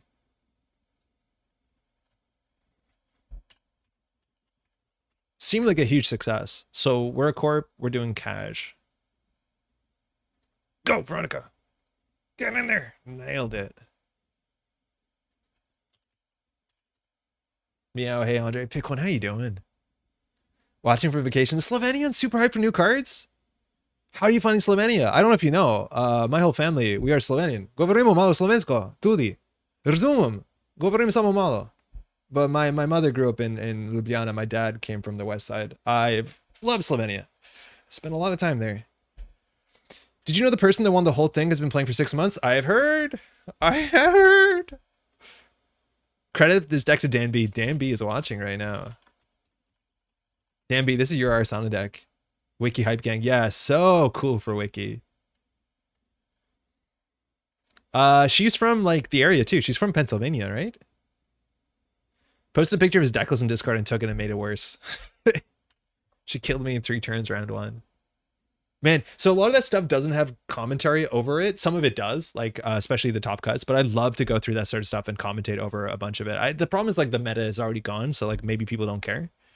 Okay, so here I think we put Spin Doctor on the table. We put Rashida. There's an incentive to ice up R&D turn 1 against Arsana. Mind you, Arsana for 0 credits gets to install a card mid-run. And then we can put a tatu-bola in front of the Rashida. I think that's fine. I just don't want to put the Surveyor on R&D. We'll keep this. This could get worse. We ate at Lake Bohin. We are at Lake Bohin. Loving it so far. Ljubljana is a very pretty city. Lake Bohin is pretty too. Ljubljana is a fantastic city, especially in August too. It's a bit quieter because most people go on holidays here, so it's not as lively. Best of luck. I put in Joyride. Yes, exactly. Just saying I got ISRD. Yeah, Slovenia is absolutely gorgeous. So we're going to do new remote, use Atea, another server. Okay, we're going to res the spin dock. We didn't flood up, which is really good. So we're going to ice this up. Then we're going to ice this up. And the cool thing about tatu-bola that's going to be undersung is this swap eats Trojans. It just eats Trojans, which is amazing. You should not install ice. Her ability doesn't do anything. You just install whatever you want. She runs with the Pittsburgh meta, which when I went to CEO in Cleveland, it was me, the organizer, and one other player from Ohio. The other 6 were from Pittsburgh. Pittsburgh goes hard. Monty, I don't know from what part you're playing from. I know you're on... let's find out. Oops. Okay. So if we res the tatu-bola, it is an econ card. When the runner passes ice, you may swap it with a piece of ice. Unfortunately, Veronica's not likely going to pass this unless she slams down... what's it called? Slap Vandal. Let's see what happens. Joyride's only R&D, yeah. Yeah, seems fun. Seems neat. So now if she passes it, we get an ability. Okay, so she's not passing it. We can still res this tatu-bola, but that's really cool that like if she slap vandals it, she's slap vandaling the trash. Okay, 1 and 4. Good. This is going to be eaten by a Trojan at some point. Nice start. So do we. So now the spin doctors can get really ugly because it's eating our server. Ooh. Want to change something?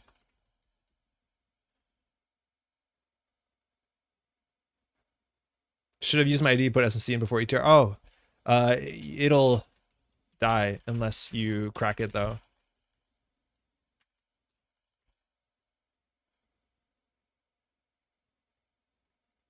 Yeah. You could have. Yeah, so the idea there is like still doing their run, you can install a program for cheap, but if it's something like a self-modifying code that you're trashing anyways, it doesn't feel that bad. Yeah. You got a tricky one. Okay. All right, so now we have a lot of options. This is what we want. The problem is we have to ice up the spin doctor. We have to ice up the spin doctor. We don't have to. We could put an upgrade on spin doctor. We have an incentive to rise HQ.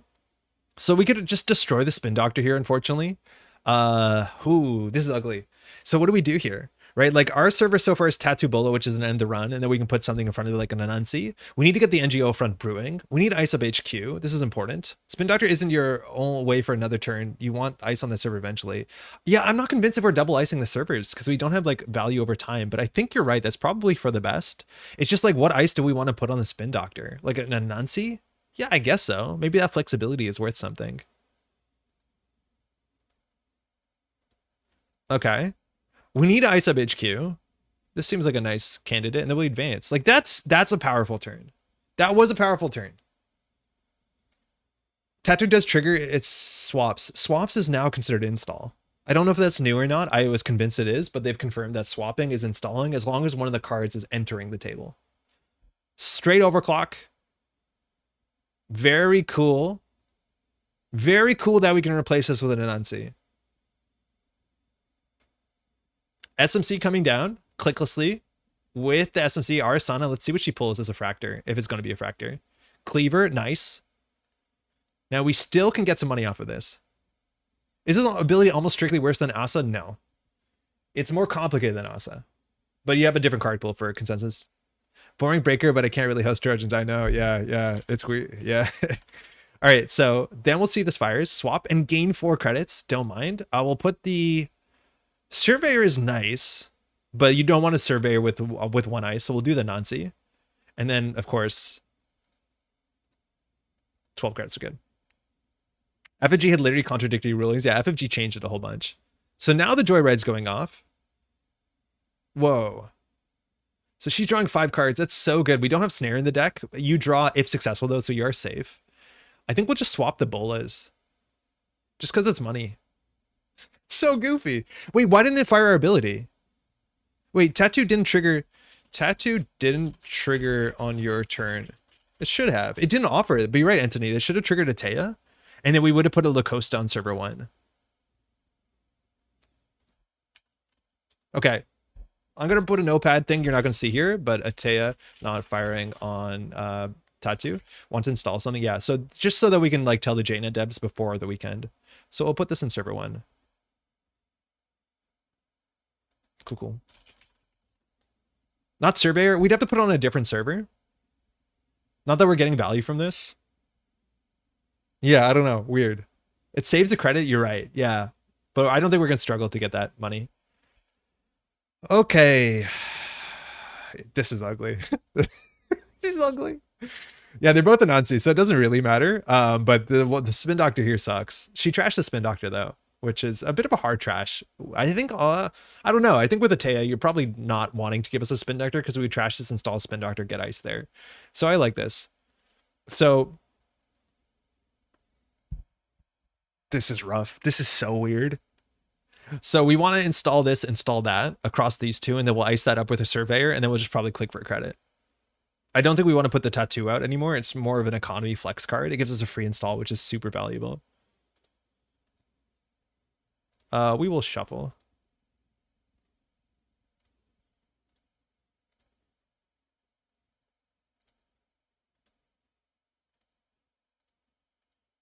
Like, this is cool. This is a 2-server problem, understanding how to do things. Andre cheating? Wait, why? What did I do? I didn't cheat.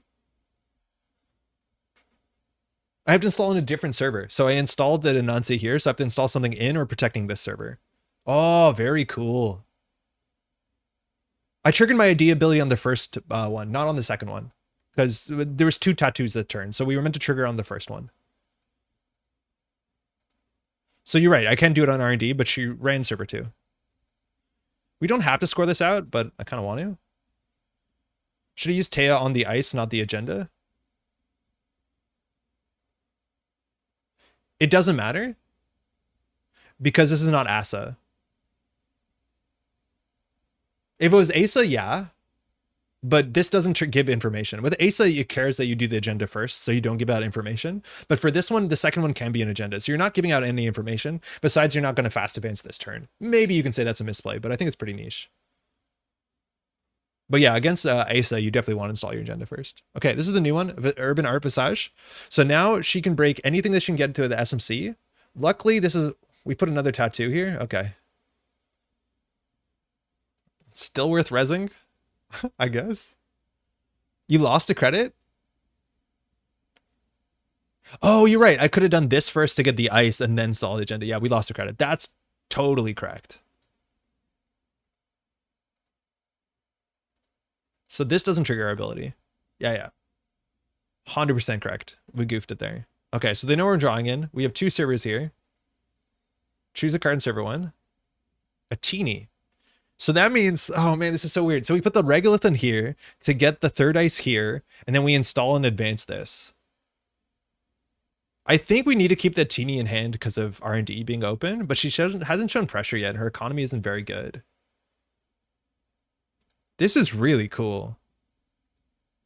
Like, that is a free install. That's sick. Imagine it's Cybersend taking with the tattoo swapperoos. Yeah, I know. That would be really cool. So I think we push for this. We do install advance. And we can score that out. I feel like the 2 tattoo is broken. It's weird. Yeah, ignoring all costs makes it, it's like a Mati ability where you can cheaply go big servers, but there's a real cost here. But so far this seems really good. And like, she doesn't know what this is. We technically didn't have to advance there. We could have rezzed. Oh, she's going on to low credits. It's gonna be hard to recover from that. She sees she has a conduit in the bin. So we don't have to score this thing out if we don't want to. So do we want to just hit the money button? We obviously have a window here to score out, but I don't see how she's going to contest the server next turn. So we can't get our trigger. It's in our best interest to get more value from here. So let's draw once. I want a better ice on R&D. I think we want the regolith though. Yeah. Tattoo is a 3 credit swing every time she runs R&D. Sort of. We res for 2. We only gain 4 back.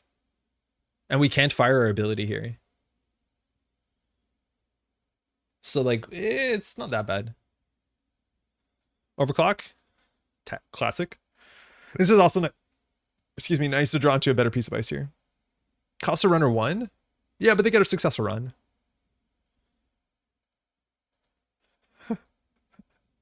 It's so goofy. The fact that it cannot be hit with what's it called? The Trojan's the best thing. Like, she's struggling to get any value from the urban art.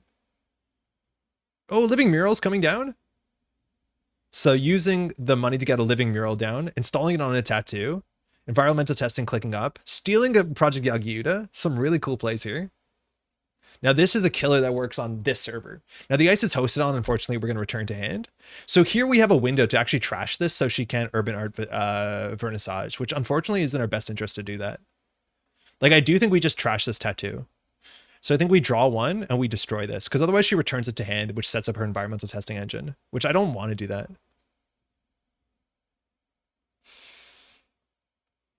Like, this is the downside for a very expensive card. Here, obviously, we don't have a thing to get on the table. No, and then we could put Adrian Seiss on R&D. She can also install the Trojan to a different server. Yeah, she didn't have to install it there. I think it's somewhat in her best interest to put it somewhere else, because that's the most likely card to be the tattoo. Because like there, we didn't have to do that. That was a bit hateful. Like, we could have just returned it to hand if she ran it anyways, but she would have pulled it back with urban art vernissage. Playing ambush games with the ice is nifty. Yeah, it is kind of neat. So this Atini, she's going to present support or pay a lot of money, but we're going to res the Atini for sure. So it's an Atini. Threat 3 is not online, so she has a choice here to take net damage. And in theory, if she takes too much net damage, she can die to the Fuji. That's why Ika's so much better than Mural. Yeah, I'm not a big Mural fan, but Mural seems a bit better when you look at Umbrella. But I agree. So it's a slap bundle. That only breaks 1 subroutine. Environmental testing, getting power counters. Again, this will pop off soon enough. Fire all. So she can break 1. So let's see what she does here.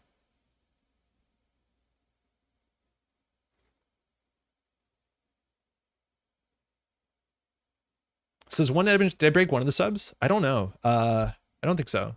Yeah, I think so.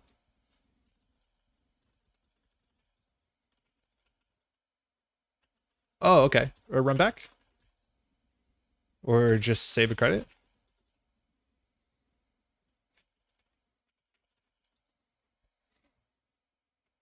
Mural is only better against Jinteki. It depends.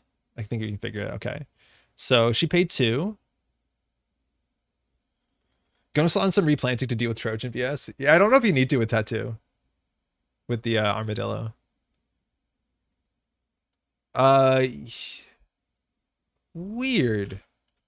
You should be able to. Yeah, you should be able to use overclock, right, to pay for this, because it's not lose, it's spend. I'm writing that down. Click on the overclock. I think she did. Okay. Click on the overclock. But it should offer you the ability to. You can always do it manually for sure. But in theory, it should always offer to be like, where do you want to take the credits from? That's often what happens. Okay. So it's an Atini. So 3 subroutines. She cannot cleaver Palangi through it, which is a cool interaction. The fact that you can get Palangi down in a panic is like a really nice way to use Arasana. Okay, so this, she can only break 1 subroutine on a 6 strength or lower ice. She also drew a card with Lily Pad, which is sick. So now we're going to fire Unbroken. So here she has to take 1 net damage at a minimum.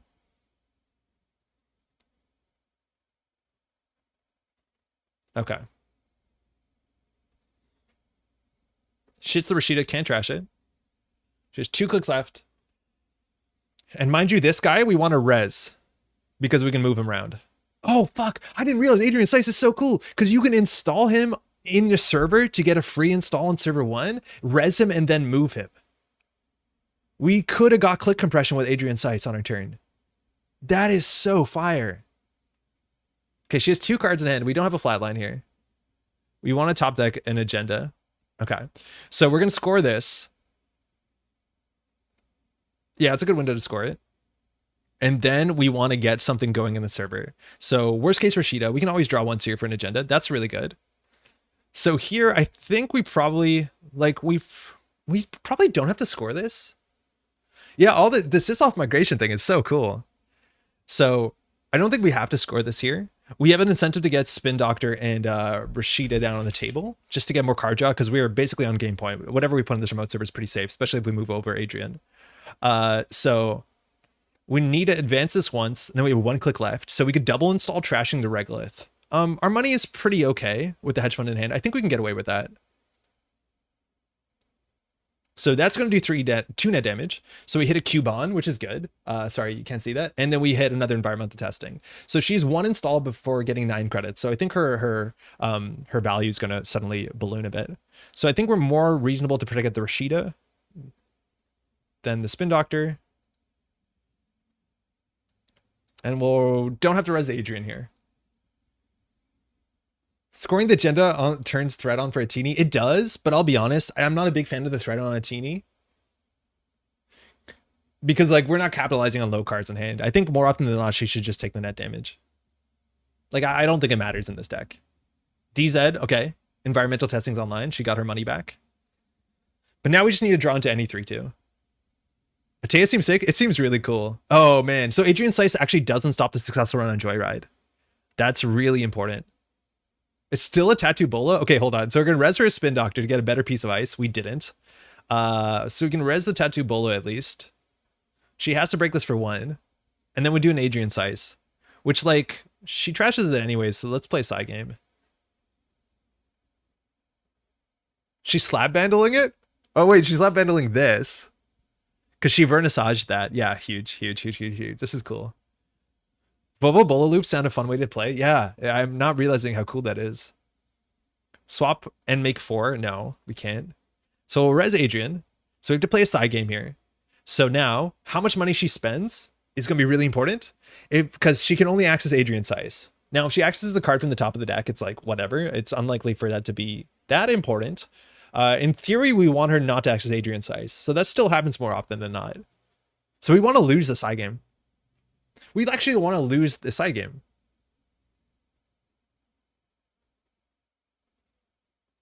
Wait, no. The bids match. The runner cannot access this upgrade. We want to win the side game. 1 in 3 times. I think she'll pay 0. She paid 0. So she can only access Adrian's size. No, she cannot access Adrian's size. Okay, so she saw the top of the deck. But now Adrian's size survives. All we wanted to do is let Adrian's size survive. Okay. I don't know if we have to fire Rashida here. I don't think we do. I don't think we will. We might as well, because then we can get agendas and archives. Oh, we should have advanced the Lacosta strictly. Okay. Cool. So this goes in the remote server. We can always get a second Adrian Seiss on the table, but unfortunately it won't be where we need it to be. So we're going to move this Adrian Seiss over. I don't think we can get good value from a double install here. Ablative is nice. I think we just need to get money because this is 6 plus 5 plus 8. That's really expensive. So I think we're going to install this for sure in server 1.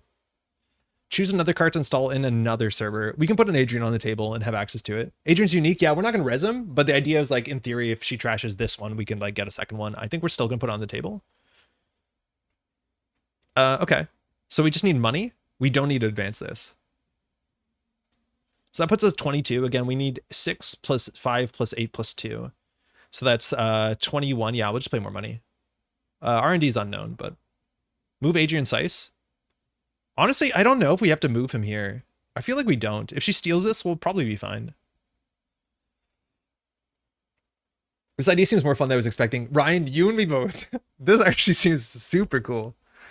Urban Vernissage is back. Mind you, these credits are only for installing cards. That's still really good. It's not programs or hardware, it's cards. That's nice. But she knows, okay, Pichasao, if she passes this, she gains a click.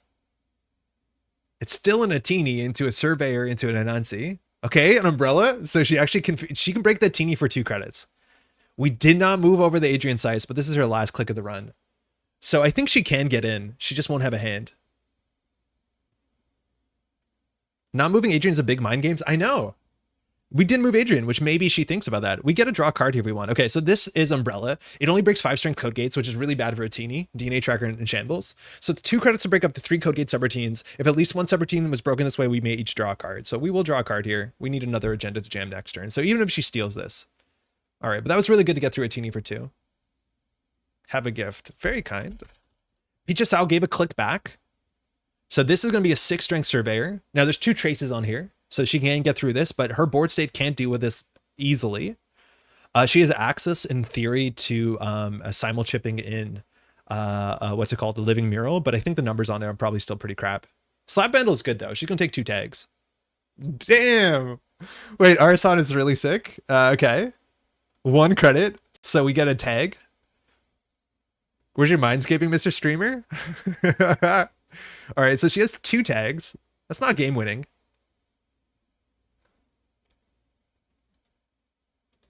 Going to keep going through. What does Trace do? So Trace is an old thing in Netrunner. Basically, you throw money at each other. So this is Trace Strength 6. So we can choose to spend any amount of credits on top of it to boost the strength linearly. And then our opponent has to tie that number to succeed. So it's basically just a money war. This is an Anansi. How can she slap? All right, so this will likely fire. You'd have to do some like pretty big kickflips to not make this fire. It's possible though. This is unbelievably cool. I can't believe we didn't move the Adrian Seiss over. Really wish I had something that dealt with spiders right now. You gotta. They can eat 1 or 2, I guess. Feels so old. Trace is old now? Yeah, Null Signal Games has not put out a single Trace card besides Winchester and Punitive Counter-Strike, but it is an old mechanic. I feel old too. They're doing it. I think that's really expensive for Veronica. I think you can just let this fire. Oh, no. She's getting paid out. Trace of the original Netrunner. Trace in the original Netrunner CCG was different, though. Wait, that just works? Yeah, there's some cool Scaper tricks in here. It's actually hard to tell what happened. Shaper's back. Now imagine this was anything else. Imagine we had an Adrian Seiss here. Oh man, she got credits from that. That's so good. So she's technically on game point. Cool thing about Fuji is that if she steals this, even if she has 0 cards in hand, she wins the game. Like she just wins the game. Because you steal and it's not an additional cost. Oh fuck, what happened to the server? What the hell happened to the server? Imagine we had Adrian Seiss there. Oh, that cost us the game. Fuji is so much worse than open situations like this. Yeah, this would be a pretty easy oboe jam behind an Anansi. Unfortunately, it's not. Trace and the ONR were interesting. You needed cards to be able to participate in traces. I don't know. I didn't play ONR. I just know the rules are like pretty wildly different. Kill the Vernissage. Yeah, we have to. But like, she can get through the Teeny for 2 credits if she moves her stuff around. Like she just totally turned off her server. Well, not totally. Like The tags don't matter. The teeny is 2 credits. I know, it's absolutely graffitied on. It's a mess. We are embarrassed and we need to clean this. Broken window problem or whatever. Thinking. Imagine we moved over Sice. Serve some more Trojans than Troy. Okay, what can we do here? So Ablative is cool because it allows us to install an upgrade. It allows us to install an upgrade, like potentially. We have a money problem, but that's easy to solve with a Hansei. I think we have to trash this. Let's start there. Start building the other server. I think you're right. We actually have to start building the other server. So this server is actually like exactly what we want it to be. Unfortunately, we don't have the money. So let's get the money. And then we can install Rashida in here. And Ablative is not really great. Double Anansi is also like potentially annoying, but again, this doesn't do what we want it to do. I think she's going to hit centrals.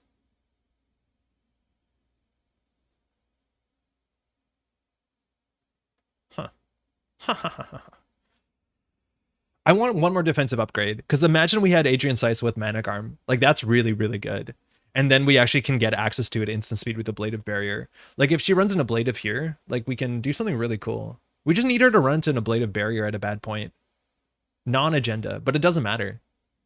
Right? Like, if she reses this, we can install a card here that lets us to put an agenda here. We'd have to do it on here. So we need an Ablative to fire, which means I don't know if we're going to get our ability this turn. I don't think we do our ability here. We probably do. And we could be brutal. Yeah, Sice is like kind of our anoetic. Server 2, I guess. No. I'm on skimming. I'm cleared HQ with legwork, then this card for free with voice pad. Let me...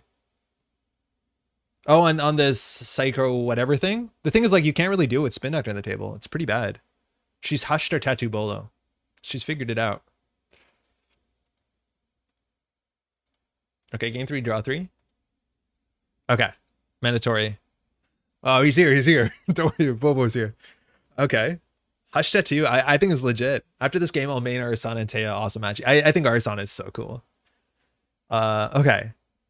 So, what do we do here? We need to get this on the table with a single advancement if we want to do the La Costa. This server is like beyond help. So we can always like do Volvo with NGO front in the server. I don't want to res it because I want her to be scared. If we have Volvo in here, that means we can res all this stuff super cheaply. So La Costa cheaply, all the ice cheaply, that's good. That's nice. Oh, it's an NGO front. I think we need to make her run this though. I think we need to make her run this. I just don't think the double Anansi play is going to be good. Like, we need ice that actually does something. Like, it ends the run. Oh, fuck, Magnet. I feel like Magnet's going to be pretty important to our game plan. NGO in the infected? Yeah, for sure. I think we have to Magnet. And then I think we're going to move Adrian Sice over to that server to make it more believable. The problem is I think she's just going to give up on the server with Adrian in there. Unless she has Pinhole, which, like, Dan, do you have Pinhole? Hey again, stream back after playing a few games. How's Atea feeling sour? It's our first game and it honestly feels sick. Like, it feels really cool. All right, she's on 8 credits. I don't know if I love a bunch of our ice because a lot of it's like the old ice, which is like, I don't know how we're getting huge value from the Anansis, but like, it's really cool. I had to drop for a while to get actual work done. Has he fed Nanako? Yes. Currently in screenwriting mode, so I'm more conscious to save the cat moments. Yeah, no worries. But like, this looks like the winning agenda by a mile. And if she ever runs into the Magnet, like, we get to eat the, probably the Slap Vandal. And she doesn't have a Simul Chip on the table. But yeah, this has been really cool, Netrunner. Genuinely fascinating. Okay, there's a Simul Chip. She has 1 run this turn. Yeah. Let's go. Let's go. Okay. So she's going to get click back from the Pichasao. She's going to pay 2 credits. We're both going to draw a card. Very kind. Continued approach. So that's 2 more tags.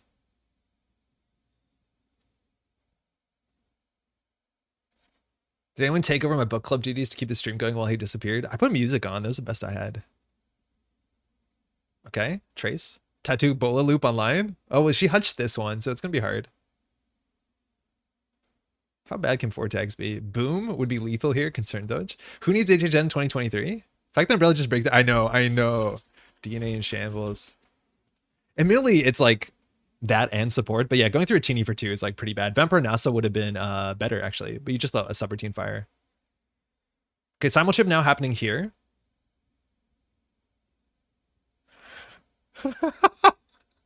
Wait, what's she gonna do? Oh, she's gonna Plongy to Umbrella it. You also Umbrella Anansi. That is sick. She gets through Anansi for free. Mindscaping here would be good. I think doing 3 net damage has no real impact on this match.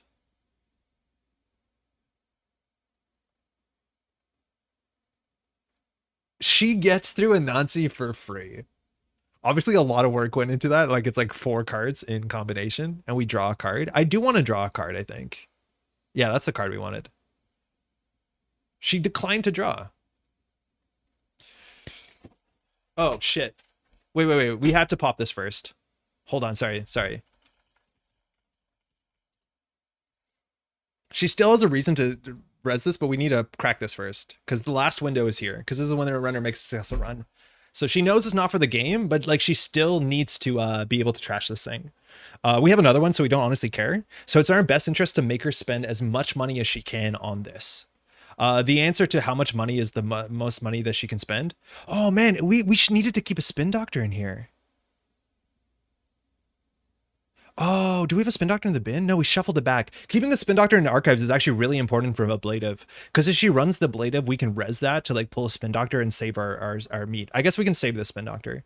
Okay, so we want to make sure that she spends the most money. I'm gonna spend 1. And in theory, if she trashes it, she spends the most money. Okay. Okay, all right. Also, Vernizage unmagneting your Trojans is pretty baller. Yes, you can pull him back. 3rd simulchip. What the heck is this game? Amakua. Really cool. Okay. How do we win? Is a struggle. Double Anansi server. We have... Okay, this seemed important. Okay. I don't know what the math is on resing this, but it's cheaper than we think it is.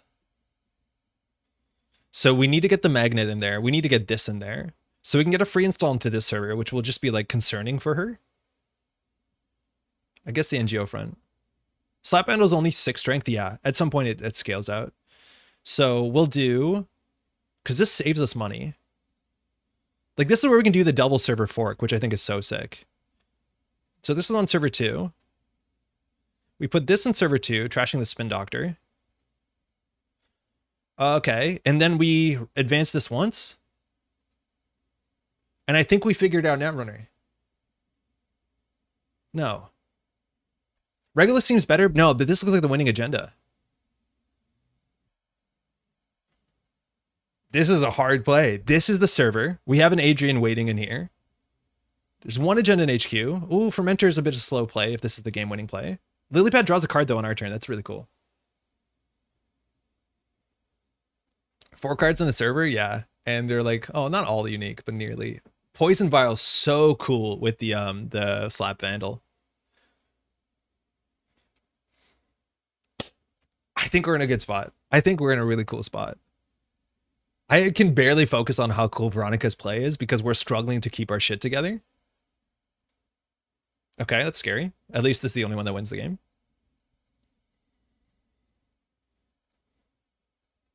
Upgrades the deck. Yeah, and we messed up 1 install here, but we saved we almost paid no credits for all these installs. Like that's a really important part here. Okay, Arasana, Street Arts, SMC comes down. She's cracking the SMC.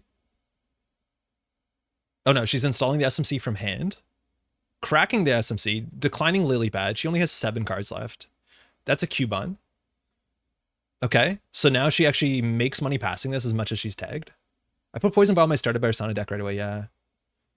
This was such a cool play. I don't know which player you're talking about, but I think the answer is probably both of them. Because they're really cool plays going on here. On both sides of the tables. The deck is Lord of the Rings because I see 2 towers. Alright, so then she breaks 1 of the Slap Vandals. She doesn't really need to Poison Vial this. So she's going to take more tags here. Alright. The answer is yes. Okay, Anansi. She has 1 click left. And I don't know how she deals with the magnet. I guess she has to Pelongi it. But she just Pelongi. If you were in Mindscaping, I'd be so dead. I know. Okay. Continuing counter. So mind you, this Anansi is going to... No, she makes it a code gate. And then she breaks it to Umbrella. I think we continue to draw. Because we just want to hide this 5-3. That's how we lose the game. If we lose the game this turn.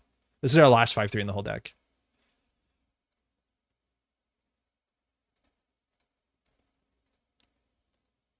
Love it. Love it.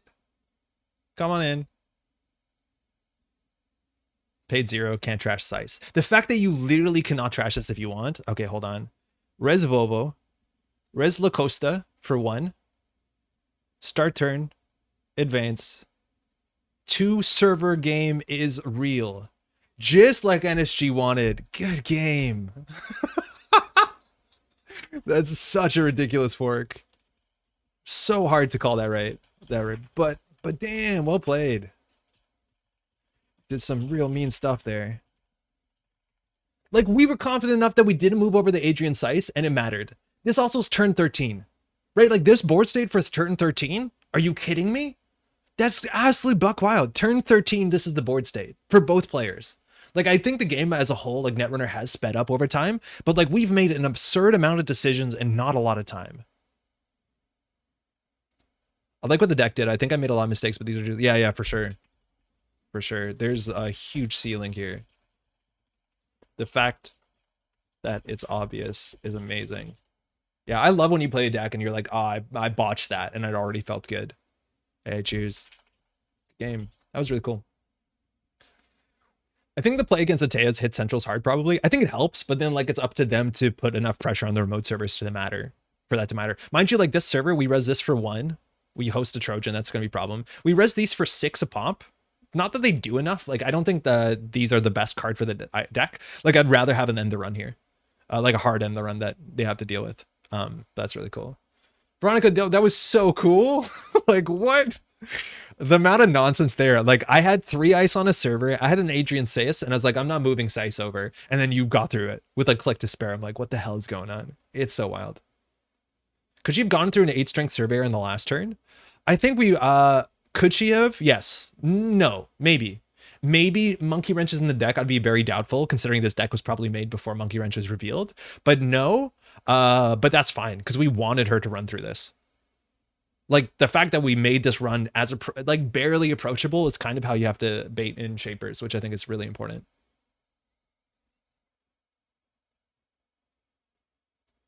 Yeah, no Monkey Wrench. I'd be surprised to be on Monkey Wrench. I don't think you need Monkey Wrench.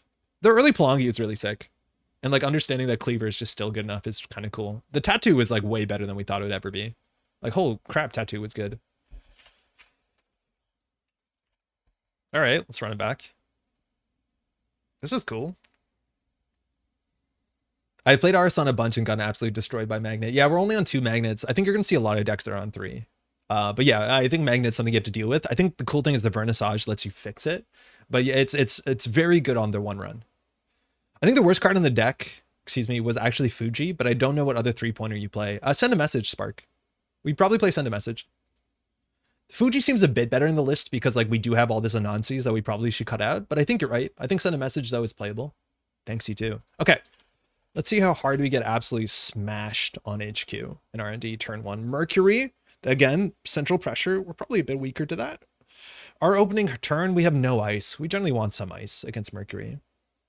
Also, like, Fuji's going to be nice enough against, like, criminals who, like, you know, sometimes taking the net damage is actually impactful.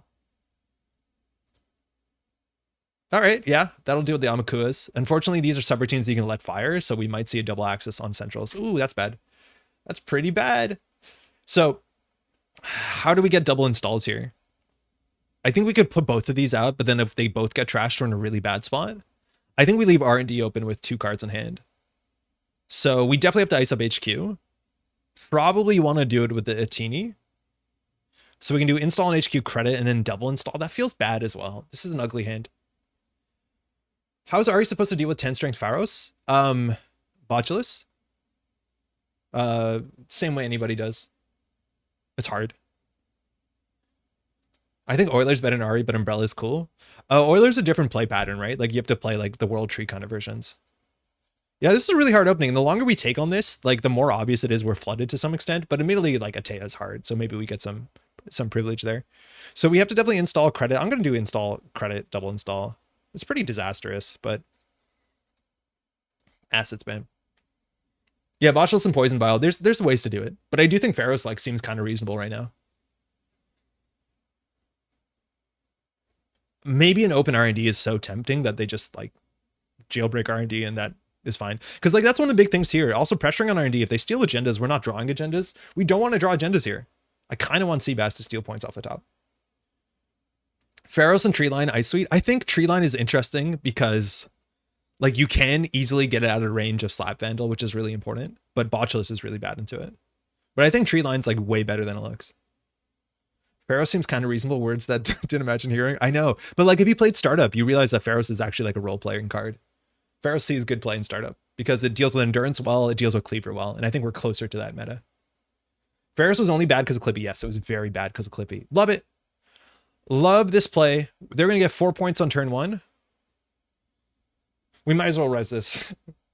But they're going to be on 4 points on turn 1. Now, they have to take 2 net damage here. If we hit 2 breakers, we're in a good spot. Pharaoh's is a lot weaker to take 3 cards for Banhar.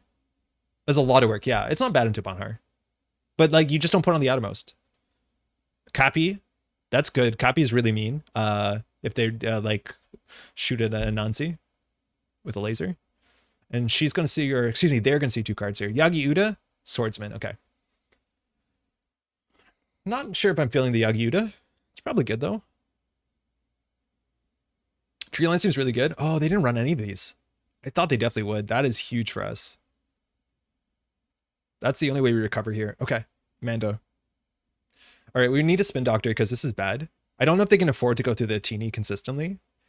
We have a Vovo, which is only good with ice. We have nothing really to obviously Hansei here. So we have a money button. I think we're going to ice up. I'd love to get our ability every turn, but this one's a bit difficult. I think we can put a Lacosta out there pretty easily. So I think we can leave R&D open. And then we can just do Swordsman on here, Lacosta in another remote server, and just get money. This is sus, but pinhole me. I don't care. Tread Lightly Mercury's baller. Yeah, it is cool. I think you're going to see more things like that. Tread Lightly, the one that forces D-reses. I'm super into Hermes, having played a couple games with it.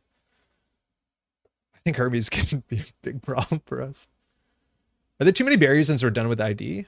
Treeline seems really good. I couldn't justify an SSO. Oh yeah, SSO is hard. Okay, Anansi is good. They have to de-res this or bounce this. That's another card they don't have to break the subroutines on, but we have to consider scoring out this hand. So we have a Lacosta server. We can do Vovo. This is really weird. We do always invest in 2 servers. I think we draw once. Okay, we'll see what this does. This is another thing they don't have to break, which like maybe that's going to be a problem. We have to ice up R&D. Our double install this turn will probably be Vovo. It's threat 4. It's weird. This is really hard. I think, yeah, this is so tricky to play. So I think here we have to, like, we're kind of incentivized to build on the Lacosta server. So I think we'll get Anansi on the innermost. I think that's more important for us. And then we can get Vovo in here. We also can use Vovo and move Vovo, which is important. That's actually really nice. So yeah, we'll do this in server 3. We'll Vovo in server 2 because we have to. We have 4 cards in hand here. Ideally, we should have drawn once. An op install advance in Oaktown. I dropped Hermes. They had to seamless it out to be able to re-ice their Central. Yeah, there's a lot of play patterns, Izzy. I know, I'm pretty sure you didn't play when Leela was around, but like the different play patterns you have to play around things like Leela or Hermes, like people install advanced 3/2s all the time. And then it's also blown out by Hermes, right? 2 cards on R&D because we didn't ice this up. Lost Spin Doctor. That's the one we were looking for. Want to say I'm not convinced by Swordsman, but a chance it stabs the turtle, I guess. Yeah, in this matchup, I think it's likely to do something. I don't think it's the best card in our deck, but like I do want to play it. The fact that it's here is also really ugly. You want it on R&D. Like this is the worst place for the Swordsman. You want it outermost at least, but ideally on a central. Careful and tread lightly into stuff like Echo and Tatu-bola. Oh, Shibboleth. Okay, so if we race to threat 4. Okay, that they know we have an Anansi. So we can always move the Anansi over, the Vovo over, excuse me. So I think we'd rather hit them with a Vampire Nasa. tatu-bola is good for the remote server. I think they're going to tread lightly at our inside job it though, which is a bummer. I just, like, I don't have the comfort to score out on this board. This is really expensive. I don't know if we move over the Vovo. Thimble Rig is really good in the deck. Yeah, I think we should be playing Thimble Rig for sure. It is the sort of enigma that we put in the deck that we shouldn't have. Do we get a double install this turn? I don't think we do. I think we just empty the server so we have plays next turn. Oh, we drew once. Okay, well, we'll still have plays next turn. I used to run Swordsman, just an anti-AI option. Just about every corp deck I tried back in those days. It used to be much more popular with Fast around. I think it was okay in startup if you're seeing enough Matryoshka, but like, I don't know. There's no IP block though, so I think AIs are getting a bit better unless people start playing the assistant. Yeah, Swordsman taking out Audrey is kind of our dream for this new meta right now, which I think people are heavily incentivized to play the new stuff, so like you're heavily incentivized to tech against it. All right, this deals with code gates. I didn't even check what's the math to break Vampire Nasa. 6. Okay, cool. Plus, I have that sick old art of Swordsman killing Darwin. It is a really good one. Yeah, we haven't shown it yet, but we have a brand new exclusive alt art for the Canadian Nationals. It's really cool. I'll be able to show it probably this Thursday. If not, I'm making a video by the Nationals, but it will be exclusive to Nationals. So if you're considering coming onto an event, let alone this kind of cool meta, August 26th and 27th in Montreal. Looking really forward to it. It's a whole weekend of Netrunner. And if you watch like East Coast Nationals and you're like, wait, organized play looks sick, it's because it is. And as much as there is focus for top tables, like it's sick for everyone. So hopefully you can make it down. Nice. Okay. Inside job. I think here we probably still res Vovo into Swordsman. I still think we do it. That's a really interesting inside job, right? I wonder what they think this is. But resing Vovo is technically cheaper than not resing Vovo. Get there the day before, leave the day after. Yeah, especially Montreal. Like, right? Like, you can see Montreal. It's really nice. Pat came into our Discord server and calling Montreal Nats true Nats. Oh, hey. That's insulting. Vovo is going down? He was short-lived. But they got value from that. Okay, so we have a La Costa. This is an Anansi. One inside job down. Again, why I think this deck is like inside job.deck makes me not excited about Mercury. Okay, so we need to end the run. Unfortunately, we have this here.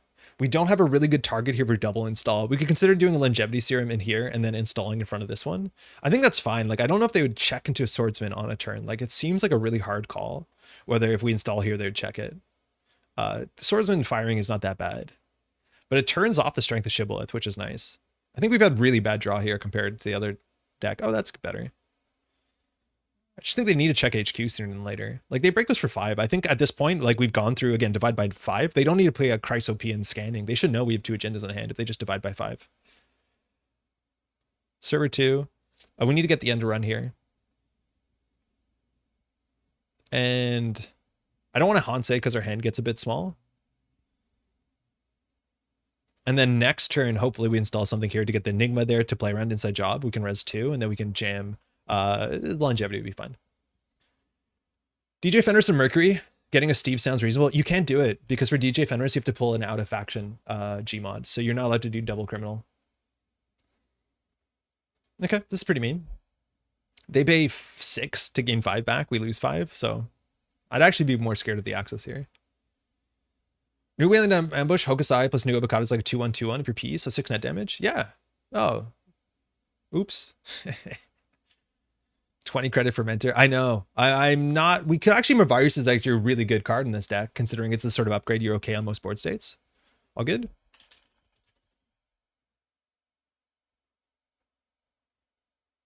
Okay. So they can't break all of this. So they're going to break 2 of them, so they'll take a net damage. That's a good hit. Luckily, we can recover. Here's where we probably want to purge. I think ideally we want the Vampire Nasa up.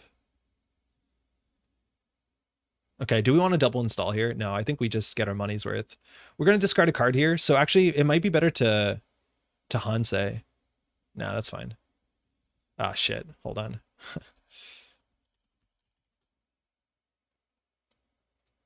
Sorry, my bad.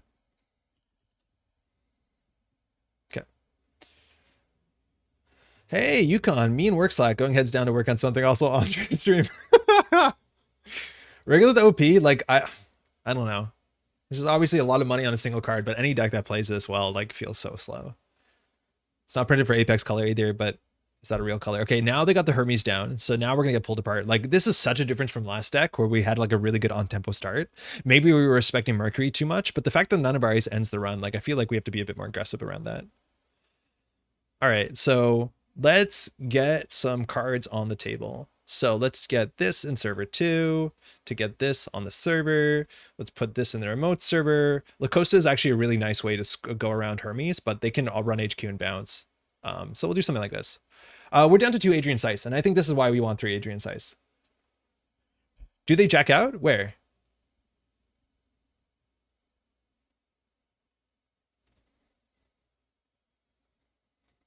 All right, draw. This is okay.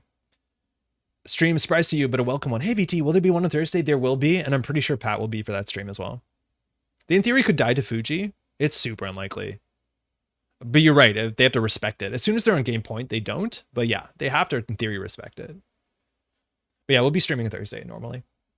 And then we'll be getting out videos too. Again, we're trying to record at least half the tier list tonight with Jeff, and then the other half soon. I'll be doing a bit of commentary for APAC, which is this weekend. I'll be doing a bit of commentary as well for Continentals, American Continentals, remotely. I'm not going to be in Seattle, unfortunately, or Oregon.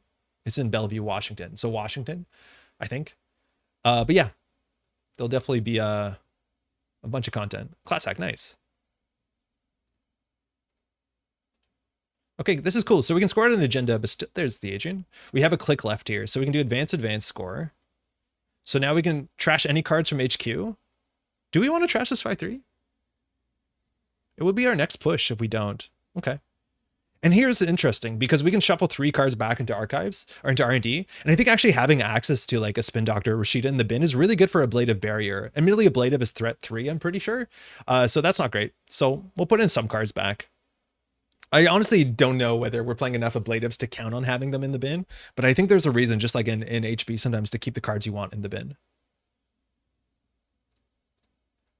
Okay, now they can bounce something with Hermes, but this is why we have a click left, which is really nice. I hope there's another envelope hiding somewhere Thursday. That was genuinely very funny. That's a really good uninstall. They moved the tattoo, so the middle ice they put on the outermost, and that's really nice because it's really obnoxious for us to fix that problem. So we need to put something in here. Could have Hansayed first. We could have, but then we don't have a click to respond to the Hermes, so they could open up R&D and then just see like 4 cards potentially. So we don't want to, but you're right. We could have Hansayed. It's probably not worth it. Maybe. Super excited to be on the Apex stream with you. Yeah. We have, I think there's 4 people that are going to be doing commentary. I think Mondi, it's totally wild that you're doing most of it, but I think you're awake later at night than I am.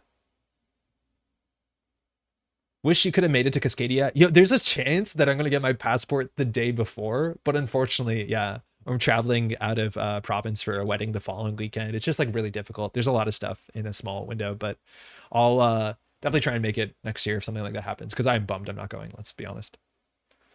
I rewatched one I missed, but would you mind giving the briefest opinion on the new Jinteki ID?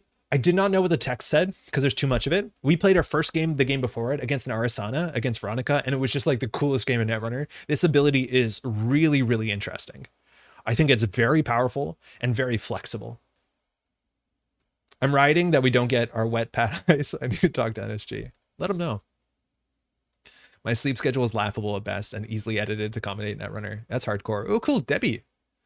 So a lot of run events. We saw Tread Lightly. We saw Inside Jobs. I'm expecting maybe Leave No Traces. Definitely some Estabrados, which are trace or threat 4, I'm pretty sure. And then we have to watch out for that. Like, that's the thing that I'm not excited about, like Estabrado and Mercury. Is like once we get to game point, they're just going to Estabrado HQ R&D C2. It's like, how do you play around that? I don't think you can.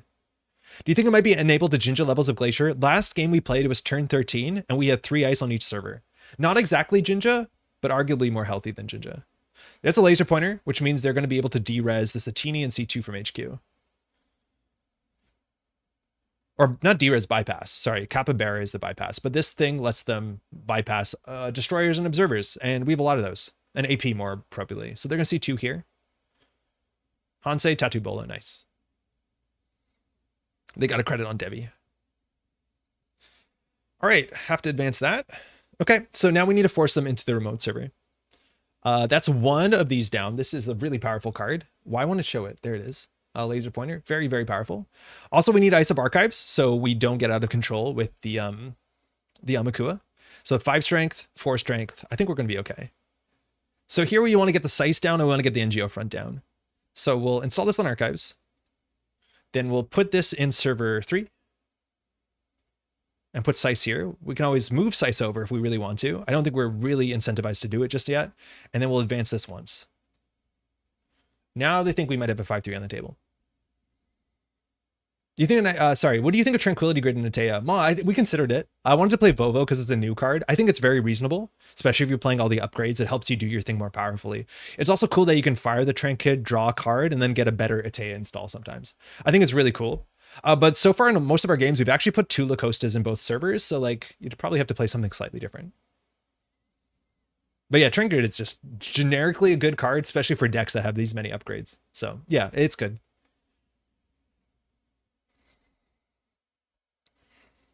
At some point, their breakers are going to be bad, right?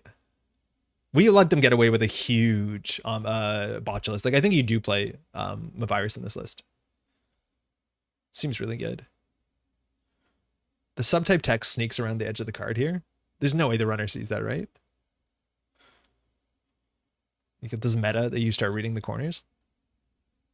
So here they have an incentive too of just like sending it HQ or sending it R&D, because if they steal an agenda, they bounce what's potentially an agenda. Now, if that's the case before they access, we can always res the NGO front. That means it'll bounce something else. So like mixed bag, whether you want to do it or not. But right now, yeah, this seems like a bit of a stinker in our hand. I wonder where they're on for Fractors, whether they're on the, I don't know the name of the card, Cooperia, whatever it's actually called, the bypass barrier.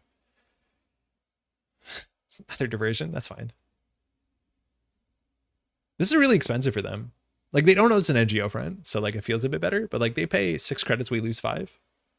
I don't feel too bad about that, especially because we get this for free. Okay. So can we score out behind Enigma into Anansi? No. Sort of. Maybe. I think we have to try.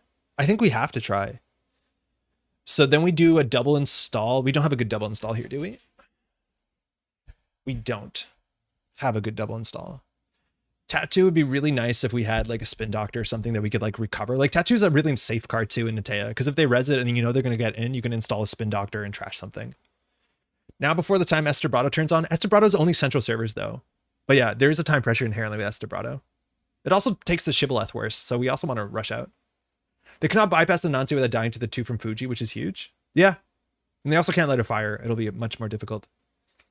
So I think we have to do install advance. We have nothing to install here, though. I don't want to go to low cards in hand, but we might have to Hansei. And then we move the Sice over. Thinking. So we get that in there. I don't want to go to no cards in hand, so I don't know if we Hansei this turn. We definitely hit the Regolith instead. Server 3. No. Hit this. We have a click left. Cool. Credit. Res. End turn. Move Adrian. Server 3. Oh, no. Hold on. A goof. Oh, that's such a bad goof. Click. Credit. Advance. Okay.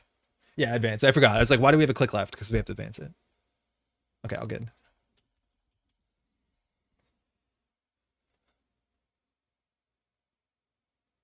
All right, so now we've clearly marked something here. So if they just smash R&D potentially and steal an agenda, they Hermes it back. It's so hard to play around this. 5/3s, really hard with the Hermes ability. Let alone if we score this out next turn, at least we'll have a click left so we can repair the damage. Actually, no, we won't. Sorry, it's a 5/3. So let's see what they do. They're already drawing once. That's nice. Mind you, they have Class Act. They have 2 credits on the Debbie downtown, which makes runs cheaper. They know they can let this fire. And they know they can let this fire.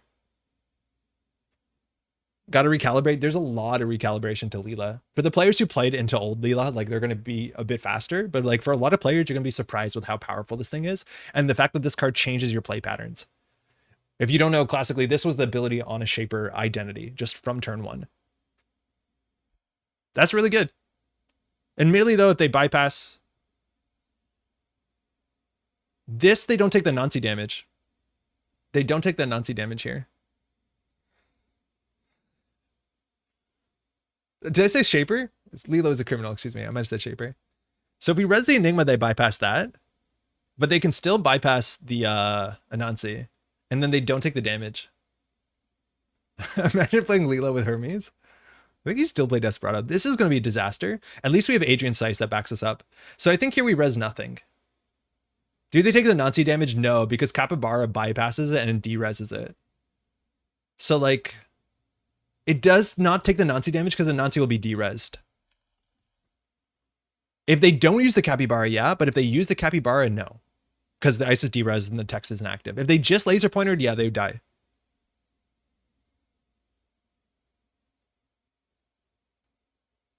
Another big thing about resing here is that it denies them the bounce effect, but I think we're okay with it. So I think it's either we res both or we res none. If we res both, we go to 11, and then we lose the Anansi. But it eats the Capybara. I think we res none, and we just bank on being Adrian Seiss being cool. Wait, what's the math on Adrian Seiss? If the bids differ, the runner cannot access cards. Okay, we just have to win that side game.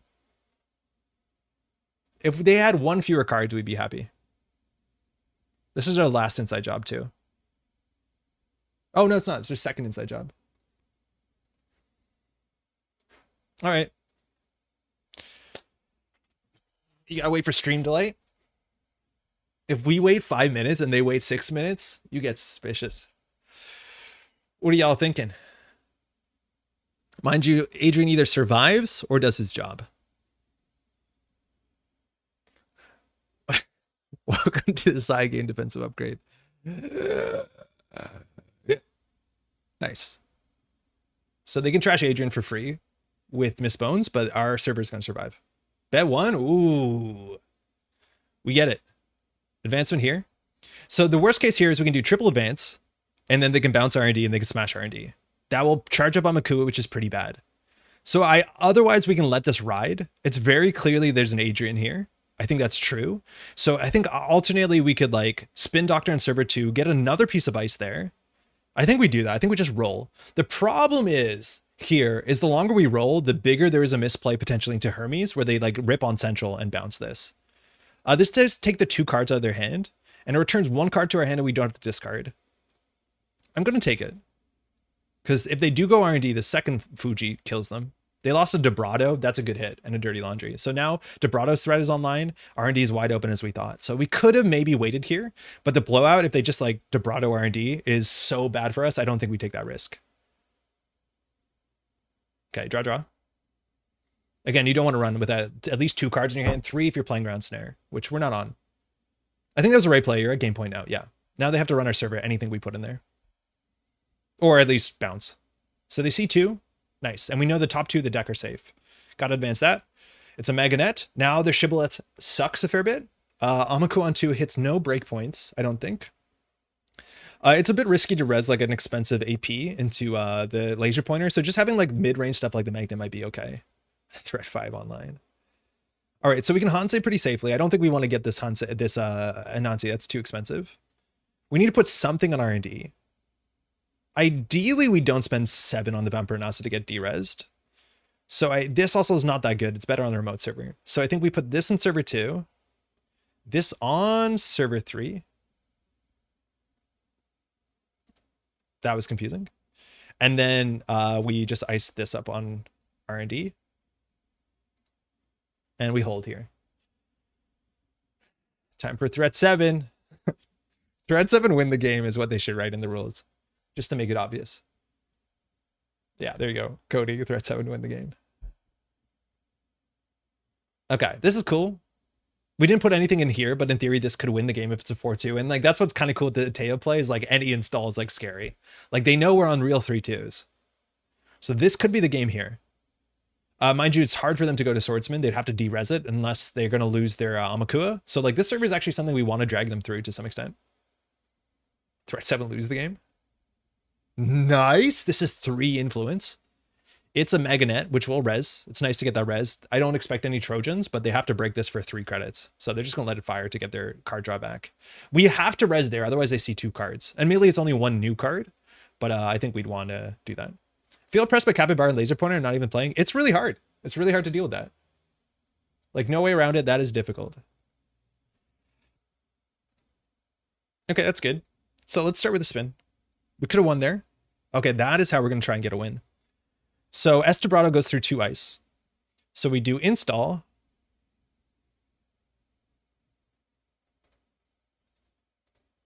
I do not like how low we're going on a hand here.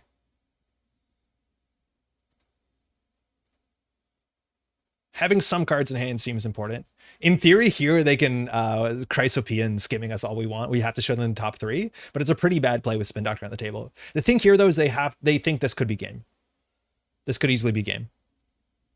Because any 4-2 survives in here. They haven't seen any 4-2s yet, so 3-2s seem reasonable.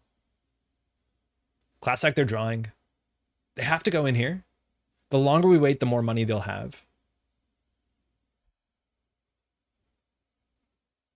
Threat 1 is so nonsense on a card. I think threat 2 is the lowest you'll ever see, and even that's kind of pretty goofy.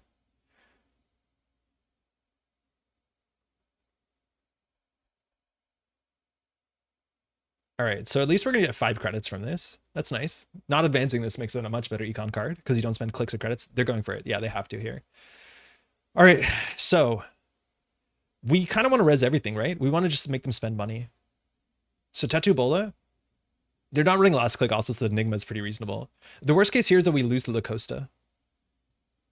Okay, that was only 1 credit. We can't return it to hand. I forgot about that. That's fine. That still gets us like a clickless install if we have more cards in hand. We'll res the Enigma here because it costs them more than about the same as it costs us, depending on what they do. I don't think it's possible in standard to get into the corpse square area. Okay. Oh, never mind. They used Amakua. I forgot. Yeah, they're not going to shibboleth that. So here we can res the Anansi for 8. It'll get immediately de-resed. That's pretty bad. I think we've done enough financial damage and we've got enough ice resed. So unfortunately, we're not going to get our money here. They're going to trash all this for exactly free. I'm surprised they didn't do the Debbie Downtown ability. Like they have credits that they could have used on this. Like this is all they need. Like we haven't seen a criminal killer as much as Bugalter doesn't exist. Like Laser Pointer just does what it does. It's pretty wild. It's pretty goofy. Like this is some real pressure. This does feel like playing against old Leela, which I think is pretty key for some old heads. I don't think you ever make a basic action run if you have money on Debbie. Yeah, I don't think you do. Maybe they were concerned, but it's not like you lose any credits on this. I don't know why you would do a normal run. Okay. Huh. So we need to get something on the table. They probably just forgot. It's a new card. Purging is interesting because they have to get 1 counter before the tatu-bola, and purging at the Amaku is a bit better because they there's no more Deuces Wild, so they need an exposed card largely. It's not that we can res archives, mind you, there's an Anansi here. But they have to watch out, like they can always just send it HQ, take 3 net damage, and access 2 cards. I don't know if we draw or whether we use the Spin Doctor. I think we have to start drawing here. Okay, Ablative is really powerful. You may install 1 unengine card in a route of protecting another server. That actually turns on our ability, which means if we can trash the Spin Doctor, we can use the Ablative to install another Spin Doctor. So I think if that's the case, we need to push here on server 3. So we'll draw once more if it's an agenda that'll change our play. Okay. So here we can do server 3 and then get this clicklessly on server 2. Okay, that's good. That's a good spot. Probably just forgot a new card. I've done that so many times today. Yeah. I'm assuming people are just going to forget about this. But in theory, they have to consider running this. Pick one. Are you playing Sablo testing? I think you have to play Seamless, right? I don't know if you can scar a real 5-3. Purging is important. So much of their economy is their fermenter. If they don't crack it this turn, we can probably afford to purge. I've tried it. In Thule or something with more money? Just Giga Chat IA the 5-3. Run it. Cerebral Overrider meta. Okay, so this could easily be a 3-2. They think we have 2 more in the list. This is interesting. If it's an Adrian Seiss, we probably would have rezzed it right now. So probably La Costa, maybe something else. Falsified's the only exposed now. I don't want to say only exposed, but there's a chance it is skip on.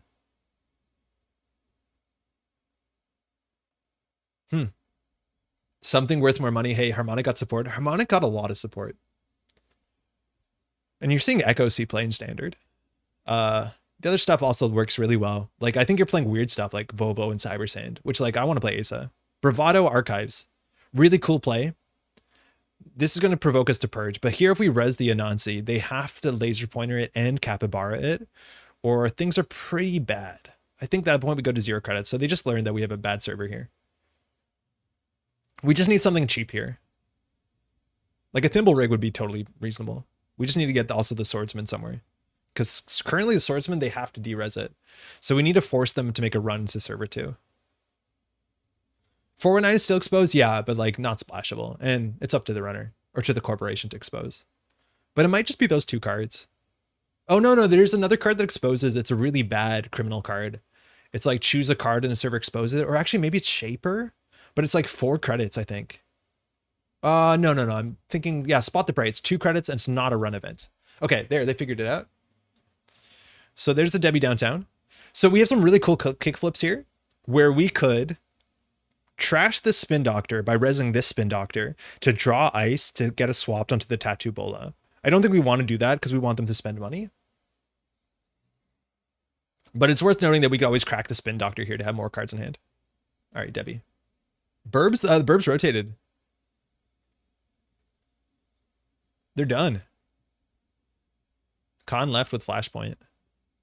Man, this laser pointer is absolutely dunking on us. Like, I feel like we just want any ice that's not an AP or destroyer. Oh, Worry is it exposed? I guess so. You name a type. Okay, so here we will just res it. They can always send it HQ, so they have a chance of getting some points here. I'm going to get that trashed on purpose. I don't want to fire that. Because I want it into the bin because of the ablative. Oh, that's a really good draw there. So either they spend 2 credits or we can shuffle 2 cards back in. I think we want to shuffle 2 cards back in. This is where it gets really interesting because, like, we don't want to shuffle back in Sice because we want access to Sice when we res an ablative barrier. So we want access to Spin Doctor and we want access to Sice. So I will shuffle just back in Economy. If they trash it, though, they don't get an Amakua. Okay. Maybe we want to trash it. How do you feel about bin breakers rotating? Too little to tell so far. I feel positive about it. Oh, they use the Debbie credits. That's fine. Those are free credits. They don't lose them. I'm pretty positive that like we get a new breaker suite for Anarch. It's been 7 years. So like, that's cool. I'm worried if the breaker suite is just the fixed strength breaker suite. Like, I don't think that one's particularly interesting. But yeah, I don't know. At least it'll be different. We got a new burb now. Nice. I think we can afford to res the Vampire Nasa here. It is 4 strength, so they probably de-res this.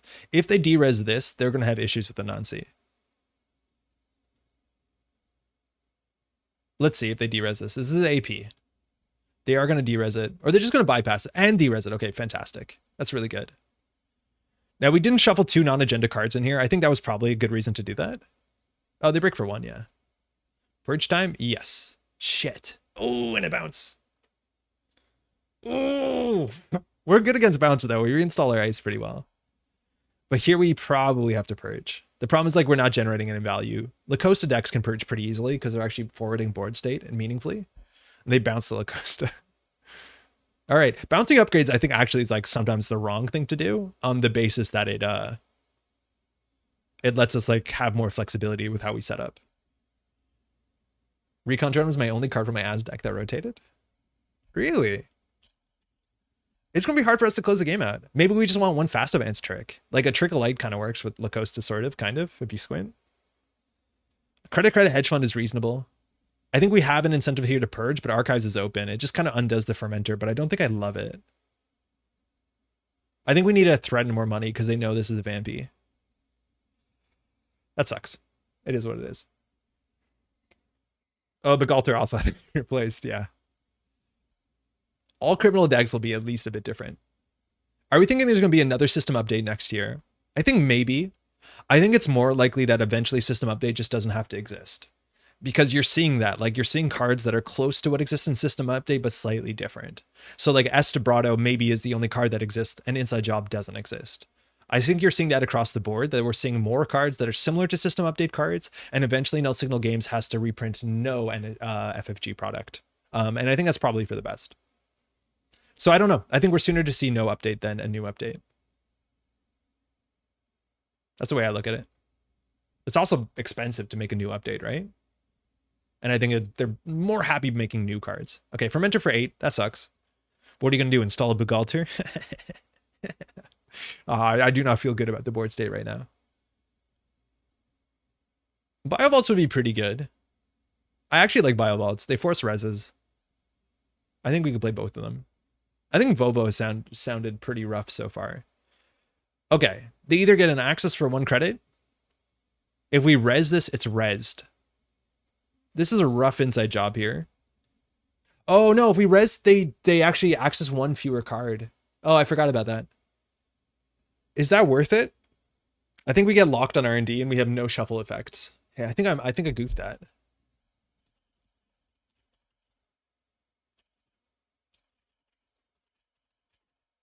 Yeah, because obviously they get past the Vampire Nasa, but it makes them see 1 fewer card. They obviously also spend a credit, like that's whatever. But yeah, the fact that they would have broken no subroutines means that this run is a bit more interesting, or this res is a bit more interesting. It's obviously like financially egregious, but if they steal 2 agendas, lock the deck, and then bounce the Vampire Nasa, we're in a bad spot. I thought that was their goal all along, to be honest, to stop reprinting FFG. Yeah, but then like you see things like SMC and then like False Lead and Ashes. And like, so 50-50, right? They could win here, mind you. There's one more 5-3 in the deck. Okay, no. We have to purge Amaku once it gets to 5. I think having a system update that lives as the evergreen set of cards alongside System Gateway, even without FFG reprints, is good. I think it's good, but there's a chance that System Gateway becomes a curated list of NSG cards, potentially. Right? Like, I do think it's good to have an evergreen set, so like there's a next obvious product to purchase potentially after System Gateway. But I do think there's huge pressure to not print FFG cards. I feel like Ashes gets a doesn't count when it comes to NSG design intentions. Yes, Cobalt. I think Ashes is very different than modern NSG. More often, I think, for better. Not that there's not good stuff in Ashes. I don't like a lot of Ashes. Oh, Vovo. That's really good. They saw Vovo and they didn't trash Vovo. We're not able to purge here. We're not able to really do much. This server we res for free with Vovo. That sounds attractive. I think we have to hold on to R&D. It's nice to know that Fermenter is still everywhere. So we'll do server 2. Oh, shit. Sorry. Server 3 with Taya. Close the box. Yeah, I was in a Taya. And I think we just do credit, and then we move over Sice. That's really cool with Sice, is that we can move him over. We can also move him over to R&D, which I think is the right play.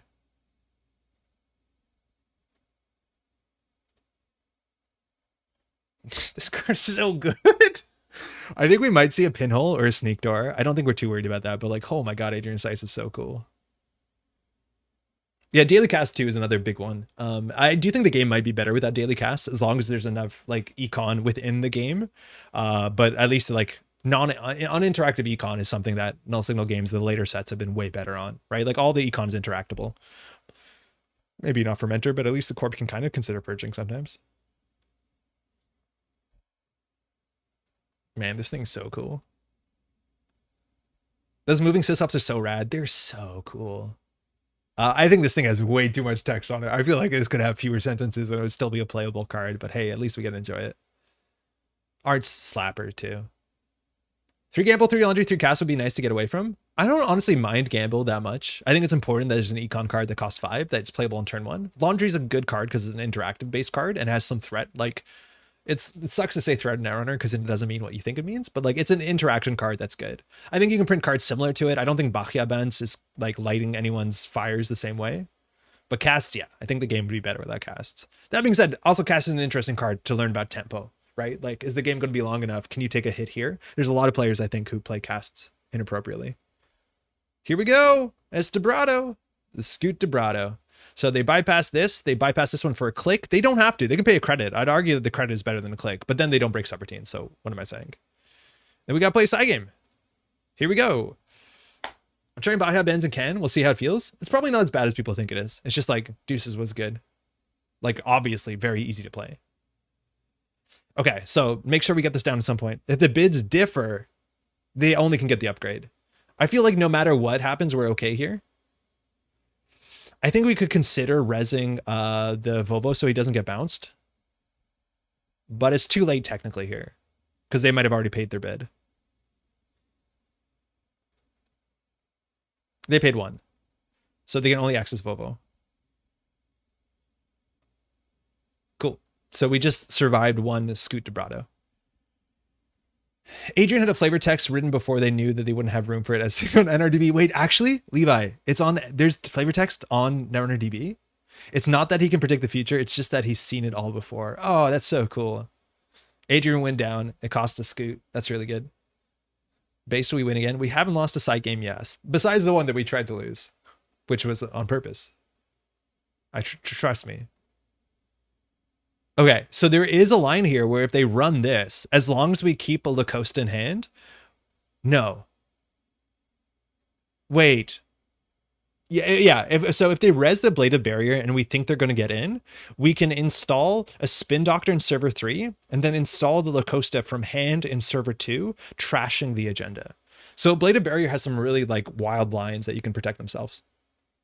Spot the Prey isn't even a run event. Keith, yeah, it's one of the few cards that makes a run that isn't a run event. Deuces doesn't count because not always, but I think it is one of the very few things. But like formatting and templating for that whole cycle was a nightmare. So they're thinking this might be the agenda.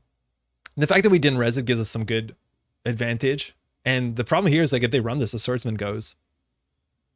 So they have to do like another. They can't Debrato this because Debrato is only centrals.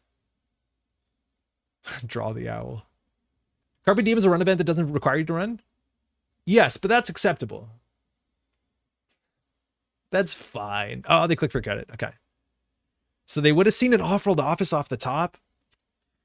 Shit on me. Okay. So we need a card that we can install from our hand for this play to make any sense. Funny enough, we can do this entire play for 4 credits. But we need a card we can install from our hand with ablative. Install 1 agenda card from the recruiters protecting another server. This ability is active. We have to pay install costs, right? Game's still going. I know, we're close. We just survived losing this 2 points. Are there enough AI in the meta for Swordsman? Always worth it? I don't know. We've only played 2 games in the modern meta, so we're just trying to suss it out. So far, I wouldn't say so, but there's a new AI in the set. Okay, so we need the Blade of Barrier to fire, but we need to be able to install a card. The only way we're going to score out the off-world office is if we get, what's it called in here? So we can always do draw, install this in server 2, credit. Maybe you have stuff in archives you can install for this? Yeah, we do. So the idea is that we use a Blade of to install a Spin Doctor, which means that we can then, with the Spin Doctor Ate install the Lacoste, trashing the agenda. It's our safety valve. So we'll draw once for an installable. Shit. Okay, so we can't do the safety play. I still think we could consider the play. It's too late to purge because we drew. What else could we get with a Blade of? We would want to get a Spin Doctor largely. There's 6 credits. Purging is reasonable. We probably should have purged, let's be honest. Yeah, I think the thing is without IP block, I think there's a lot more reasons you could just run Amakua. So like keeping that in check is kind of good. We can do a double install turn here and see if they run. I think I'm okay with that. So this means we get this down for cheap. I'm worried that they're going to just like run HQ. So we have to draw last click here, which that's terrible. So we're not going to do that. We're going to click for credit. We should have purged. I don't know what our math was to draw into an upgrade. That was our only way out here. Actually, maybe we could have afforded to done it by installing this ice. So actually there's a chance the play was installed the off-world office. You can do the safety play if they run last click by trashing your whole second remote to install the agenda. A Blade of says non-agenda. Yeah, with a Blade of you have to install a non-agenda. And with the tail you have to install a different server. So it always has to go server 3, server 2. Yeah, Changeling, we definitely regret not putting Mavirus in the list. It's super, super easy to play. And especially with like cards like a Blade of Barrier, the fact that you have an on-demand Mavirus now is really, really powerful. Let alone we wouldn't have to ice our cards. You install the ice, trashing their mode to pay no costs. Oh, fuck off, Spark. That was so smart. Yeah, you're right. So a Blade of could have fired. We could have installed the tatu-bola on this server, trashing all of the ice. And then, yeah, that was really bad on us. Okay. At least this is going to be okay. I don't think we res the ablative.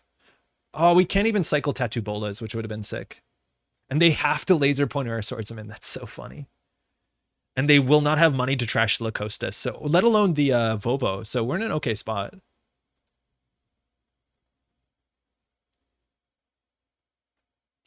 Yeah, Spark, I think that was the play here. We might have been able to get around it. I don't think we're resing this. We want to keep this ability for a turn that it matters.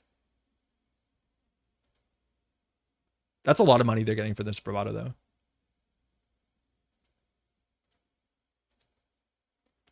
I feel like ablative is better for Atea on centrals because it gives you much more flexibility than 2x install.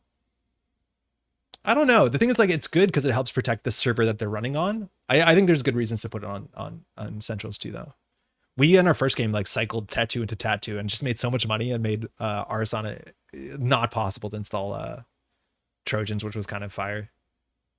All right, break for 1. Nope.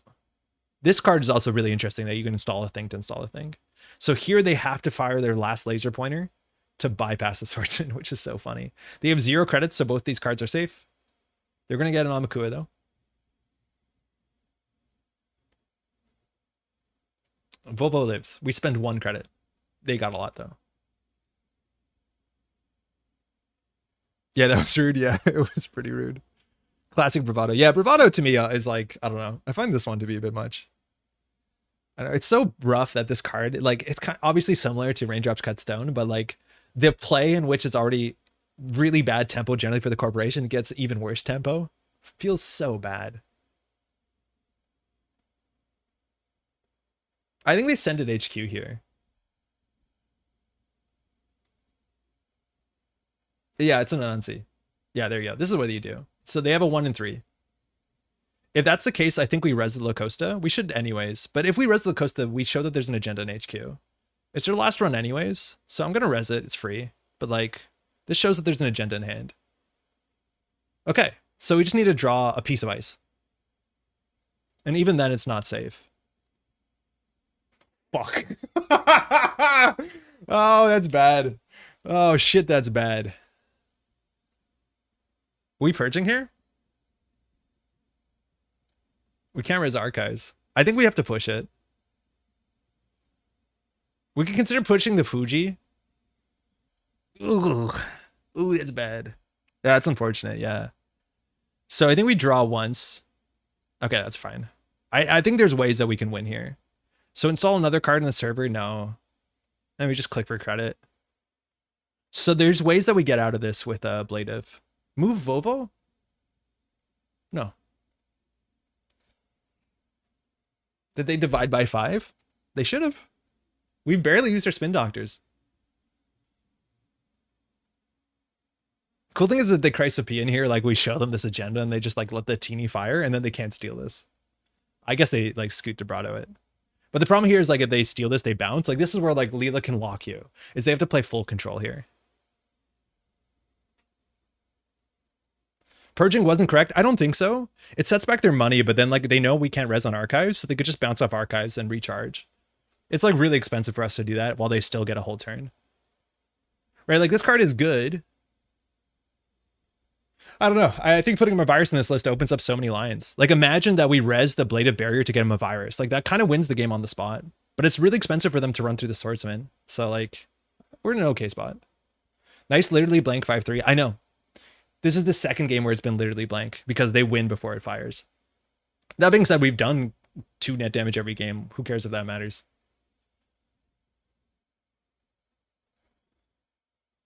I want a 3rd Sice in the deck. Oh my god, the Sices feel good. If you had $6 to move Vovo to Archives and Purge? No, so you res the ablative. Yeah, okay, maybe. And then you get down like a Mavirus and hopefully we would have moved the Vovo over. Right? Like we purge for not that expensive. Okay, they have a click left. Thinking. So the swordsman fires here, which means it's our best interest to let the blade of fire. So we may install a non-agenda card from HQ or archives in the route of protecting another server. Wait, we've messed this up. Wait, how do we mess this up that bad? They're going to steal this. There's no way around it, right? Because we res the this. Then we have to install into another server a spin doctor. Yeah, we messed the math up. And then we can install something from hand on this server. That's simply not good enough. Just found this game at a thrift for $4 and it was unpunched. So I guess it's still relevant. It is still relevant, Wyatt. Welcome. This is Null Signal Games. Well, I'm not, but Null Signal Games have been making cards for the game. I think you have to let them have it. I think we do have to let them have it. Like, it's going to fire the swordsman, which is really good. Losing the Lacosta sucks. Like, that's bad too. Install your other agenda, which is only 2 agenda points. No, this one's 3 points. They win the game. Man, border control would be probably pretty good in this deck, huh? Overwrite the agenda. It has to be a different server. That's the problem. Another server. So we could install something here and fire Atea, but we have nothing to put on top of this for Atea. If we put the Vovo, we lose. So we don't do that.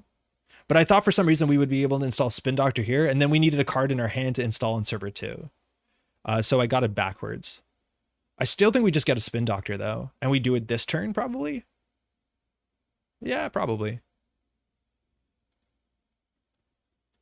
So unfortunately, we just don't Atea here. Or unless we do with the Surveyor on server 2, which seems okay. Whatever, that's fine. Yeah, Blade of is another server. It's pretty interesting. That's a cool card. You could get an Adrian for next turn on Surveyor on the remote server. Yeah, Adrian's the other natural inclusion. They are probably not in Pinhole, but Adrian in the server is pretty good too. I just think we need Spin Doctor a bit. Okay, all you. Oh, maybe Spin gives you something to install. Unfortunately, there's no window to res because you need a res Spin Doctor in a paid ability window, and there's no paid ability window while we're firing Atea. Yeah, there's no res window, unfortunately. Oh, we also could have used Tattoo to install the Surveyor. But yeah, then we don't have anything. Well, actually, abstractly, we could have used Tattoo to install the 5/3 in another remote server, but like that seems like a mess. Heart of the card, see what Spin Doctor draws? You were going to have to do that if they run HQ. Okay.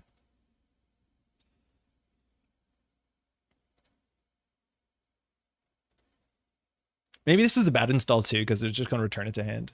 Your only chance would be mind game, install the 5/3 and say dare you to enter my magical realm. Yeah, but then how do we score, right? Like, generally getting the Surveyor innermost would have been better for us. We're trashing Namakua though. Like, that's sick. There's no way around how sick that is.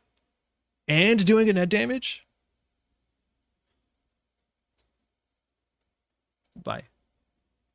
They lost a Awaken plan. Okay.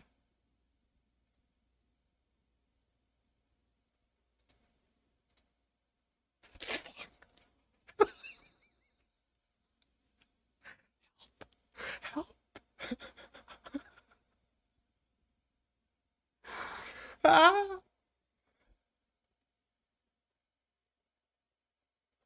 Help. Be cool, be cool, be cool, be cool, be cool, be cool. Yeah, they returned it to hand. That's fine. That's actually better for us. It's only a 50%, not a 60%. I'm surprised they didn't trash the Lacosta.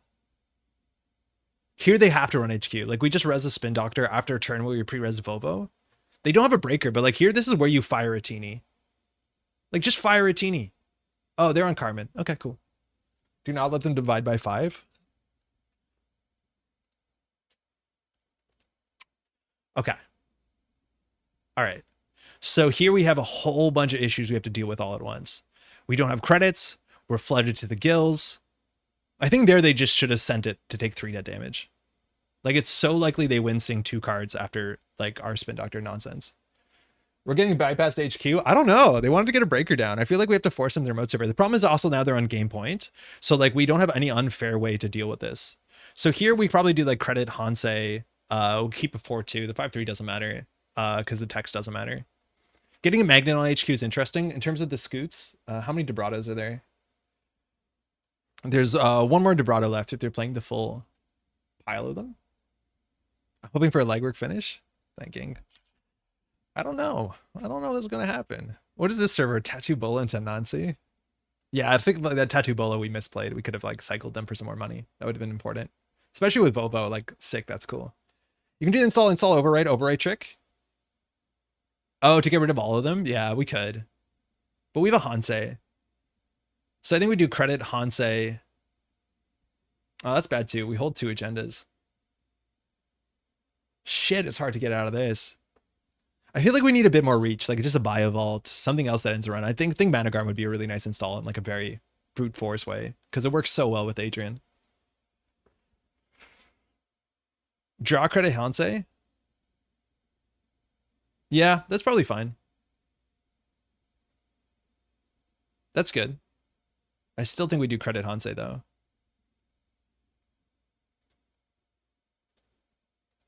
Okay. Move Volvo to another server? That's a good idea, isn't it? Is it? Is it? I feel like the emotional damage of Vovo is going to do is going to be like underrepresented in ASA decks where it's like, oh, Vovo's on their server that they have unres dice on. I don't want to run that. But like, you probably should. Does Civil Goblin have a parking lot? They don't have a parking lot, but there is a parking lot just down the street that has pretty reasonable rates. I'm going to do a video about it, Izzy, next week. That will talk about like parking and stuff like that. But I think they have like pretty reasonable parking. Inherently, parking in that area is like not the best. Street parking is a bit hard to find. 16 credits, whatever. Sick. But yeah, they have parking around there. You thinking of making it up? I thought you couldn't make it. That'd be sick. Unless you're asking on behalf of someone. That's cool too. Okay, we have a play here. So they're playing Banner. Mind you, this is one of the cards that doesn't let subroutines fire. We have no big barriers. What time does Montreal Nats start on the 26th? I think it's going to be registration at 10, game starting at 11.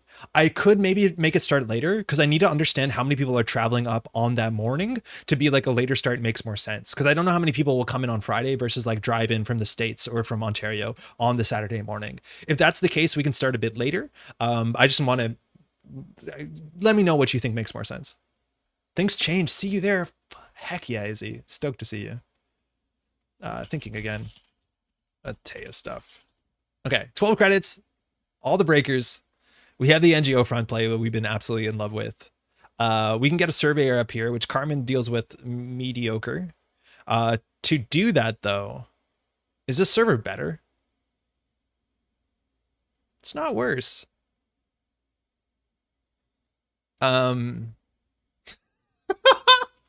My brain is totally melted. Okay. How do we play Netrunner? So they can always slam R&D. They need to get the Spin Doctor to be shuffled, so we have a huge incentive not to over-install on that. So we want to put this here. Huh. Okay, hold on. I should, before I read chat, do this. So we can put the Lacoste in here. Yeah, that's fine.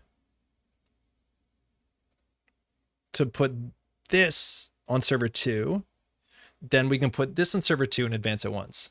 Now here, this are the issues. Like, they don't have to necessarily bite here. They can always choose to move to another server. Advance. Now, if we move over the Vovo, I think they're more likely to either want to run this or not run this. We lose to legwork, but like, who doesn't? But here, there's a big thing is with Hermes, obviously they're on game point. They don't have to run this. They could try and run HQ or R&D. R&D for us is the best. I don't actually know if there are any agendas in there. Seemed like the games didn't get shorter. I think they did. It just, oh no, this is turn 20. We've been in a really bad spot, but like, I don't think we have the best tuned deck. You saw it flying in the first game. In this game, not only has it been slower because we've been on low economy and we've been doing a bad job tempoing out, but we've had to slow down a bit too much to respect Hermes and Mercury. And I think we probably should have respected it less. This is the exact kind of deck I can never play at a tournament. I don't think I'd be comfortable playing this deck at a tournament in this format unless I put a lot of reps into it. But yeah, maybe not easiest. Also, Garrick, how's it going? You friendly hour, respect that. Yeah, I'm stoked to be able to stream at times that make more sense. Biovault seems good here. Yeah, Jeff, we cut Biovault from the list to try Adrian, but I think, yeah, with Lacoste, we should just Biovault. Pop spin, install on that server, get Surveyor and S2 for free, install agenda. I don't love cracking the Spin Doctor too fast because it puts these back in the deck. But this server is like, it's not as good as it looks, maybe.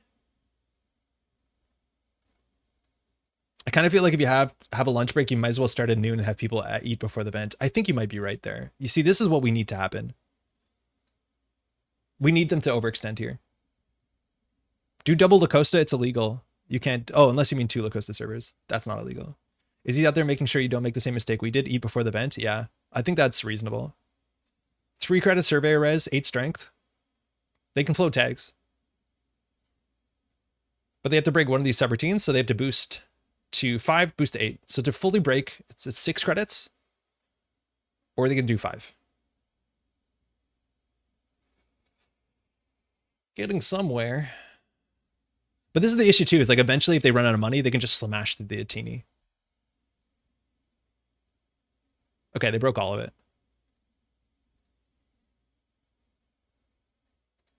This ice is cool. This ice is so cool. Who did the art? Edmontinian. Edmontinian has like really good art in the set. 2 credits to banner it. That's not bad. It's 2 credits to banner this. Wow. That's actually pretty good rates for us. And like just getting a hard end to run like Magnet on R&D seems really good, right? Like ice positioning is going to matter into Mercury. We talked about this before. Swordsman, swap, swap. Yeah, why not?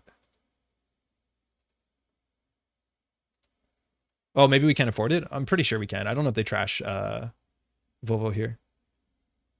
You get some nice money from the swap. Yeah, we need it. Carmen, no 1 net damage. Further action.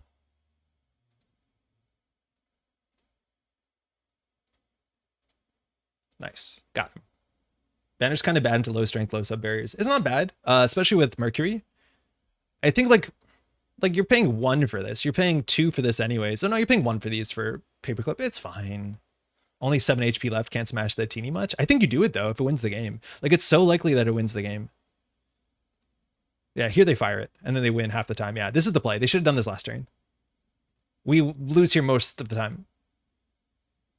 Ah, close. Good game. Oh man, we had a really low window there. I think that they were a bit more confident. They could have done that a bit sooner. That's a hard one to get out of. That's a hard one to get out of. Yeah, right?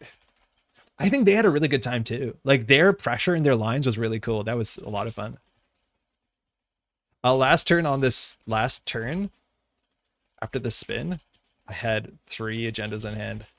I was convinced you would smash into the Atini. Yeah, so we definitely didn't play that optimally. There's a lot of lines. I think we made some misplays, but like there's a huge ceiling on this, and this is really exciting. If we missed there and they saw the 2 non-agendas, which happens 1 in 3 times, and we jam into their remote server next turn, I don't even know if we do it, right? Like there's one more inside job somewhere with the surveyor. That's going to be a problem. The top of the deck draws. Yeah, there's only one more agenda of the deck. It's at the bottom, so that's pretty good. I kept thinking about it, but I was waiting until I thought it was the last turn. Yeah. And they know this is not an agenda, right? Because it's an upgrade, clearly. Thanks for streaming and heading off now. Yeah, Nutshell, thanks for dropping in. Huge set. Congrats on the success of the launch. Yeah, that's really cool. That's really, really cool. Again, there's a lot of tuning to be on the deck, but like as a first draft, like this seems playable. Hey, cheers. All right. How are we doing on time? It's 3 o'clock. We've been streaming for 4 hours. I'm just going to use the restroom and then I'll be right back. And then we're going to probably do something else. Maybe we'll play Mercury, actually. I feel like that seems relatively powerful. I'll be right back.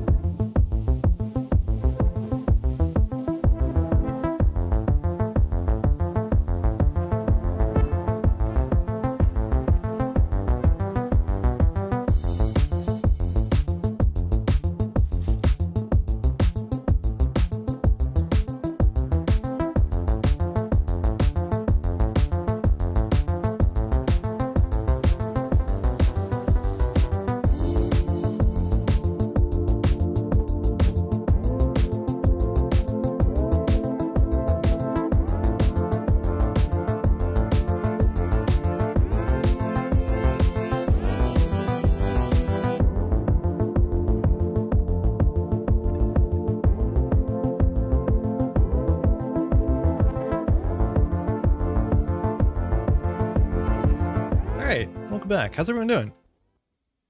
How many people you've all ordered stuff? Oh, on that note, there's only 40 tickets left for Worlds. So if you're going to do that, you should probably get in that sooner than later. We looked into it. We're trying to look at what hotel people are doing. I don't think Null Signal Games has like a hotel for Worlds like they did last year that they had like a deal with. But luckily in that area, there's like a ton of hotels. I think they're probably some of the more expensive hotels considering the location. But yeah, look into that. You just ordered this morning? Nice. Also, people going to Cascadia, they can pick up TAI at the event. Yeah, Mox Ruby is selling it there, which is sick. We just actually heard from a new person who is like relatively new to the game, who's being like one of the heads for NSG for distribution in Canada. So shout out to that person. That's a really cool thing to do. There's 80 left. I checked. D, yo, congrats on your nationals. That was really fun to watch. It was 44 yesterday night when I checked. All right, let's try some Mercury. Okay, so bypass. We want to not break subroutines.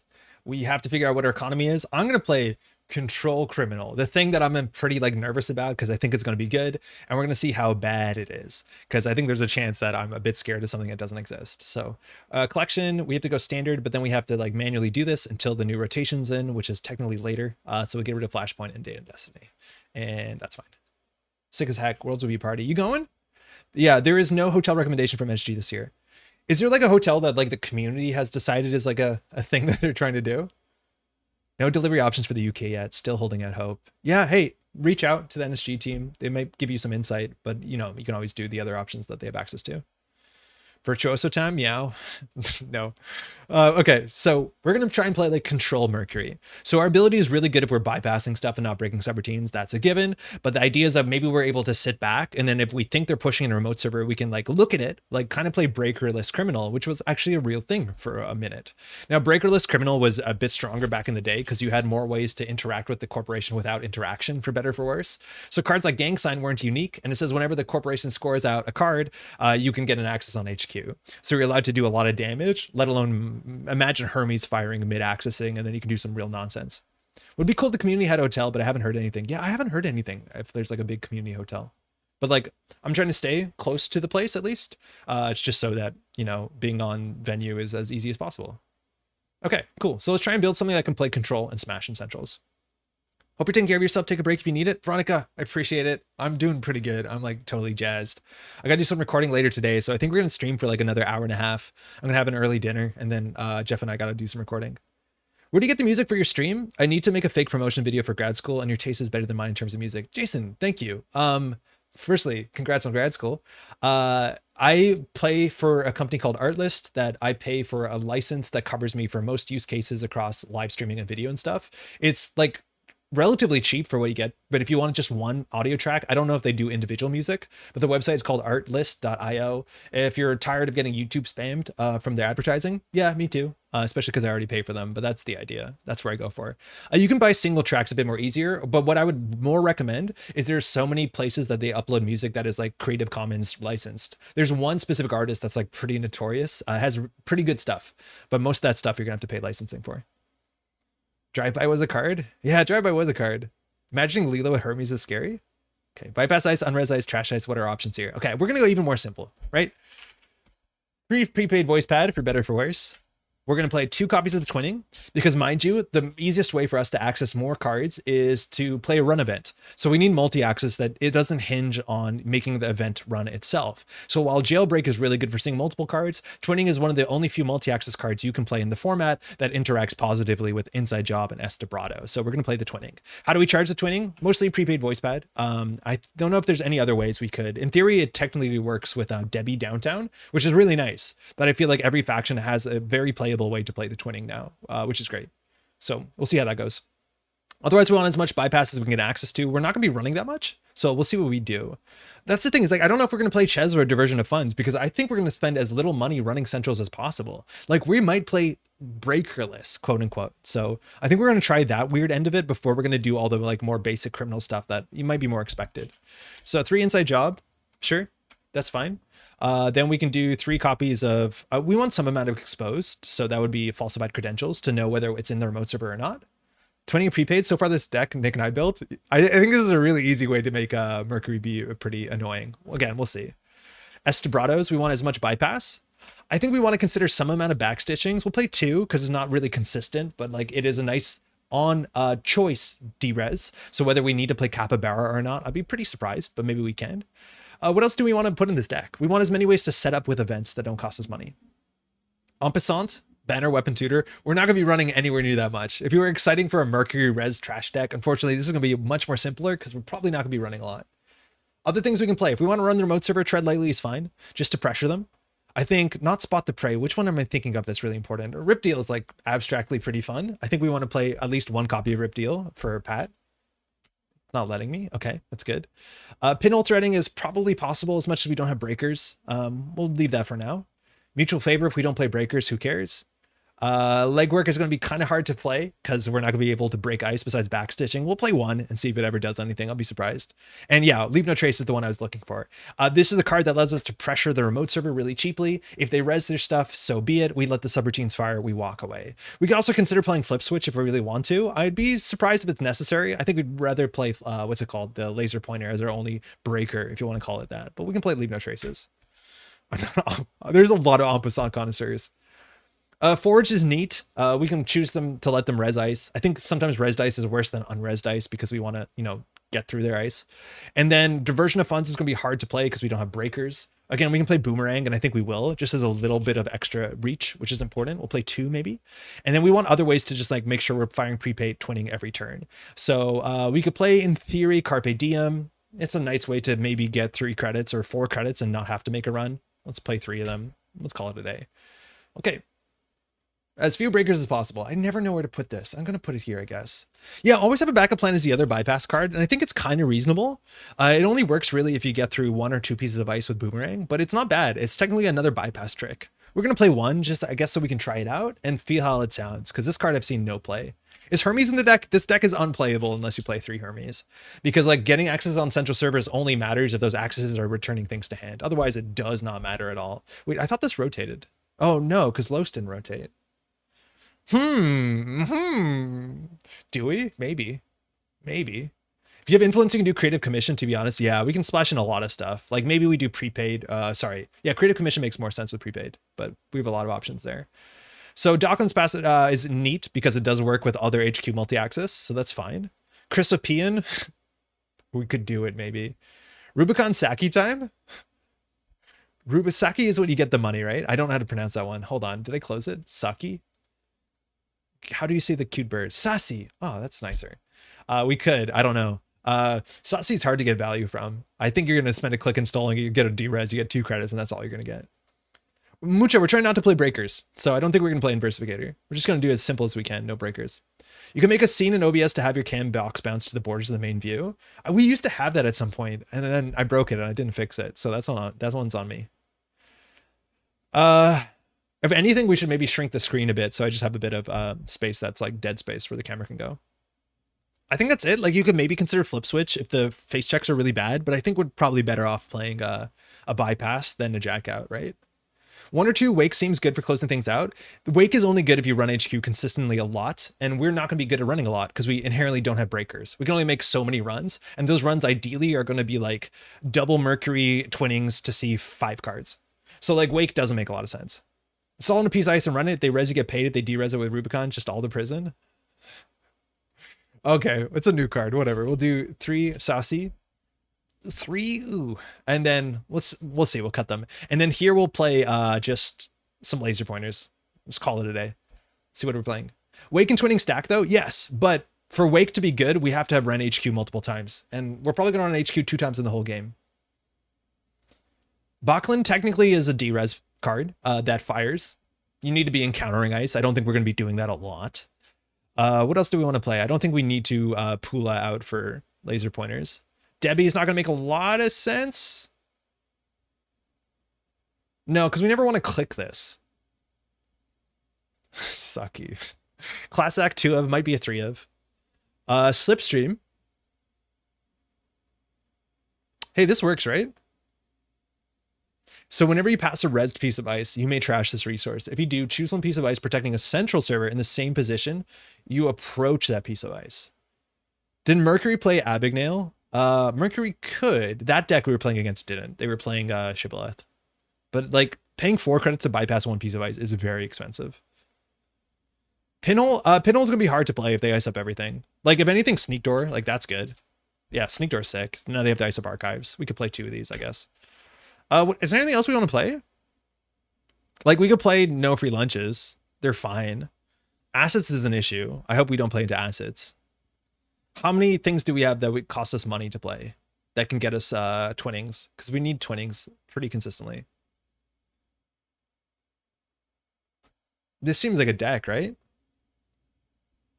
If we're not running Rubicon, then don't bother with Saki. Saucy. One more time. Sassy. Sassy. You're probably right. It's a new card though. Katurga. Oh wait, we've spent no influence. Oh, that's huge. Actually, yeah. What are the best like low influence or like even big influence cards? Katurga is like actually pretty cool. The problem is like, what are we running? No Free Lunch will hard counter the one person in the world who plays Distributed and Align Thule. Like Katurga is actually kind of something the deck wants. I just don't know how easily we're going to fire this thing. Like maybe we're better off playing. Mind you, we can play Femme Fatale. Like I think Femme Fatale is worth playing. We just need more money for this. Someone else gets to have the saucy problem. They didn't have a pronunciation guide. Okay, let's cut the bird. So we can play Femme. That technically bypasses things. So if they triple ice something, we have some things. Chastushka, how do we get into HQ, right? Like if the run event doesn't bypass cards, we can't run HQ. So that's hard. I don't think we play Katurga. So I think we just play big money. Like, do we have enough events? Like maybe we can play Raindrops. Femme plus Spark of Inspiration. I don't know if you want to do Spark because if we hit a laser pointer, we're pretty upset. This is expensive. But I think it's reasonable. That's kind of what our deck wants to do. And then maybe we can play, like, we need more. We don't actually need that much money, let's be honest, besides playing for Femme. Just import 2 Logic Bombs and call it a day. Honestly, yeah. That doesn't feel too bad. Oh, no. We have to only import 1 Logic Bomb. Okay, that feels bad now. Event Recursion is really hard because it's all run-based. So I do think we play, what's it called? Yeah, we probably play Raindrops. Bonhar? I don't know. Our cards, our events are so important. I think you can definitely play Raindrops Bonhar, but our cards are so important and we don't have that much card draw to support it. Ghost Tongue, we want to get prepaid value. We need to get prepaid value. Like we're only playing this to charge up the twinning. It's not because of the economy. Because like, hey, if you don't break ice, you don't spend a lot of money. So our money goes a bit longer. It goes a bit further.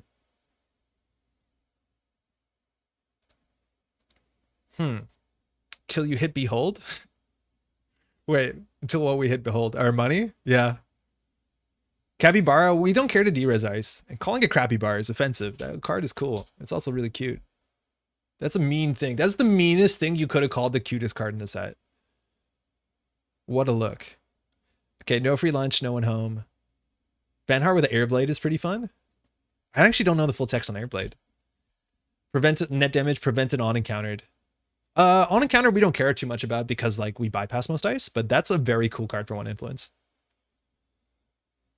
Oh, Logic Bomb until you hit it. Okay, I got it. Yeah, that tracks. Okay, we'll just spend some money really quickly. Figured it out. Okay, let's cut some cards. What do we want to cut? Falsified we probably should be a 3 of. Carpe Diem probably not a 2 of. Inside Job, a single reprise, of course. Tread Lightly is like fine. I Leave No Trace is probably a bit better than Tread Lightly. Boomerangs, Dockless, Hermes, prepaid. We need to get to 45 cards because hitting a Hermes as soon as possible is like so important in the list. Why run Boomerang if you're all in on no res dice? Because Boomerang lets us get through 2 ice servers. So like if we find that there's an agenda in the remote server falsified, we know that Boomerang Inside Job will always get us there. I think that's really important. We can probably just play 2 laser pointers. It's not that important to get down early. Maybe it's important. I wonder if like it's a self-correcting meta where people just play fewer of these. No Capybara, nah, because we're not going to run a lot, right? Like de-resing the ice doesn't matter. Maybe it does more than I think it does because they can't afford to re-res it. Oh, I'm talking too much. My throat hurts. I swear Reprise is bad. Yeah. But like, come on. We're playing Reprise in this deck for sure we are. Okay. I think you'd rather have Leave No Trace or Overtread Lightly but want to bounce stuff with Hermes. Yeah. But like you generally do this for remote server and we don't bounce ice. We bounce what's in servers. Like we generally don't bounce ice.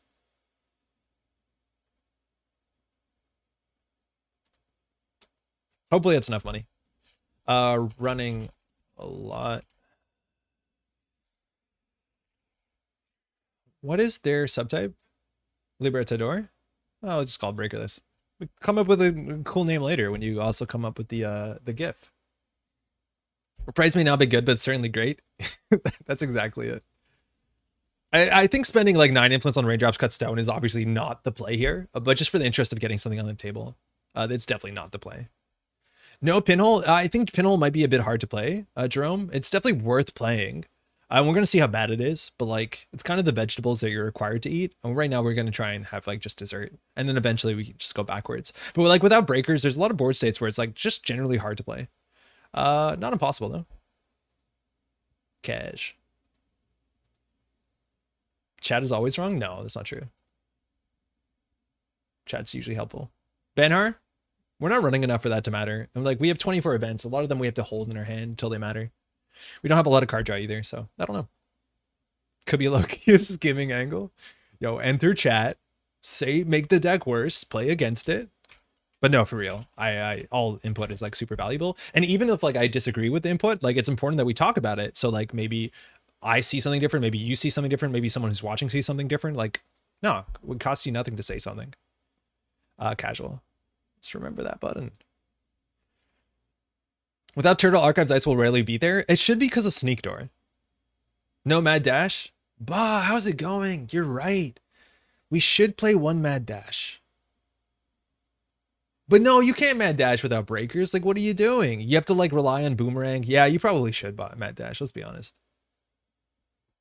Did I start a game? How are you finding the new set? Apparently we didn't. That's weird. That happens every time to time.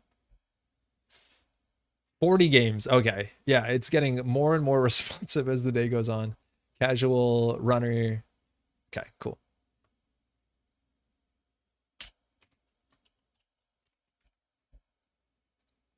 Just fire it, turn 1, sorted. Hey, that's what, what's it called?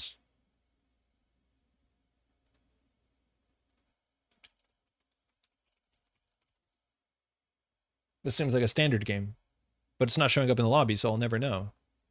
See you in a second. Mad Dash every sweet Christmas beans. Just divide by 5. But yeah, that is a use case. Casual. I'm pretty sure I clicked that.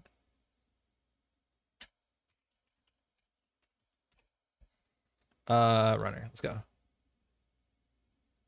New deck. Sick. That's good as any.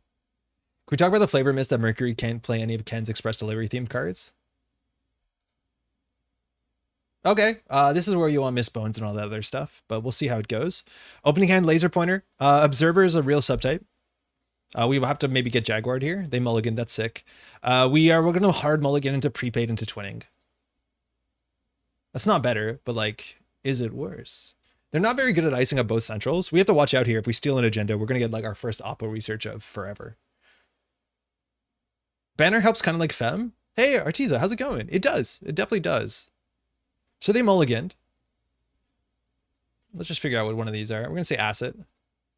It's an AR enhanced security. Okay. So we didn't get the credits. We want the credits. We'll take that. So we can get Oppo'd as soon as turn 1. Let's run HQ to see 2 cards to see the Oppo. We have no economy in this hand. Beal. Well, threat might be an issue.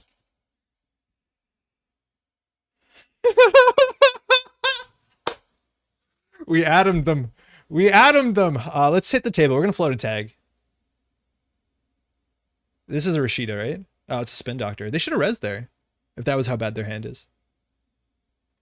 All right. Well, we can take, in theory, 4 tags here. This deck rules? Yeah. Tell me about it. Imagine that we got credits off of the falsified. Well, we managed to turn 1 HHN despite all efforts. Yeah, but it cost them 7 credits. Okay, we have no multi-axes we could draw into. Oh. Credit, sure gamble, we run R&D? I think we run HQ. They draw a lot with NEH. All right, well. Wow, wow. Oh, gee, wow. Wow, okay. Oh, that's rough. What? What I told you about how sometimes a Mercury will just win on turn 1? That's like a bit of my concern about Mercury is like sometimes the early games get out of hand. That's obviously a bit much, but like most corps won't lose that fast, that badly. Okay, well, Mercury's good, I guess. Should we have divided by 5? Should have divided by like however many cards they drew. Just divide by whatever they drew by. Imagine a corp getting to have cards that do anything at the start of the game. Hey, they had an AR enhanced security. They were trying to do something. Okay, legwork, that'll win the game on the spot. Okay, we have raindrops for value. Again, I want a mulligan for twinning. They do draw a bit harder than we think they do because of NEH. I'm gonna mulligan this for economy. That's a good start. We just definitely need our what's it called? Our prepaid now. 1 hour TIA game into 1 minute Merc game. Oh, a TIA game? Yeah, into 1 minute Mercury game. That's good. You play single-sided Swiss. Oh, nice. Mage workers. This works this way, which is really good. So it doesn't have to see all 3 installs. So they can now triple install and get a click back for either another install. This is probably a must trash asset. Luckily, we have the economy to do that. Now, we probably want to check the table because we saw them AR enhancing, and if they have agendas, they'll probably put them on a table sooner, though. They'll put them on our hand. So we'll go run. I'll do server 3. Give me a sweet, sweet agenda. Federal fundraising. There's no such thing as hard hitting news. Server 4. Yeah. Server 2? Or do we want to get 2 from HQ? I think we'll go 2 from HQ. Okay. That puts us down to 4 credits. That means we can always do credit, gamble, clear the tags. Oh, never mind. Wait, they can't afford this. They can't afford it. Sick. That was a behold. That is terrifying to see that card looking at you suddenly. Get the fuck off. Get out. Get out. Okay. Pretty good for them. So we need this for Bologna. So we can either sweep all of HQ. Did we trash the other wage workers? Yeah. So we can see all of HQ and then lock the top of the deck.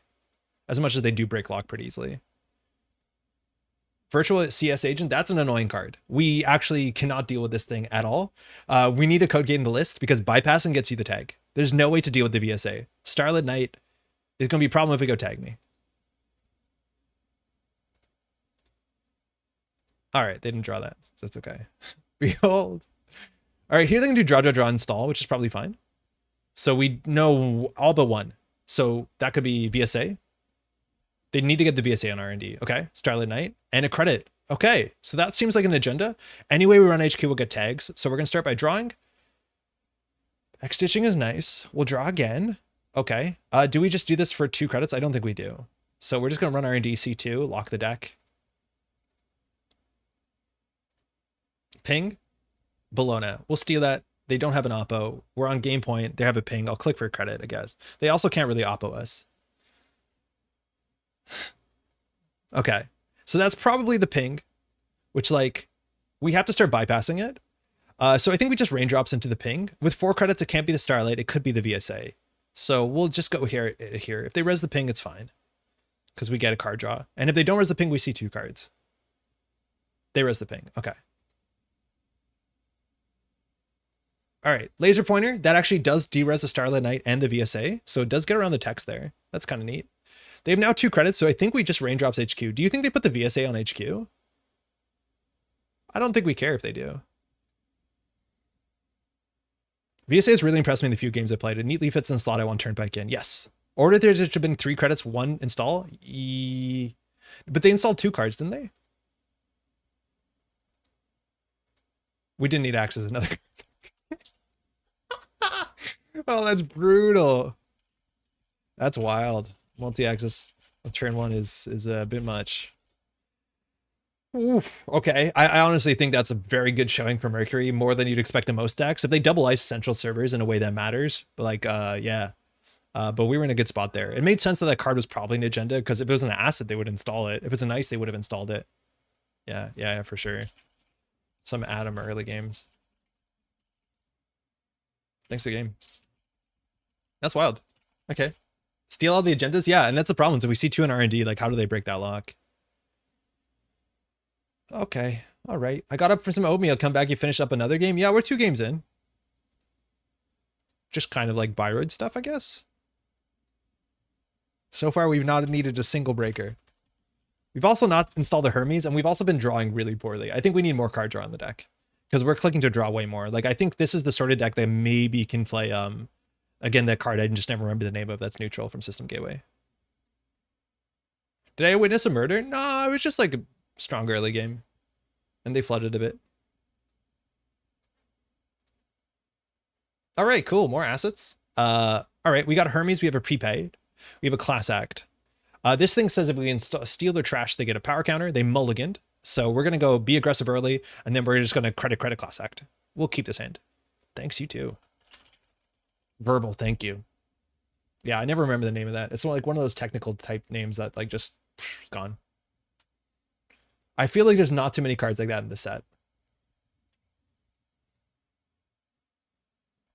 Okay, so first time we get to see this, I've been told that it's not functional. So card in the remote server, we trash that, we give her some value. So we're going to start here. There's no run event that we draw here that's important. So we're just going to run HQ. If we don't draw, we get better class act. So we see 2 here. Worst case would be Behold. Standard procedure. Neat. So, oh, after we class act, that's pretty bad. Threat assessment. I think this card is better than Oppo early. I think this card is really cool. I think it's going to see more play. Choose an installed runner card. The runner must either add that card to the top of the stack or take 2 tags. I don't think that's too bad. We can't be Oppo'd, can't get Hardy News. Such a different world where you can't get Hardy News that soon. Unfortunately here, they can very easily get us with... I guess we don't want the boomerang. They can very easily get us with that standard, especially when we're holding 8 cards.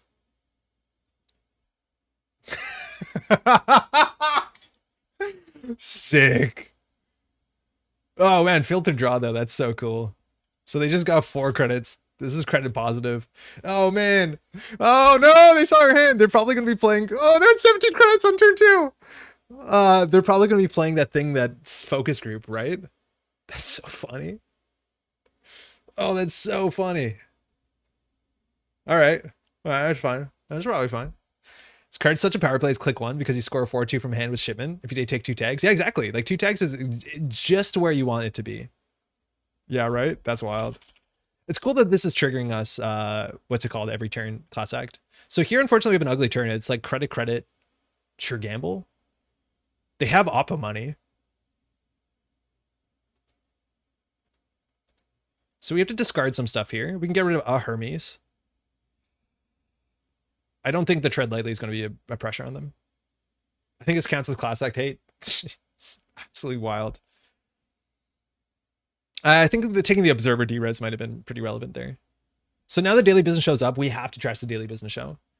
Because otherwise they filter their hand and it undoes all the sort of HQ pressure we have inherently with Mercury. Hey Nana, you want to come say hi? Like that's going to be a problem for us. So yeah, we have to take this down. We know that will probably be threat assessed. If that's the case, we put the class act back on the top of the deck. Not the worst thing to reinstall. But if they ever target a twinning, that's a bad thing to install. I wonder if the ever play was to get the prepaid down, but we have to forget the prepaid down. We also have to get the twinning down. So we'll see. We need to get the Hermes down ASAP. Oh, that's wild. Yeah, we have no tech. Again, we could be playing Miss Bones, no problem. We should be. It does fire the twinning, but we're trying to be pretty greedy and smash centrals. Did they DC? Did we DC? Oh no, we're still here.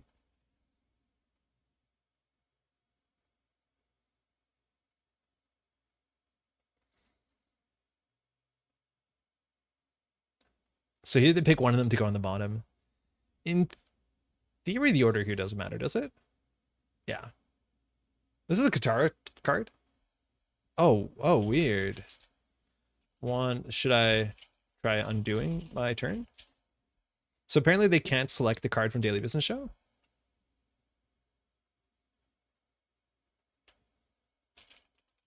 That's a problem. Again, APAC being on JNet like very soon. There's going to be a lot of bug fixing that probably has to be done under like immense time pressure, which is pretty frightening for JNet devs. This will be awkward because they can blank most of our deck by being rich. No. Like, I don't think they're going to have that much ice. So, like, Estebrado gets far. Best of luck with the rest of the games. Jason, thank you. Good luck with finding the music, eh?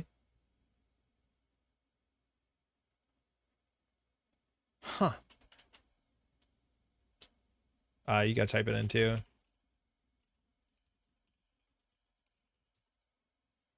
Jaden teams are the MVPs. Yeah, no, they do great stuff.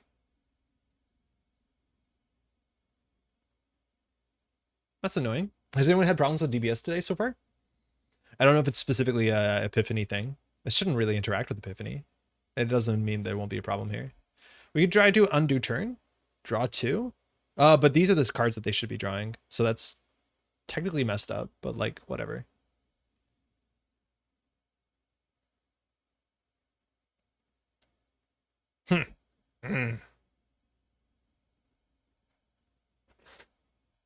Nana was here for a second. I don't know where she went. Yeah, try undo turn. Okay, so undo turn. Okay, let's try that. So we pick. Oh, it's probably because there's 2 things at a row, DBS and that. I'm assuming personalized portal and DBS triggering at the same time might mess it up. I think there might be a bad interaction with DBS and my filtered card draw off of personalized portal. Do /close prompt if all else fails? Yeah, maybe. You can, that's a good idea. You can try /close prompt and drag 1 to R&D, 1 to hand.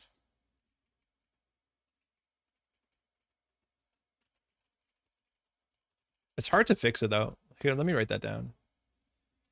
It's such a weird interaction though. So you can't see I'm typing in Notepad. So that would be personalized portal firing class act while firing DBS. How do you get to the bottom? There's a command, right? Where are the commands?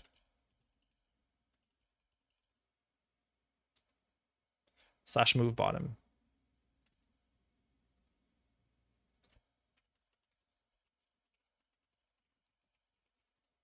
Yeah, that fires every turn. That's going to be a problem. This game is going to grind to a halt. Okay, we'll see how long this lasts. If it's really, really bad, we'll just concede and walk away, unfortunately. Hopefully they play against a non-criminal. Of course, no problem.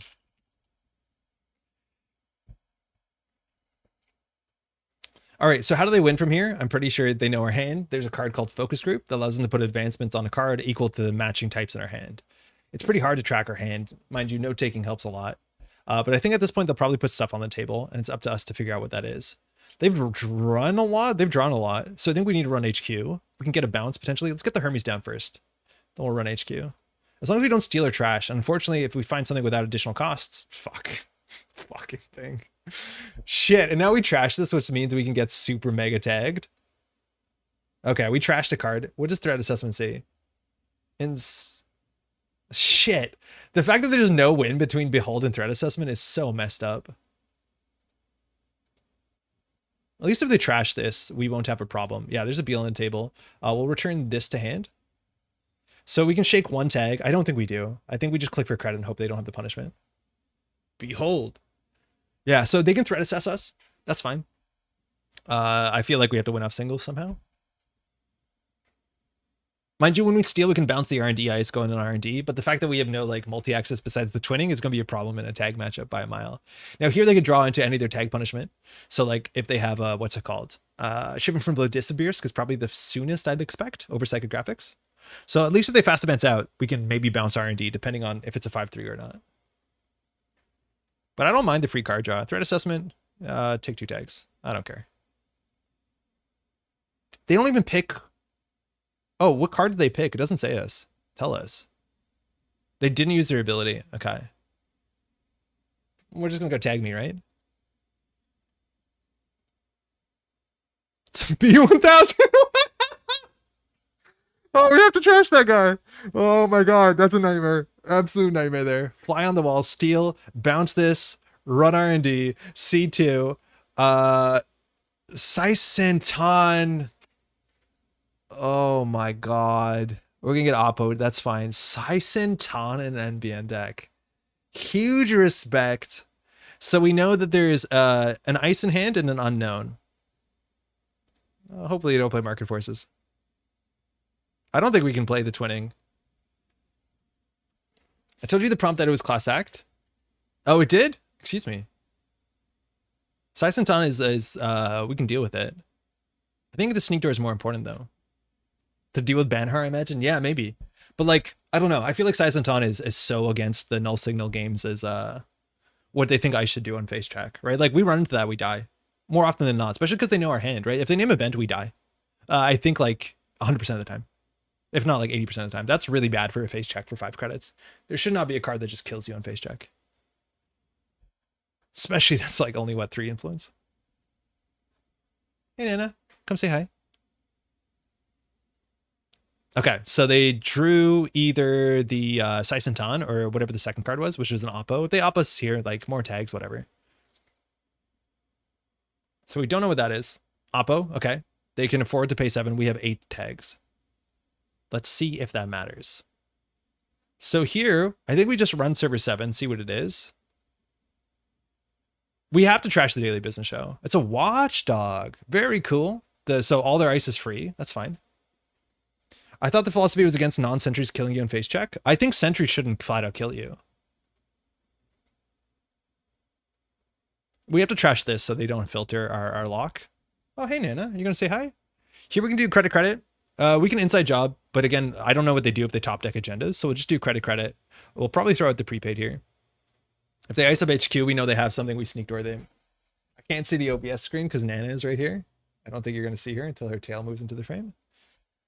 But I can no longer read chat. So spam garbage, I guess. Behold. Oh, shit. That's on us. I think we'd rather have the falsified. We're only going to need money for like Bologna. So watchdog. Why do they res a watchdog? Oh, nice. Freedom of information. So we don't bounce it. So cool. Okay. So they do have the shipment from Fredis. Oh no, freedom is just free. So we should have locked R&D there. They top deck this. That's so wild. So there's only 2 more of these. That's really important. I think the building Saisentan said threat 3 would be much more fair. Yes. Yes. It needs to have some sort of scaling that doesn't kill you on turn 1. Okay. And then they reinstalled this ice that we bounced. So we're just going to try and inside job. Like we have 3 inside jobs in our hand and we always see the top 2 of R&D. So how do they break lock? That's a question. Oh, they're using their ability. So that's how they break lock. Never mind. They've solved it. So they're installing the second card. It's 1 word there. That's okay. And so that has to be something that's installable. So server 9. Okay, cool. So here we want to just run server 9. I don't know what we need to trash here. Rashida, DBS, stuff like that. Watchdog is rotated? Oh my god, you're right. Yeah, Watchdog is rotated. It's a Waroid tracker. We don't care. They didn't res, actually. That was a window to trash it. Yeah, this should not exist. Not that I've ever seen this card on the table, so I'm not upset about it. But here's where like we just, keep smashing and seeing 2 off of the top of R&D. Which is like potentially what Mercury can do. It's a peeping Tom, so this doesn't actually do anything. We see 2 here. We have Bologna credits. It's a help.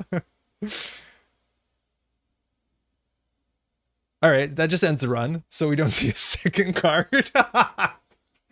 So this is end the run unless the runner takes a tag. Okay, we're just gonna take the tags. So how many? Well, they have to name a card type. You can escape the eyeballs. All right, so that's rezzed. To name an event, so we're just gonna take 1, 2, 3. They know we have a sneak door, so we'll take 4 more tags. Oh, sorry, there's it here. Okay, so we'll take a tag, take a tag, take a tag, take a tag, continue. See a second card. It's an NB and ambush deck. Kind of looks like it. It's a behold. I don't think we trash this because we don't care about it and it's a really bad draw for them, let alone it doesn't turn on Epiphany. So we're going to leave that like that. We know what this is. It's a Waroid, right? So I think we can just falsify it. I don't think we have to. Let's see what the card in HQ is. Oh, wow. It's a Beal. Whoa. It's a Beal. Okay. Well, I was surprised for that. So now we're on game point, technically. Credit. Behold. Man, that card is terrifying. Yeah, right? The fact that we're getting free card draw every turn is kind of sick. This is technically a worse draw, but they're both really bad cards. Because this doesn't do anything the turn it's installed, because we don't have a mark. Peeping Tom keeps the subs for the encounter, yeah. So they can like loop us back. They have something in HQ. If they iced up, so they drew a Behold. They trashed the ganked. So this is where we just sneak door beta C2 and HQ. Or Estebrado. But I think we sneak door here. The problem is if we sneak door, we don't have Bologna credits. And we need Bologna credits. I love this NBN deck list. This is really weird.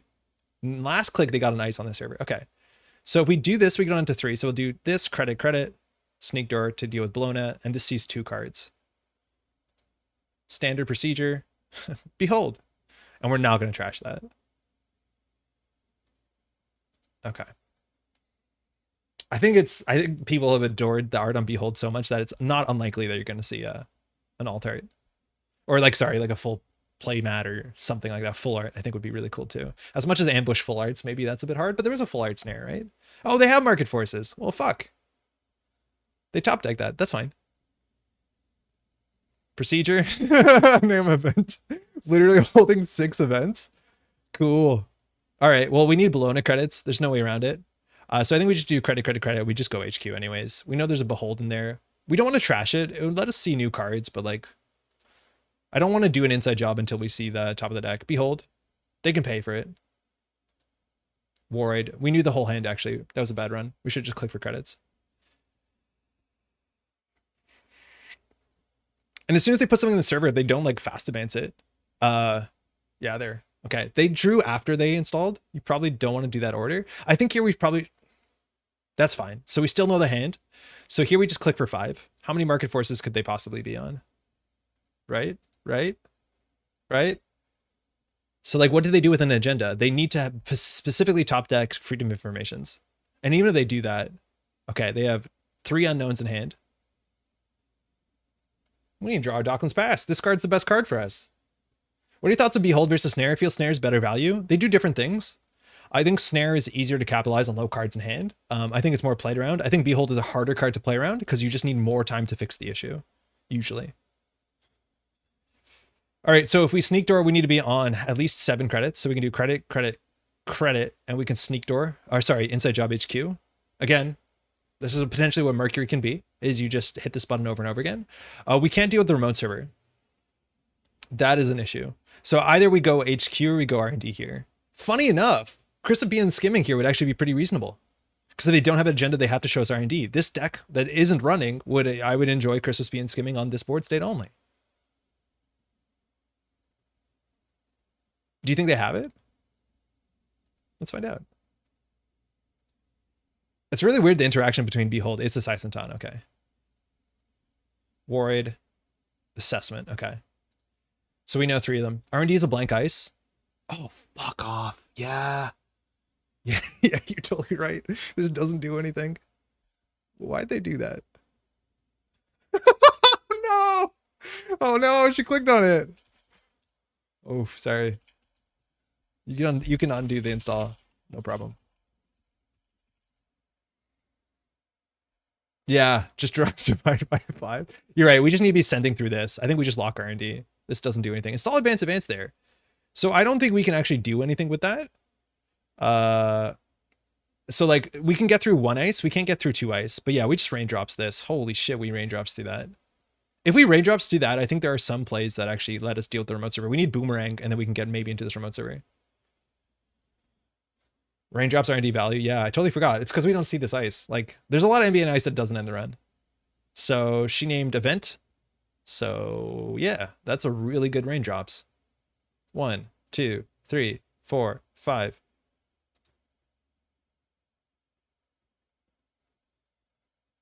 Seems good. Oh shit, we should have clicked for credit. Hold on. I haven't accessed it yet. Do you mind if one more time, mind if I click for credit? Yeah, we should have played Bologna. I forgot this puts us 1 credit down. But yeah, we need access with 5 because of Bologna. This is a really bad run. Thanks. Oh. Thanks.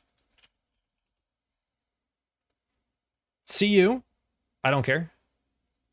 Sync BRE. Could matter. All right. Okay. Okay. We can't die to Saisantan that easily anymore. What can we die to? Thoth rotated, but Summoner, she is playing some cards from Data and Destiny. Thoth could be lethal. In theory, it's not in the game anymore. So we could inside job this remote, and then this ice has to hard end the run. I think we saw, no, this was Burden, but this could be like a Starlight Knight. That would be, yeah, time to hit Starlight. Starlight Knight could like, it would end the run pretty hard. But here with 40 credits, she can definitely res 2 ice. Mind you, Estebrado is online, but it only does central. So we can't really easily do it. So I think here we just install a class act and credit, but what are we trying to class act into?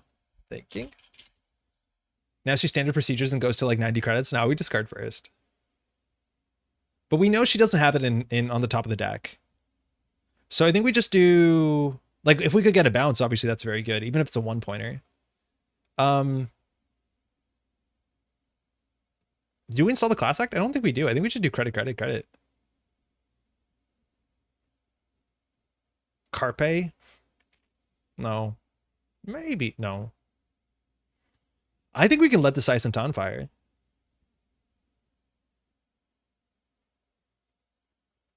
What do we care? No, we care about the Debrados. Because what is she drawing into? I forgot the top deck. It was Sync BRE and there's something above it. Oh, SIU. That doesn't matter. We don't want to trash. So how bad is this run? How bad is this run?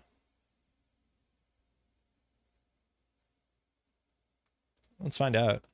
Let's find out. Maybe the second ice doesn't end the run. Maybe it's a VSA. Okay, that's good. It's one of those. We bypass that. It wouldn't have killed us. A VSA will have enough money to steal. It's a Sync BRE. Okay, so this is a Trace War. So she's going to have to spend some money on it. Not that it matters. So give the runner tag, but Trace 2 if successful, the runner accesses 1 fewer cards. So not great. Funny enough, this doesn't say until the end of the run or at the end of the game. So I actually have a friend who played Netrunner back when this card came out, and he had the Trace Fire, and he still can't access cards. It's been a bit of an issue. Okay, this one doesn't care. I wonder if we ever die to like the orbital laser thing. So now she has to spend at least 5 credits on it. It's nothing. I wish I had snacks. You can get snacks. I wish I had snacks, let's be honest. Okay, she overpaid 1. That's fine. So we can still access the card. No, just kidding. We can still make a successful run. All right, so a boomerang will get there. So there was a play that we just raindrops to R&D again to get a boomerang, but it's a bit too little too late. So here we just hold. I don't think we want to falsify. That's going to be more important later. So this is a dead card. Carpe Diem is largely a dead card. We could run HQ to get a bounce potentially. I don't think we want to do that. I'm just going to click for credit. We'll throw out some cards. So this doesn't matter. This doesn't matter. Class Act probably doesn't matter. Docklands probably doesn't matter, but it's probably a bit better than Carpe Diem. No, Carpe Diem can be a burst if we go to low cards in hand. If it's a Bologna, you can trace and afford it anyways. Yeah, that's true. It might just be a Beal. Oh, Hermes. Sick. Oh, man, imagine we had the Dawkins pass there. But we know that she drew into non-agendas. Okay, weird. So apparently not a Bologna. I still access -1 cards. It's a problem. Imagine we drew this reprise a bit earlier. So, okay. Checking archives, kind of interesting. Sneak Door for HQ, kind of interesting. We know the top card of the deck is a Sync BRE, kind of interesting. So I think we just raindrops R&D, draw a billion. I do think we shouldn't have thrown out the Dawkins pass. But this is maybe still playable if we steal a 1-pointer. Yeah, we definitely messed up with the Dawkins. That was better than potentially the falsified. We need a boomerang for this. She knows her whole hand. It's cool they have the pressure built into the ID. That's for sure. So sync into unknown. Waroid, fine. Always have a backup plan. When you encounter, okay, wait, hold on. When that run ends, if it was unsuccessful, you may run that server again, ignoring any additional costs to run. During the second run, when you encounter the last dice, you encounter the first run, bypass it. If we jack out, encountered in the first run. So if we actually get jack out through the Sync BRE, does this fire? What's the text in here? Run any server. When that run ends, if it was unsuccessful, you may run that server again, ignoring any additional cost. During the second run, when you encounter the last dice you encountered. So yeah, we actually can get past this, jack out, and come back in. We have a boomerang, so it won't matter. Well, actually, we need an inside job. Do we legwork through the Sisenton? I don't think we do. That's neat. That's neat. Sneak Door? We haven't seen a Jackson yet, or Spin Doctor. Oppo, okay. I don't think we knew that she had that. So that's one of the cards that she drew. So there, if we had a Dawkins Pass, we'd feel a bit happier. So we know she's drawing Warroid, Oppo. This is probably a Warroid or something like that. If we install Backstitching, she probably has to trash it. We have 2 Debrados. We know the top 2 of R&D, so I think she doesn't have an agenda yet. We're getting free card draw, which is sick. In terms of inside jobs left, we have only 1 left in the whole deck, so we need to find that. We can just let this fire. So I think Boomerang on the remote server is pretty fine, unless she gets another ice on there. So, okay. Leave no trace is garbage. We might as well check Archives, click for credit. Behold. Okay, credit. Oh, actually, no. There's some extent that like keeping this in hand is reasonable as a way to play around, potentially to play around market forces. But with 2 out, let's just assume that we don't have to. Run on HQ? No. End turn. Get rid of this. Get rid of that. Probably the reprise. Because we don't need it. We have Mercury. And I'm going to get rid of the legwork. HPT would deal 50 meat damage. Oh, you know how many times that she didn't fire a Behold? DBS continues coming clutch. Wait, what do you mean? You DBSing? Maybe she bottomed a lot of points and hasn't shuffled yet. The Weird Peking Dog is technically a rotated card. It says that ice will be res for free. So it's the first piece of ice is resed by lower for each tag. So like not really text, technically text. We have to make sure if she doesn't draw. This is only us, right? Okay, so she drew an unknown card. No, that's a known card. Okay, so she drew the BRE and then she drew whatever's behind the BRE, which I forget. Okay. The RPG element of the game breaks down in 25 tags. It kind of does. All right, here we can just like S Debrado to lock the next top 2 of R&D. I don't see why not. Tracker after BRE. Oh, Warroid, thank you. Okay, that's a sync BRE. So we bypass that. This we don't have to spend a click. We just let it fire. Lowercase. That's really funny. I spend click to bypass ice. No. We'll just let it fire. She can see her hand. It's fine. She knows we have this stuff, right? So this is 5 more tags. Technically 4 more tags. Got him. 3 more tags. 1, 2, 3. Excuse me. Whatever. 3 tags.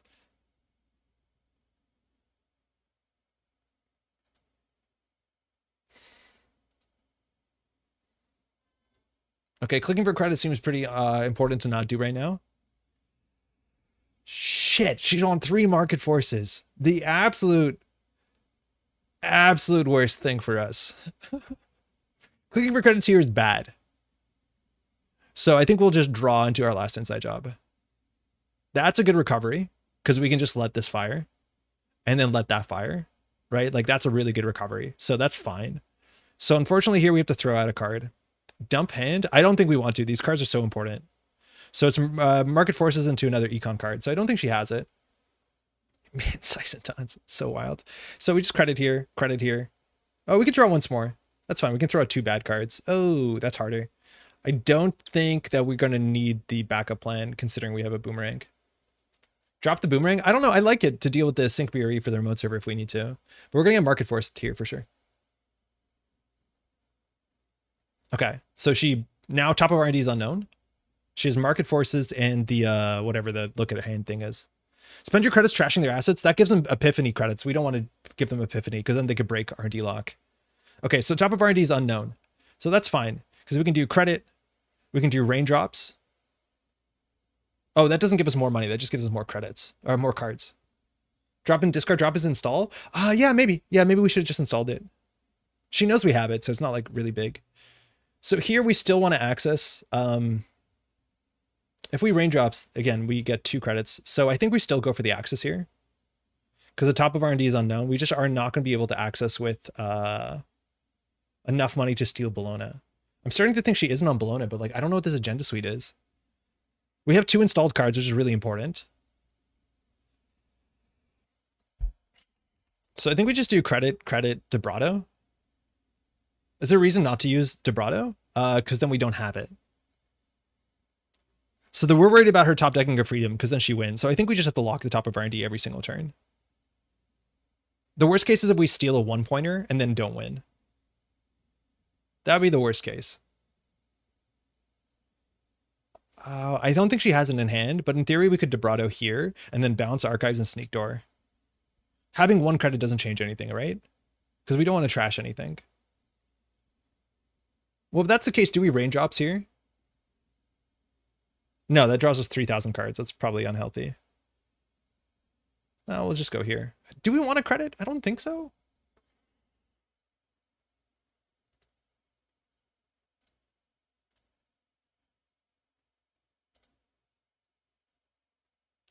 She gets to see her hand again. That's kind of cool. 3 subroutines, 3 tags. Come on, give us that Beal. These are all unknown. Okay. Ah! That's fine. That's fine. That's fine. That's fine. Click for credit. Okay. It's a VSA into the other one, into a Psycho. Psychographics is game winning, but like so is B shipment from Vladisibirsk.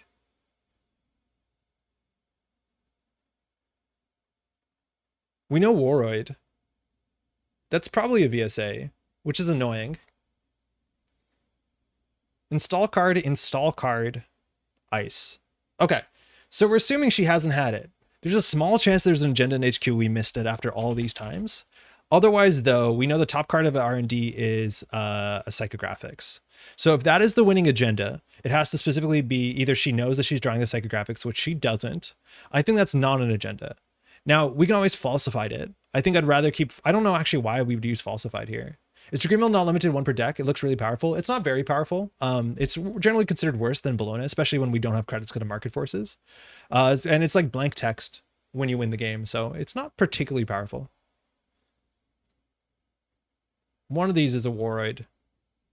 We'll guess that safely. Okay, that's probably 2 Waroids. All right, so we have 5 credits. So we can get into R&D, but we know the top card of the deck, so we're not too incentivized to do that.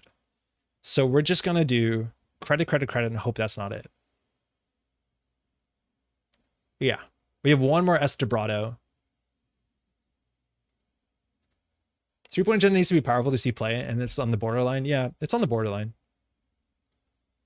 It's not the best NBN 5-3, but in a deck that's running mostly 5-3s, this also often doesn't see play over send a message. Okay, she broke a lock. She has an unknown card in hand and a Psychographics.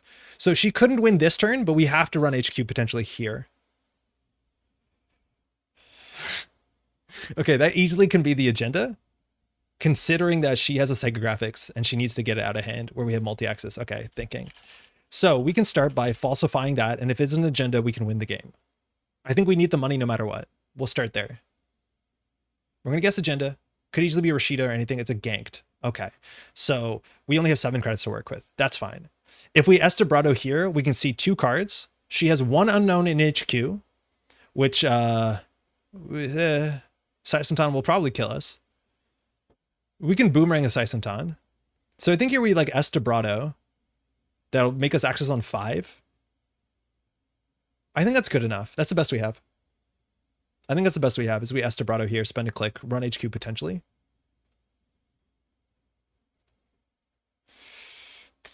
No turnpike, so we can't lose a credit because we're bypassing this. But otherwise we should click for a credit. So this we have to click around. So we spend a click to get through this. I was excited to see Obokata go, hoping Bologna and Degree Mill go next. I think Bologna is a very powerful card. I think it's important that there's a 5-3 agendas that you can choose not to steal. But it's important there are powerful 5-3s where we don't see any play. I think I just don't like that you can play all the 5-3s in a single deck. That's my problem. They're playing ganked Saisantan. Nice. That'll kill runners. Okay, let's go. So they know we have 4 in hand. So call hardware, we die almost all the time to Saisantan. We have 5 credits. Let's go. Fuck. Okay, shit. We have seen a lot of cards. We have seen an immense amount of cards. We probably need to get an access into HQ here, and we can't. So the best we could ask for is a sneak door beta and hope that this doesn't kill us. Like if it's the last Saisantan. I think we have to take those odds. It's not likely to work out because we only see a single card here. Oh, Peeping Tom, fantastic. So again, we shouldn't have thrown out a Docklands Pass. It was a much better card. I just thought we'd lock R&D all the time. But like, where are the agendas? Divide by 5. I want to put Christ of Being in this deck immediately. Let that fire. People might not have played in a time before good 5/3s were the only 5/3s. Yeah, 5/3s in the early game in Netrunner didn't see any play because it was seen as too much of a liability. So they generally have to have defensive text. We're seeing more agendas that also have offensive text, so they really encourage you to score them out. Okay. I don't think she has it. Does NBN not end the run in general? They do. They don't have an icebreaker out. Am I missing something? The problem is they're running a lot of ice that's like tag punishment ice. And not all the tag punishment ice ends the run as well. There's some really powerful. Oh no, they have it. Wait, why did they overinstall something? What? So we know the next card on R&D. She clearly doesn't have an agenda, otherwise she would psychographics out right now. So that's probably a Spin Doctor? A lot of NBA ice tempos focused. You're right, yeah. Another piece of ice. Okay. Okay, we don't know what that is. What?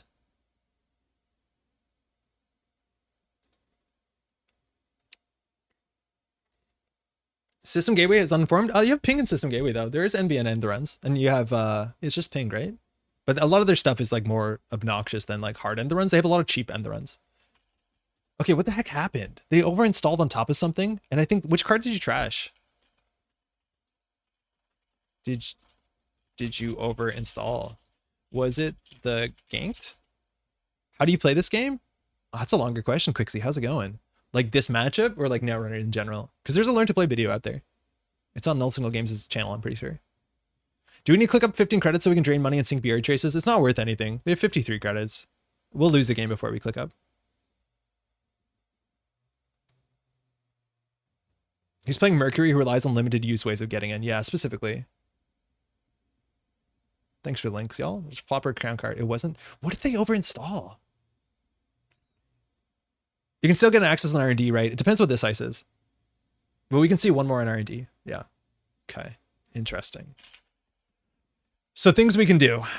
We can draw enough cards to make the Saisantan probably not lethal. They know we have a lot of hardware, and we have to boomerang this. In terms of the bypass effects still in our deck, we have a boomerang in there somewhere, another boomerang in there somewhere, and that is it. We played our Debrados, we threw out and always have a backup plan, we've thrown out everything else. It makes you see one fewer, but you still see two. Yeah, but we know the top one. Right? Like we know the top of the deck is whatever we saw, because they didn't draw last turn. But yeah, you're right. You can always go through this on R&D. Hey, Queen, happy Automata Initiative launch, everyone. Yeah, hey, it's been really exciting. We've had really good games today. Okay, thinking. So we can expose one of these. We know there's a Warroid in hand. That easily could be one of those. So we can guess upgrade as an economy play. And if not, we get some information, albeit not the information we want. We saw what the ice could possibly be, right? What did we see off the top of the deck? They didn't draw last turn. They didn't. They did mandatory, then they did install. So ice, install, yeah. So they didn't draw. So we know the top card of R&D. Hey, Paul. So that means we could boomerang this and run, and then just hope. We always could like raindrops archives. I think that's actually a really good start to see what they discarded, and then also like draw the rest of our deck. The problem is like the only other multi-X's we have in our deck is, what's it called? I think that's the best place to start though.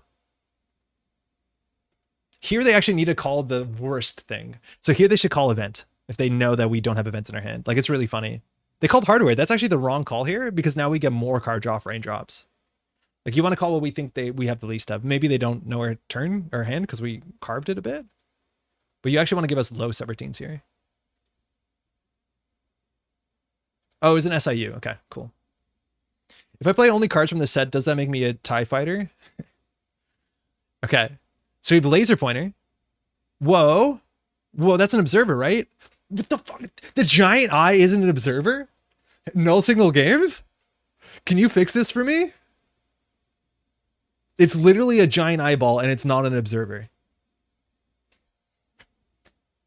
There's going to be some frustration here. That being said, besides the ganked that could kill us, if we do laser pointer into sync BRE boomerang, we can get in. But we know this is a ganked, so we'd have to access in the optimal order. So here we could find out what's on R&D. So we can find out what's in the remote server. We have a 50-50. One of them will worried. If it's an agenda, we could run it and win. The other option is to get down the laser pointer and run boomerang, laser pointer, run R&D. This doesn't end the run. We'll only have 4 credits though, which is pretty bad. We'll have less than 4 credits. This is hard. Sorry. This is tricky. 4 cards in the root server 10. Yeah. And it's probably the winning agenda. So I think our best play here is like credit boomerang, which will put us on 6, and then just hope this doesn't end the run. I think that's our best play. Even if we steal 1 pointer, we can maybe delay the game. If that's the case, we can always do falsified and called upgrade, and that's more money faster. But then we can only still do boomerang on the sync BRE and then run, and then just hope this doesn't end the run. This has to be one of the ice we've seen though. In what order do you approach the cards in the root server? Your choice. You have to access all the cards in the server, but in your choice of order. Not an observer. Come on. Come on, come on. The strongest trace 2 of all time? Yeah.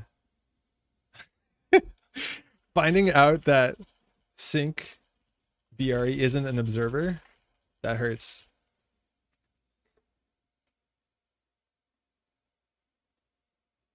I think we have to go R&D. I think we just have to hope this doesn't end the run and that she doesn't have it. Because we can see 1 card in R&D, and I think like divide by 5, the density in R&D has to be like messed up high. Yeah, right? Neither Peeping Tom. Yeah, they're playing an eyeball deck and there's no things. I'm actually worried if one of these is maybe, what's it called? Potentially disastrous if it is a B1001. But like, I think we just have to let that happen. Okay, upgrade. Okay, war raid, sick. Boomerang on this. Run. And hope. That's the best we got. No more IP block. Oh, sick. Okay, we're going to see a card here. And we're going to have 5 credits to steal Bologna. This is the ICU deck. Yeah, it's all eyeballs. All eyeballs all day. All right, let's go. How can one peep without observing? Exactly. Okay. Another tag. Lose a credit. I think this ice slaps. I think this ice is better than Alex. This is kind of what you want on an early face check. It punishes AI builds. It punishes Arasana. Just good. Even the dog is a watchdog. Yeah, everything's looking. This one's making the most aggressive direct eye contact. Like literally eye to eye. Continuing encounter. Bypass. Can you approach? Deck is unplayable without all-seeing eye. She might be on it. Like she's playing some flashpoint cards. There's maybe a chance an all-seeing eye snuck in there. Let fire. Someone who mostly plays startup summoner's deck has so many cards I've literally never seen. Admittedly, these are cards that most players who are watching the stream who play standard haven't seen anyways, because they're just playing all the eyeball cards. So like you get weird cards in the deck. So yeah, no, it's not just you. Standard doesn't look that different than startup, especially now with rotation even more. Oh, we broke a subroutine. Oh, we broke a subroutine. We were not meant to break subroutines. It was our goal.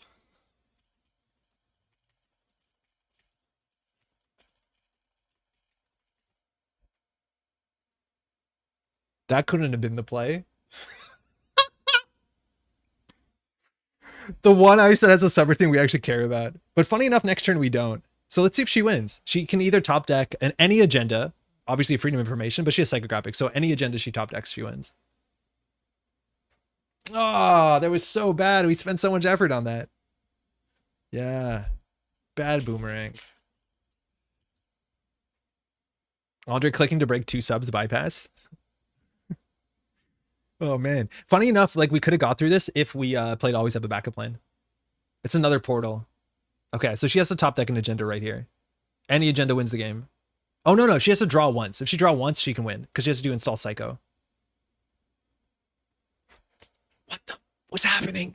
What is the bottom 11 cards of R&D? What?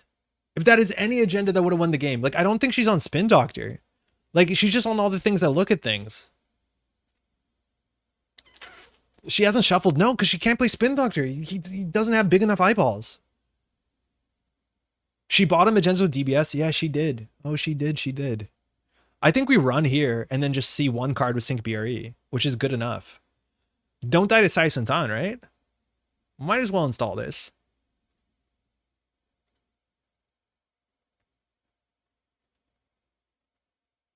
Yeah, not an observer. Oh, that hurts. Not an observer.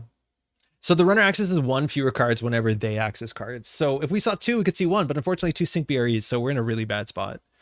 Can't derez it. You'd assume this would be an observer, which we could bypass it, but unfortunately that it's not going to be typed that way. So we have to lose. I can't. It has the biggest eye, the biggest, most vulnerable eye to shine a laser pointer into, and still nothing. Man, avoid direct eye contact. That hurts so bad. Null signal. Okay, well, she has to spend some amount of money on it. We can just keep running this back, I guess.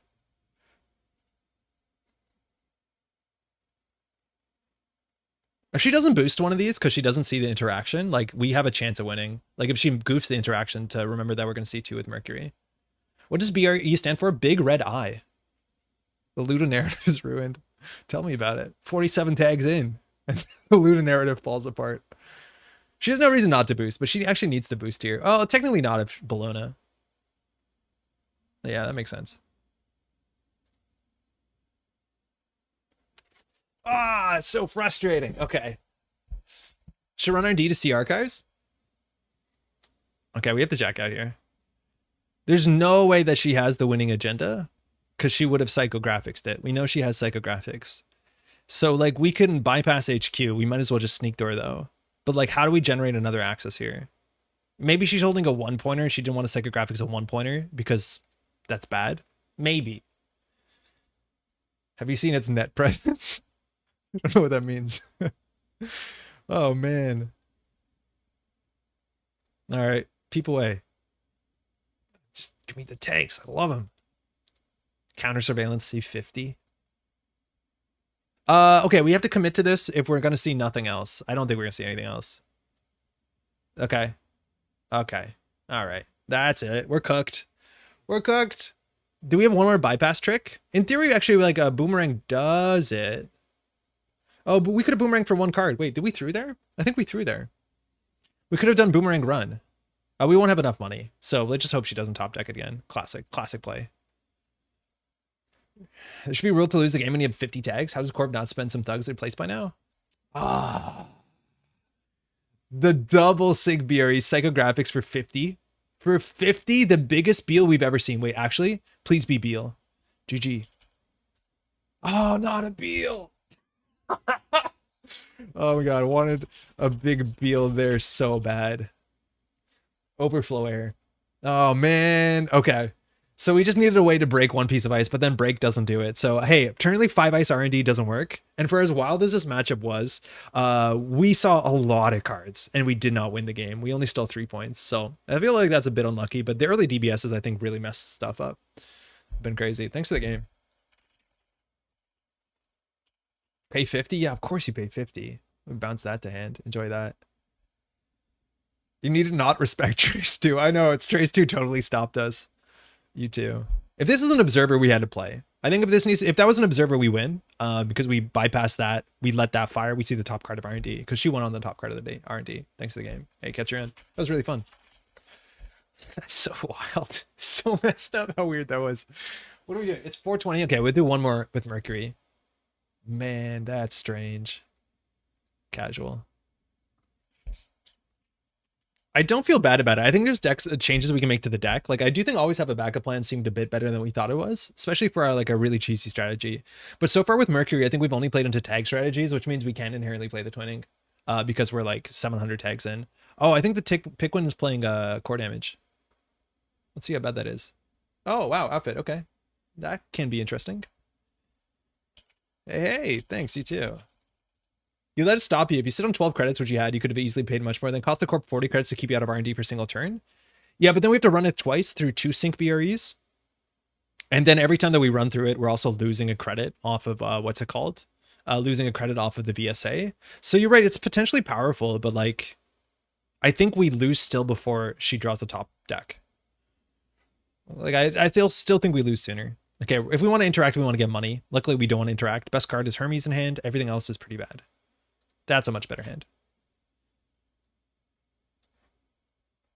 Okay. Yeah, I don't know how many cards we accessed last game, but I think we saw a lot.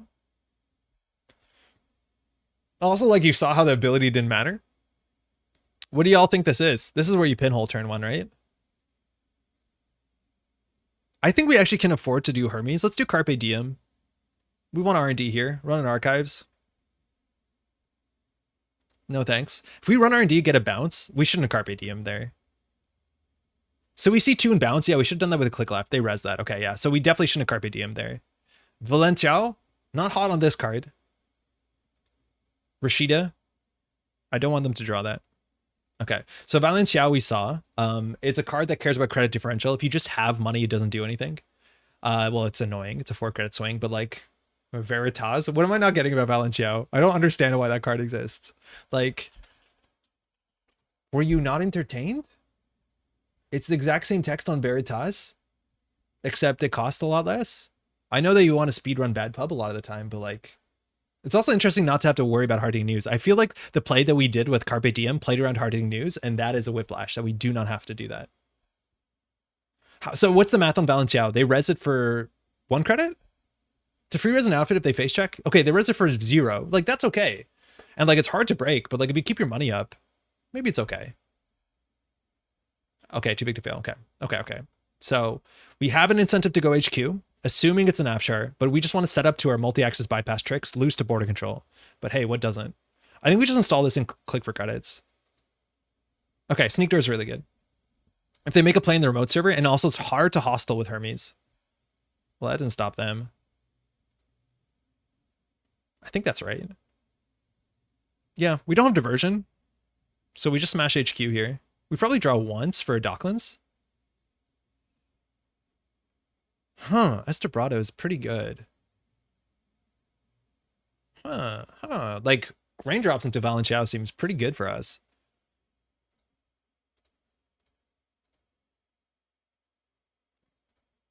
Border control, problem. Pharaoh's, problem.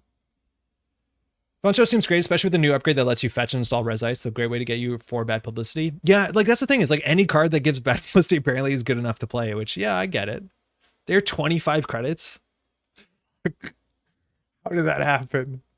We looked away for a second there on 25 credits. Border control Pharaohs, so they're gonna have more ice than I think they're gonna have. Okay.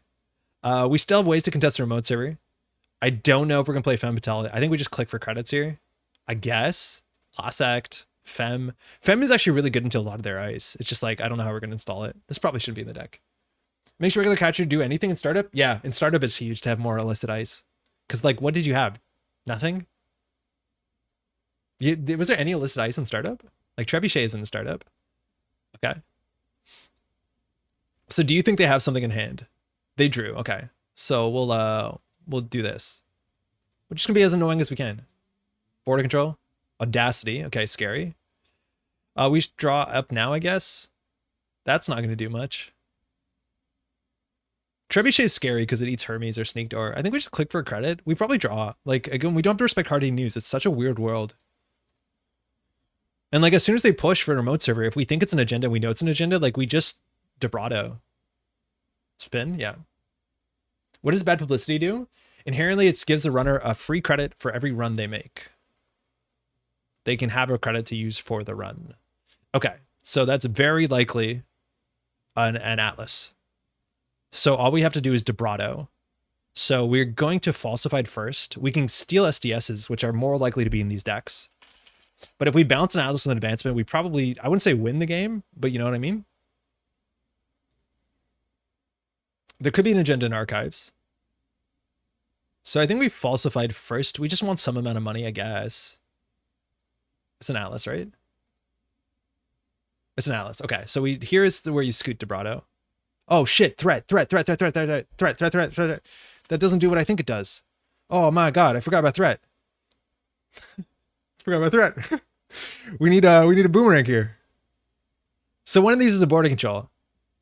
So we know that's a Valenciao. All we need is more money than them. Threat 4, they figured it out. This is gonna be a fast game. Opera Research feels so much harder to land than expected to. Yes, I think it is. The timing is going to be really important unless you're playing assets.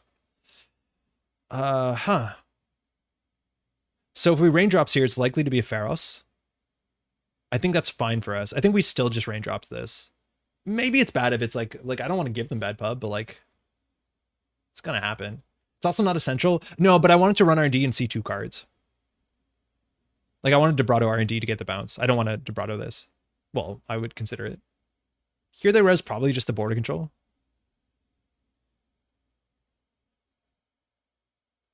Here, like, it's funny if we had the card that says res, they can de-res. So maybe we should have drawn first here. I don't know if we really needed the falsified. We didn't need money so much. We just need more clicks to be put on pressure. Okay, it is a trebuchet. That sucks. So this stops us from accessing, so they don't have to res more, and they can trash one of our installed cards. So, ooh, losing the Hermes. Yeah, that makes sense. That means they probably don't have anything in HQ, or they're bluffing. So this is trace 6. So they need to spend some money here. Not that money will be an issue. Oh, they're not. Okay, so if we don't boost this, they don't have to res a second ice. So for us to break this costs 4 credits. And it forces them to res another piece of ice. I'll do it. I don't care. So res a border control. Oh yeah, this guy. That's fine. We get a lot of cards from that. Okay, so this is Valenciao, the bully. So additional bad publicity. So they res it for free, and we get all these cards. There's the Leave No Trace, Tread Lightly, Legwork, Docklands Pass, Tread Lightly, Hermes. Okay, so I think we need another Hermes on the table.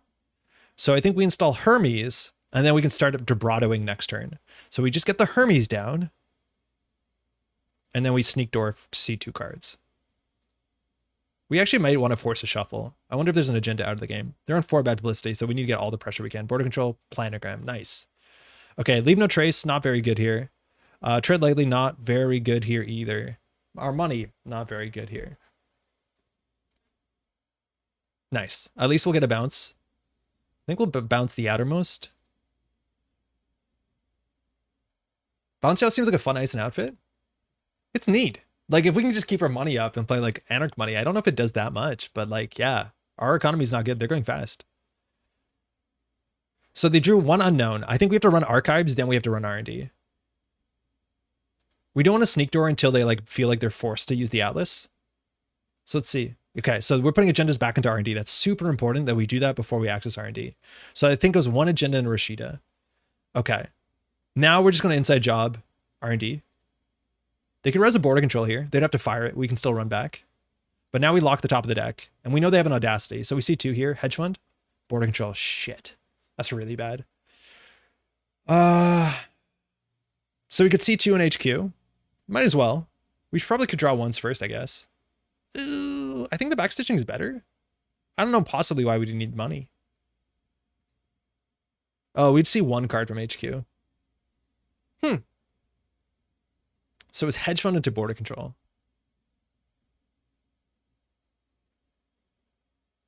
You think we sneak door? What do we know? We know Audacity. We're pretty sure there's a Pharos in there. I don't think it's a great access. We know at least 3 of the cards, I think. Or like 2 ice and an Audacity. I think just a credit is good. It's a shame we can't get the backstitching down right away, because it would be nice to have that pressure on the table. Okay. Okay, so they drew into a hedge fund.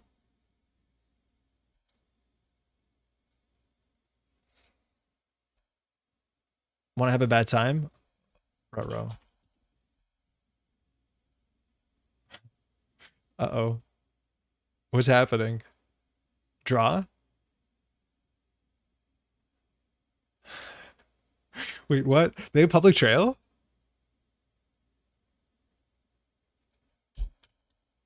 Hedge fund. Okay, so they have a border control in hand, and we don't know the top of R&D.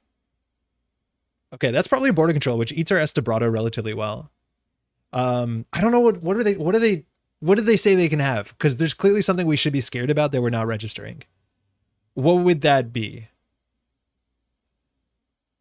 Okay, so that's a border control. So we Estebrado there. We see 2 fresh cards.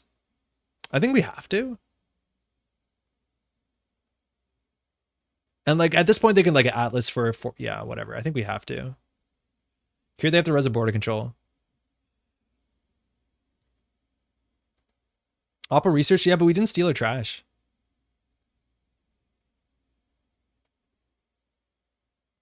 So if we trash this, we can get Oppo'd. Huh. This is Korea? Public escaping end of the line? Yeah, it's possible. But like we saw most of their hand. I think we knew 3 of the cards in hand, so I don't think it's likely. So we can trash it for free, then we risk Oppo. I think the game's over anyways, so we have to risk Oppo regardless. End of the line. Okay, shit. Shit. We have to keep at least 4 cards in hand, probably a bit more. So that's Korea. Really cool so far. So we can draw once.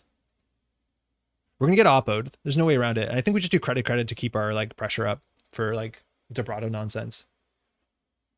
Yeah, we could die here. We could also get Oppo'd here. Third ice. They've solved it. This is the issue, is like from this point forward, yeah, they don't have to score on a remote server. So we know they have probably multiple end of line. So I think we lose here. Yeah, probably shouldn't have trashed. The thing is, like, we're going to get Oppo'd anyways if we want to win the game.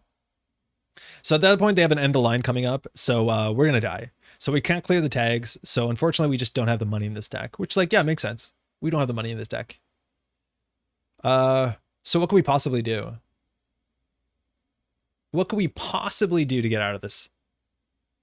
We could win the game. We'd have to like sneak door beta, find an agenda, bounce an agenda, like some nonsense. But with the Project Atlas, they definitely have the win condition. Yeah, it's so bad when like you get hard hitting news and then people just leave the game because they know you're toast, which like, yeah, rightfully so.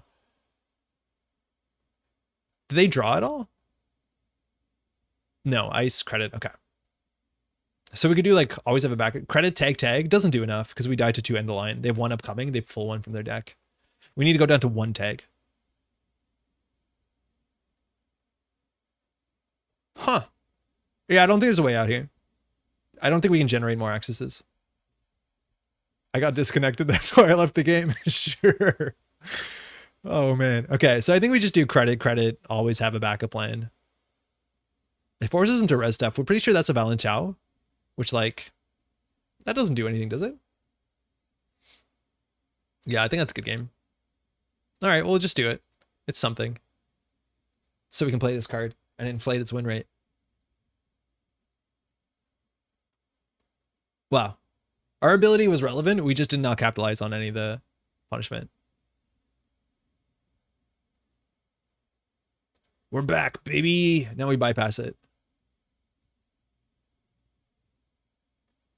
The worst we can do is make them spend more money. The thing is, like, the balance chow is credit neutral, right? Nearly? Yeah. They can even res it for cheap if they, oh no, it's cheaper to get the bad pub. Okay, so they res this for 1. They actually gain a credit? No, they res it for free. That's a good game. We actually could die to Korea, which is really fun if we don't draw here. Otherwise, we have to die to double end the line. So, okay. In theory, this was the right order to bounce ice, but I just don't think they have anything in hand. Hey, good game. All right. If we don't trash the Kreia, that doesn't happen. And I think we should have done that. We didn't trash the Kreia. Yeah, double end the line will do it. Cool. GG. So I think that doesn't go out of control if we keep the inside job boomerang from this remote server. So I wonder if we just need to have 3 boomerangs, because if they don't score the Atlas, I think we're in an okay spot. As soon as they score the Atlas, things are really bad. That's what I thought. I was thinking that I shouldn't trash Korea, but I was going to lose to Oppo anyways. Yeah, the difference that's about trashing cards or stealing agendas, that's like a really, really big difference in you know, the entire card. So that there's now windows of like threat. They were at threat 3, so it's like totally turned on, and we took the 4 tags, they can afford it. Money was almost tight enough, right? Like they needed 6 credits to score up, but it'd be fine. Yeah, exactly. Atlas into thing. Holy cow, you're still live. Accelerated, how's it going? Yeah, we've been live for about less than 6 hours. Hey, cheers. GG. Let's do one more. Let's make some changes. This hasn't felt stellar. I don't know. I feel like we've seen more cards than we've got accesses, and we haven't got our twinning up yet. We just apparently can't do it. We just can't get up to speed fast enough. So I don't know. What can we change to make this a bit more aggressive or consistent? I think we like the boomerangs. We have to learn that they don't do what we think they do. Like they do break subroutines. So let's try. The femmes seem terrible. I don't think we can afford that. Laser pointers seem reasonable. Sneak Door is really good. We're getting that consistently enough. I don't think we've played the backstitching yet, but that's fine. The raindrops feel a bit better than we thought they would. So we need another boomerang for sure. How else can we like cheese on multi-axis? Like, I wonder if we do just hold on to like, what's it called? The cool one. Maybe we play 3 backstitching and then we can play like jailbreaks.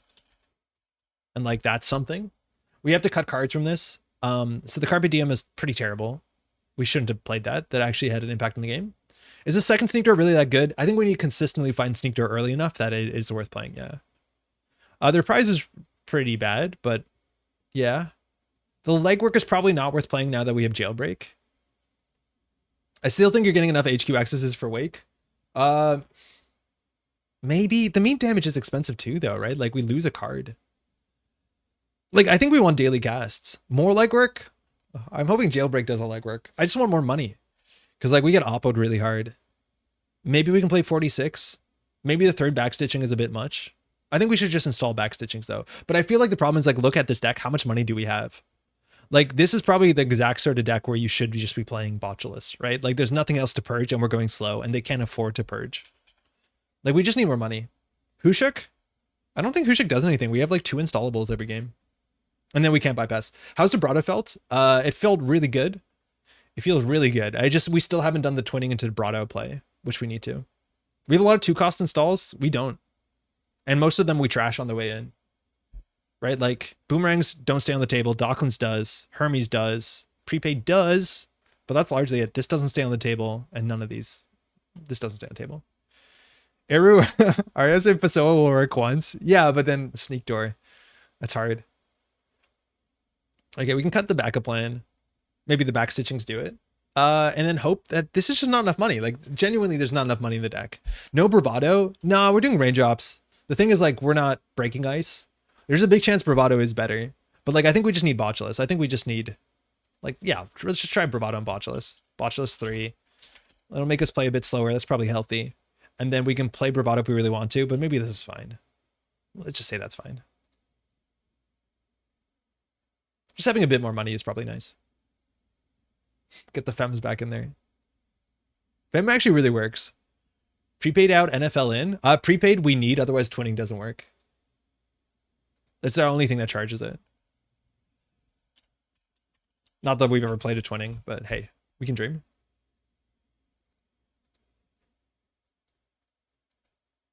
And the thing with like no free lunch is we're not worried about a single tag, we're worried about a shit ton of tags. Right? Like all the games that we're tagged, we're taking like 90 tags. It's because we just don't care. Like this one. Probably is gonna go tag me. Hey. Best of luck. Have fun. Have you played that yet though? Played what exactly? I don't know, Andre, are you sure you don't want 3 reprises in the deck? Seems like a nuts card to me. Just do more Merc, Powered Sneak Door, triple reprise, remote server, and you just win? Yeah. Whatever. Okay. No economy. It's not better, is it? Did they mulligan? Them mulliganing is always really good for us. Like that's respect. Did you mean to add Fermenter instead of Botulus? Yes. What have I done, Tim? Did I add Fermenter? I do that a lot. Wait, did I add Botulus to the deck that doesn't want to break ice? Oh, that's why I took up 9 influence. It should have only been 6. You're totally right. Well, that's a wash. Okay. That's obviously bad. Let's start by going R&D. We don't get a bounce here, I guess.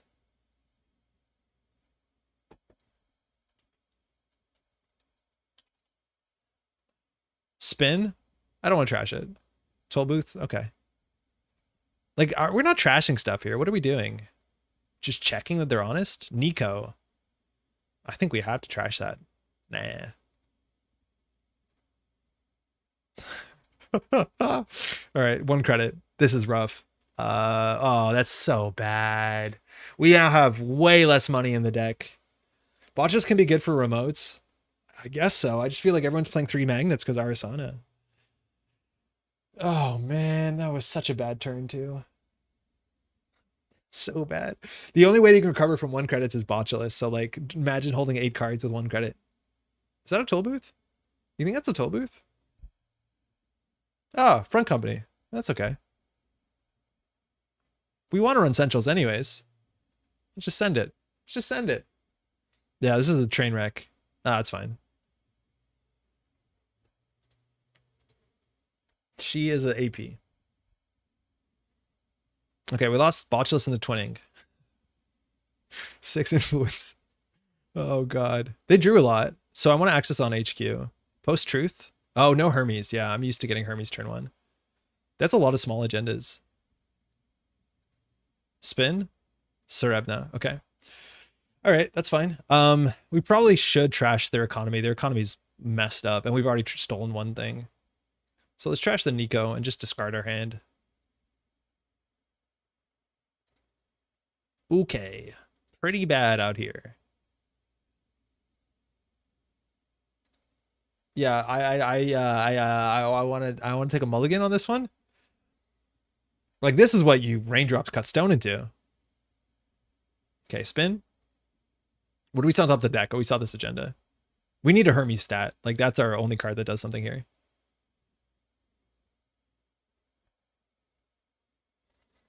It's interesting to see how much tag me you can go. All right, they searched the top, the third card, server 5. So it looks like it's working.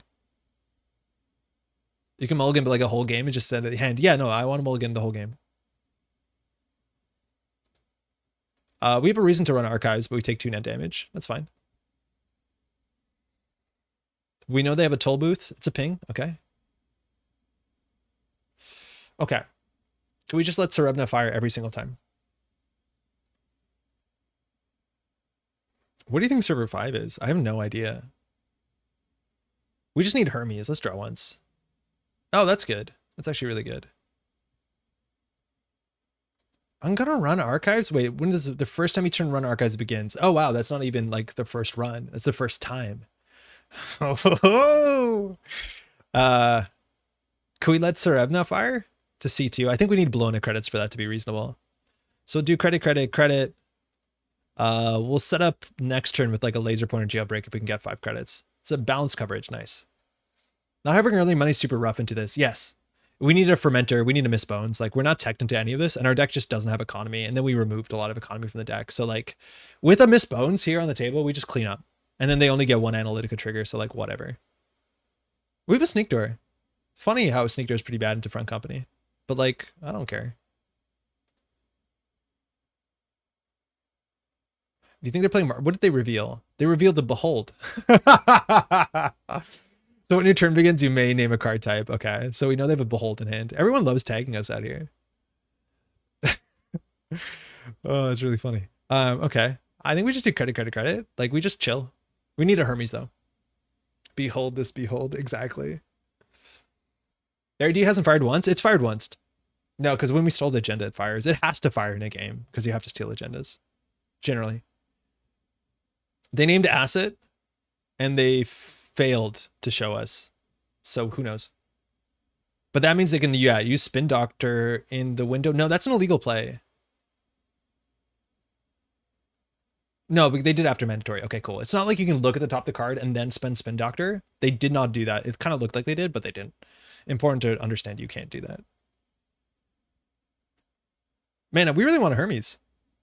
Yeah. Okay. So we can do credit, install, jailbreak, R&D. This is where you need a Hermes stat because we would bounce and then run server 7 next. It would be such a brutal play. Bypass, draw card, C3. Yeah. Post-truth. Okay. Ping. Balance coverage. Fine. Okay, we're working on it. They get a counter. We can run server 7. It's like whatever. We could consider running the front company actually, just so we can start sneak dooring. That'd probably be reasonable.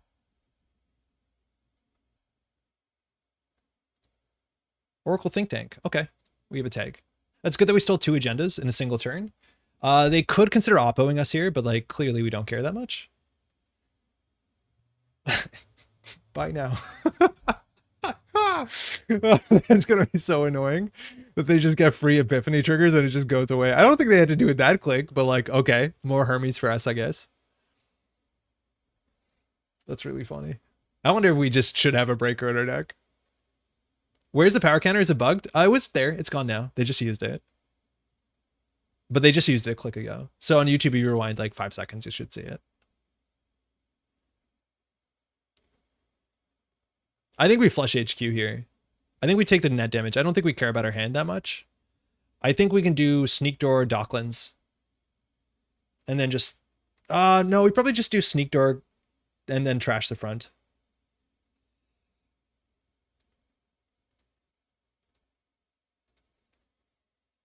I don't know if they're in Bladderwort. Oppo? Ping? Okay. We're just going to pressure them. I haven't been paying attention to their bounce coverage. Oh, shit. Sorry.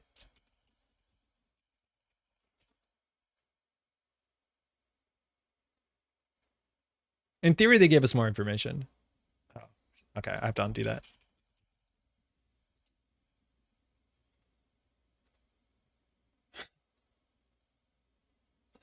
Hold on. We've been playing for a while. Okay. So they get a Analytica that turn. We could die. We haven't seen any tag punishment, so they could just like as simply as mindscaping us. I wouldn't be surprised. They named Asset and they revealed the Spin Doctor. Okay. So they need to ice up archives. If we trash this, they have no money. Like that's pretty reasonable. We're gonna have to spend a couple clicks drawing though. We definitely need a Hermes to have any sort of board presence, but we can die to mindscaping as soon as this turn. Can I undo turn? Forgot to res. Yeah, dude up. There's obviously a bit of information gained there, but like, who are we to say anything about that? Yeah, okay. Maryland's sick. You always res that, so no information really matters. I would say almost always. That point was short-lived. Yeah, it's gone. Okay, cool. You think we get Sai Santan? We do die to Unsmiling, so we need at least 2 cards. And that is card second.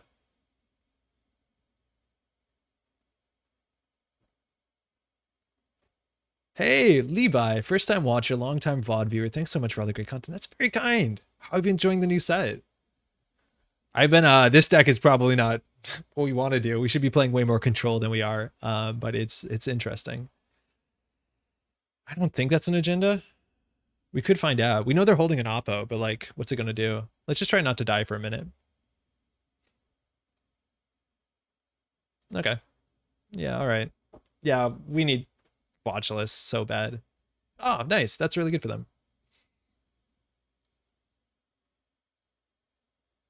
Top 3 cards. Okay. I think we concede. Like, this is so bad. We have nothing going for us. We have no credits. Our deck has no functional economy.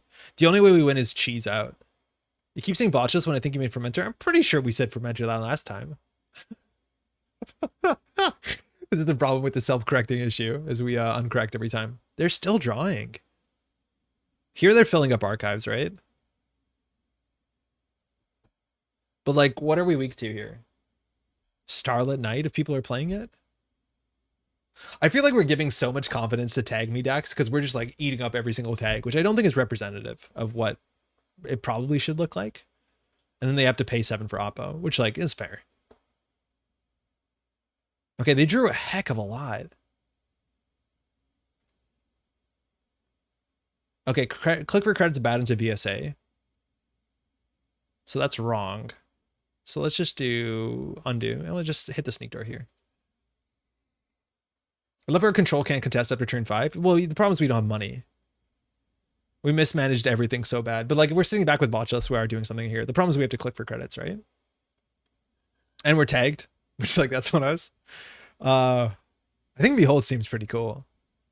Oh, there was 2 cards in archives, excuse me. No matter what they res though. Like that's our turn. Like that's a problem. Classic control deck, ramming face into Unsmiling Survive. I know. Especially without Hermes, like it's a really bad play. We have no real interest in stealing early into Analytica unless we have Hermes down. Yeah. No, this feels bad. This just feels like we have to sit in our we ruined our pants and we must sit on our pants until the end of the play. You ever go to a play and soil your pants? Me neither. Not once. All right, let's try and see what asset this is. It's a Maryland. Cool. So there are ways we actually sneak into this server. One of these has to be a toll booth. But like Boomerang Inside Job does it. Boomerang Inside Job does do it. Is there an agenda we're scared of them scoring out? No.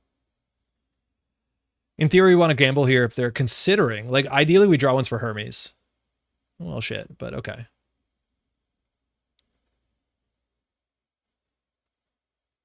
They use Spin Doctor in really interesting ways. Okay, double Maryland, stacking servers. I forgot we set that up. We have that technology. One Maryland gets shuffled. The ordering is really fun with balanced. You can see the card, then shuffle Maryland, then see another balanced if you trigger it appropriately. That's really neat.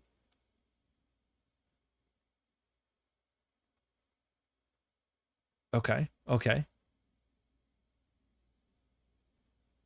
This is going to be a tedious card to play in person. If it's on iced, at least, which, like, we should trash it. Another front company, that's fine. I think. I'm pretty sure that's fine. Time for a control deck, inside job R&D for desperate access. Yeah, I don't know what's going on here. I really don't know what's happening. Okay. So what can we do? We can inside job and let this fire to C2. Yeah. You can also like laser pointer or jailbreak, but then we have to deal with this. So we need Hermes. We just need Hermes. Our whole deck is Hermes the deck.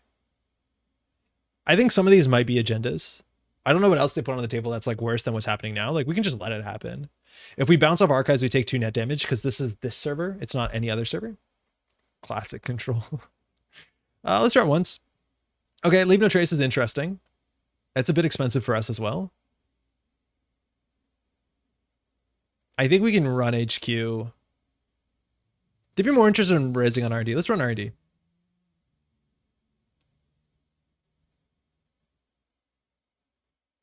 Huh. I was considering putting down the laser pointer. I didn't think it would be that. Okay, well, we don't put the laser pointer down no more. Well, firing 2 of these is worse for them, am I right? So now we're going to see 2 cards. Okay, fine. They have a lot of cards in hand. Headline, we're winning. Give me a Bologna. Get me out of this. Give me a Bologna. Nico. Okay. Okay. Yeah, at that point we take 2 net damage. We're gonna take 2 more for sure. I think we just draw up here. Like apparently we win if we just have enough cards in hand. And we have our fermenters. It's fine. We'll just get these down for economy. Do you think they'll have tag punishment win con? Yes, they definitely have. I think mindscaping. Like their deck clearly cares about tags and then about cards in hand to some extent. Not, I think like front company is like generically useful. It's just like they probably also care about cards in hand because we've seen very little influence. But Nico is a bit of influence. But like I'm assuming they're on mindscaping and to end the line. And maybe they gaslight one of those out. But like we could die at any moment now. We die to any 2 tag punishment cards. Maybe they're just on shipment from Blue Disappears and all their money goes into assets or their influence goes into assets. So many start turn triggers. We also know that they're on 3 copies of like whatever that Epiphany 3/1 is, and that like that's hard for us to win. Oh wow, post-truth on the table. Hermes in shambles. Get me a Hermes, thank you. Very kind. So how much more bypass do we have? Sorry that we have to beat this zoomed out. It's just the way it is. Oh no, we don't. So in terms of bypass, we have every single 2 inside jobs left, 2 Gibrados left. Okay. They haven't played any non-SG cards that we know of. Well, Maryland campaign is technically a non-NSG card, but I see what you mean. Like this maybe is a startup deck or could be a startup deck. But like, honestly, standard is a lot of it is a startup.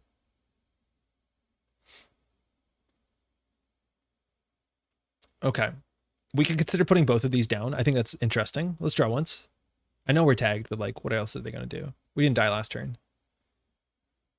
Like here, if we land basically any server is okay. Right? This thing breaks subroutines? Come on. Come on.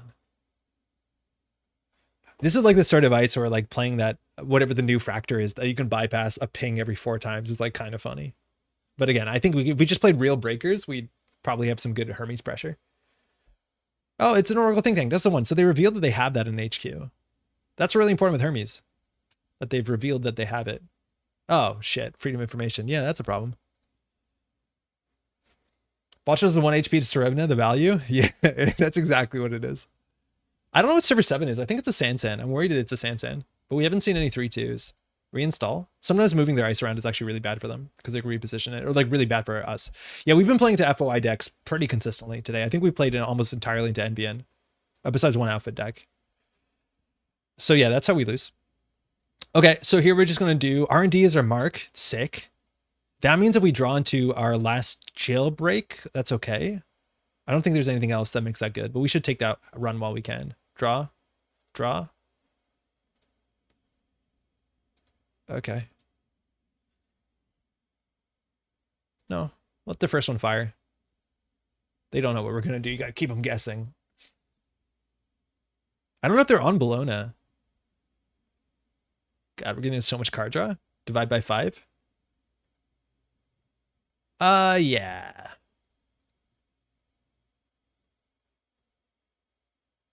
Spin Doctor, server 13, more cards in HQ. Can we deal with the Mighty Ping? Federal? No. Toll Booth. Okay, fine. We just need an archives roll. Like, we need to figure out how to get through Ping. I think we can just botch list the Ping and whatever. See one card with Sneak Door. Oh shit, we died to end a line there. We shouldn't be on 3 cards in hand. Again, we haven't seen end a line. Nico, double balanced. Just value. I'm pretty sure that has to be a Sansan.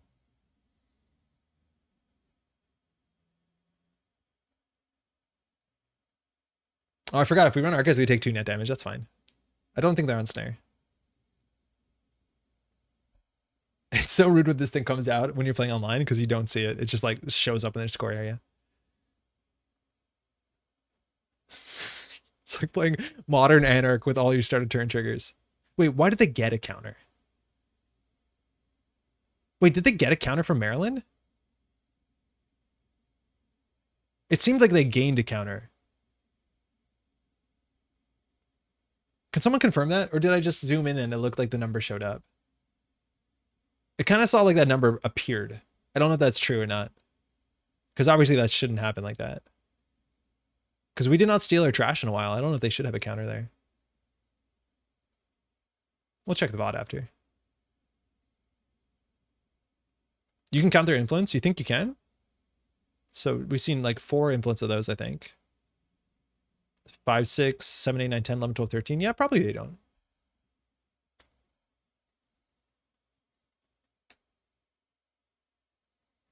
Man, I keep throwing out the Dawkins pass and like really regretting it.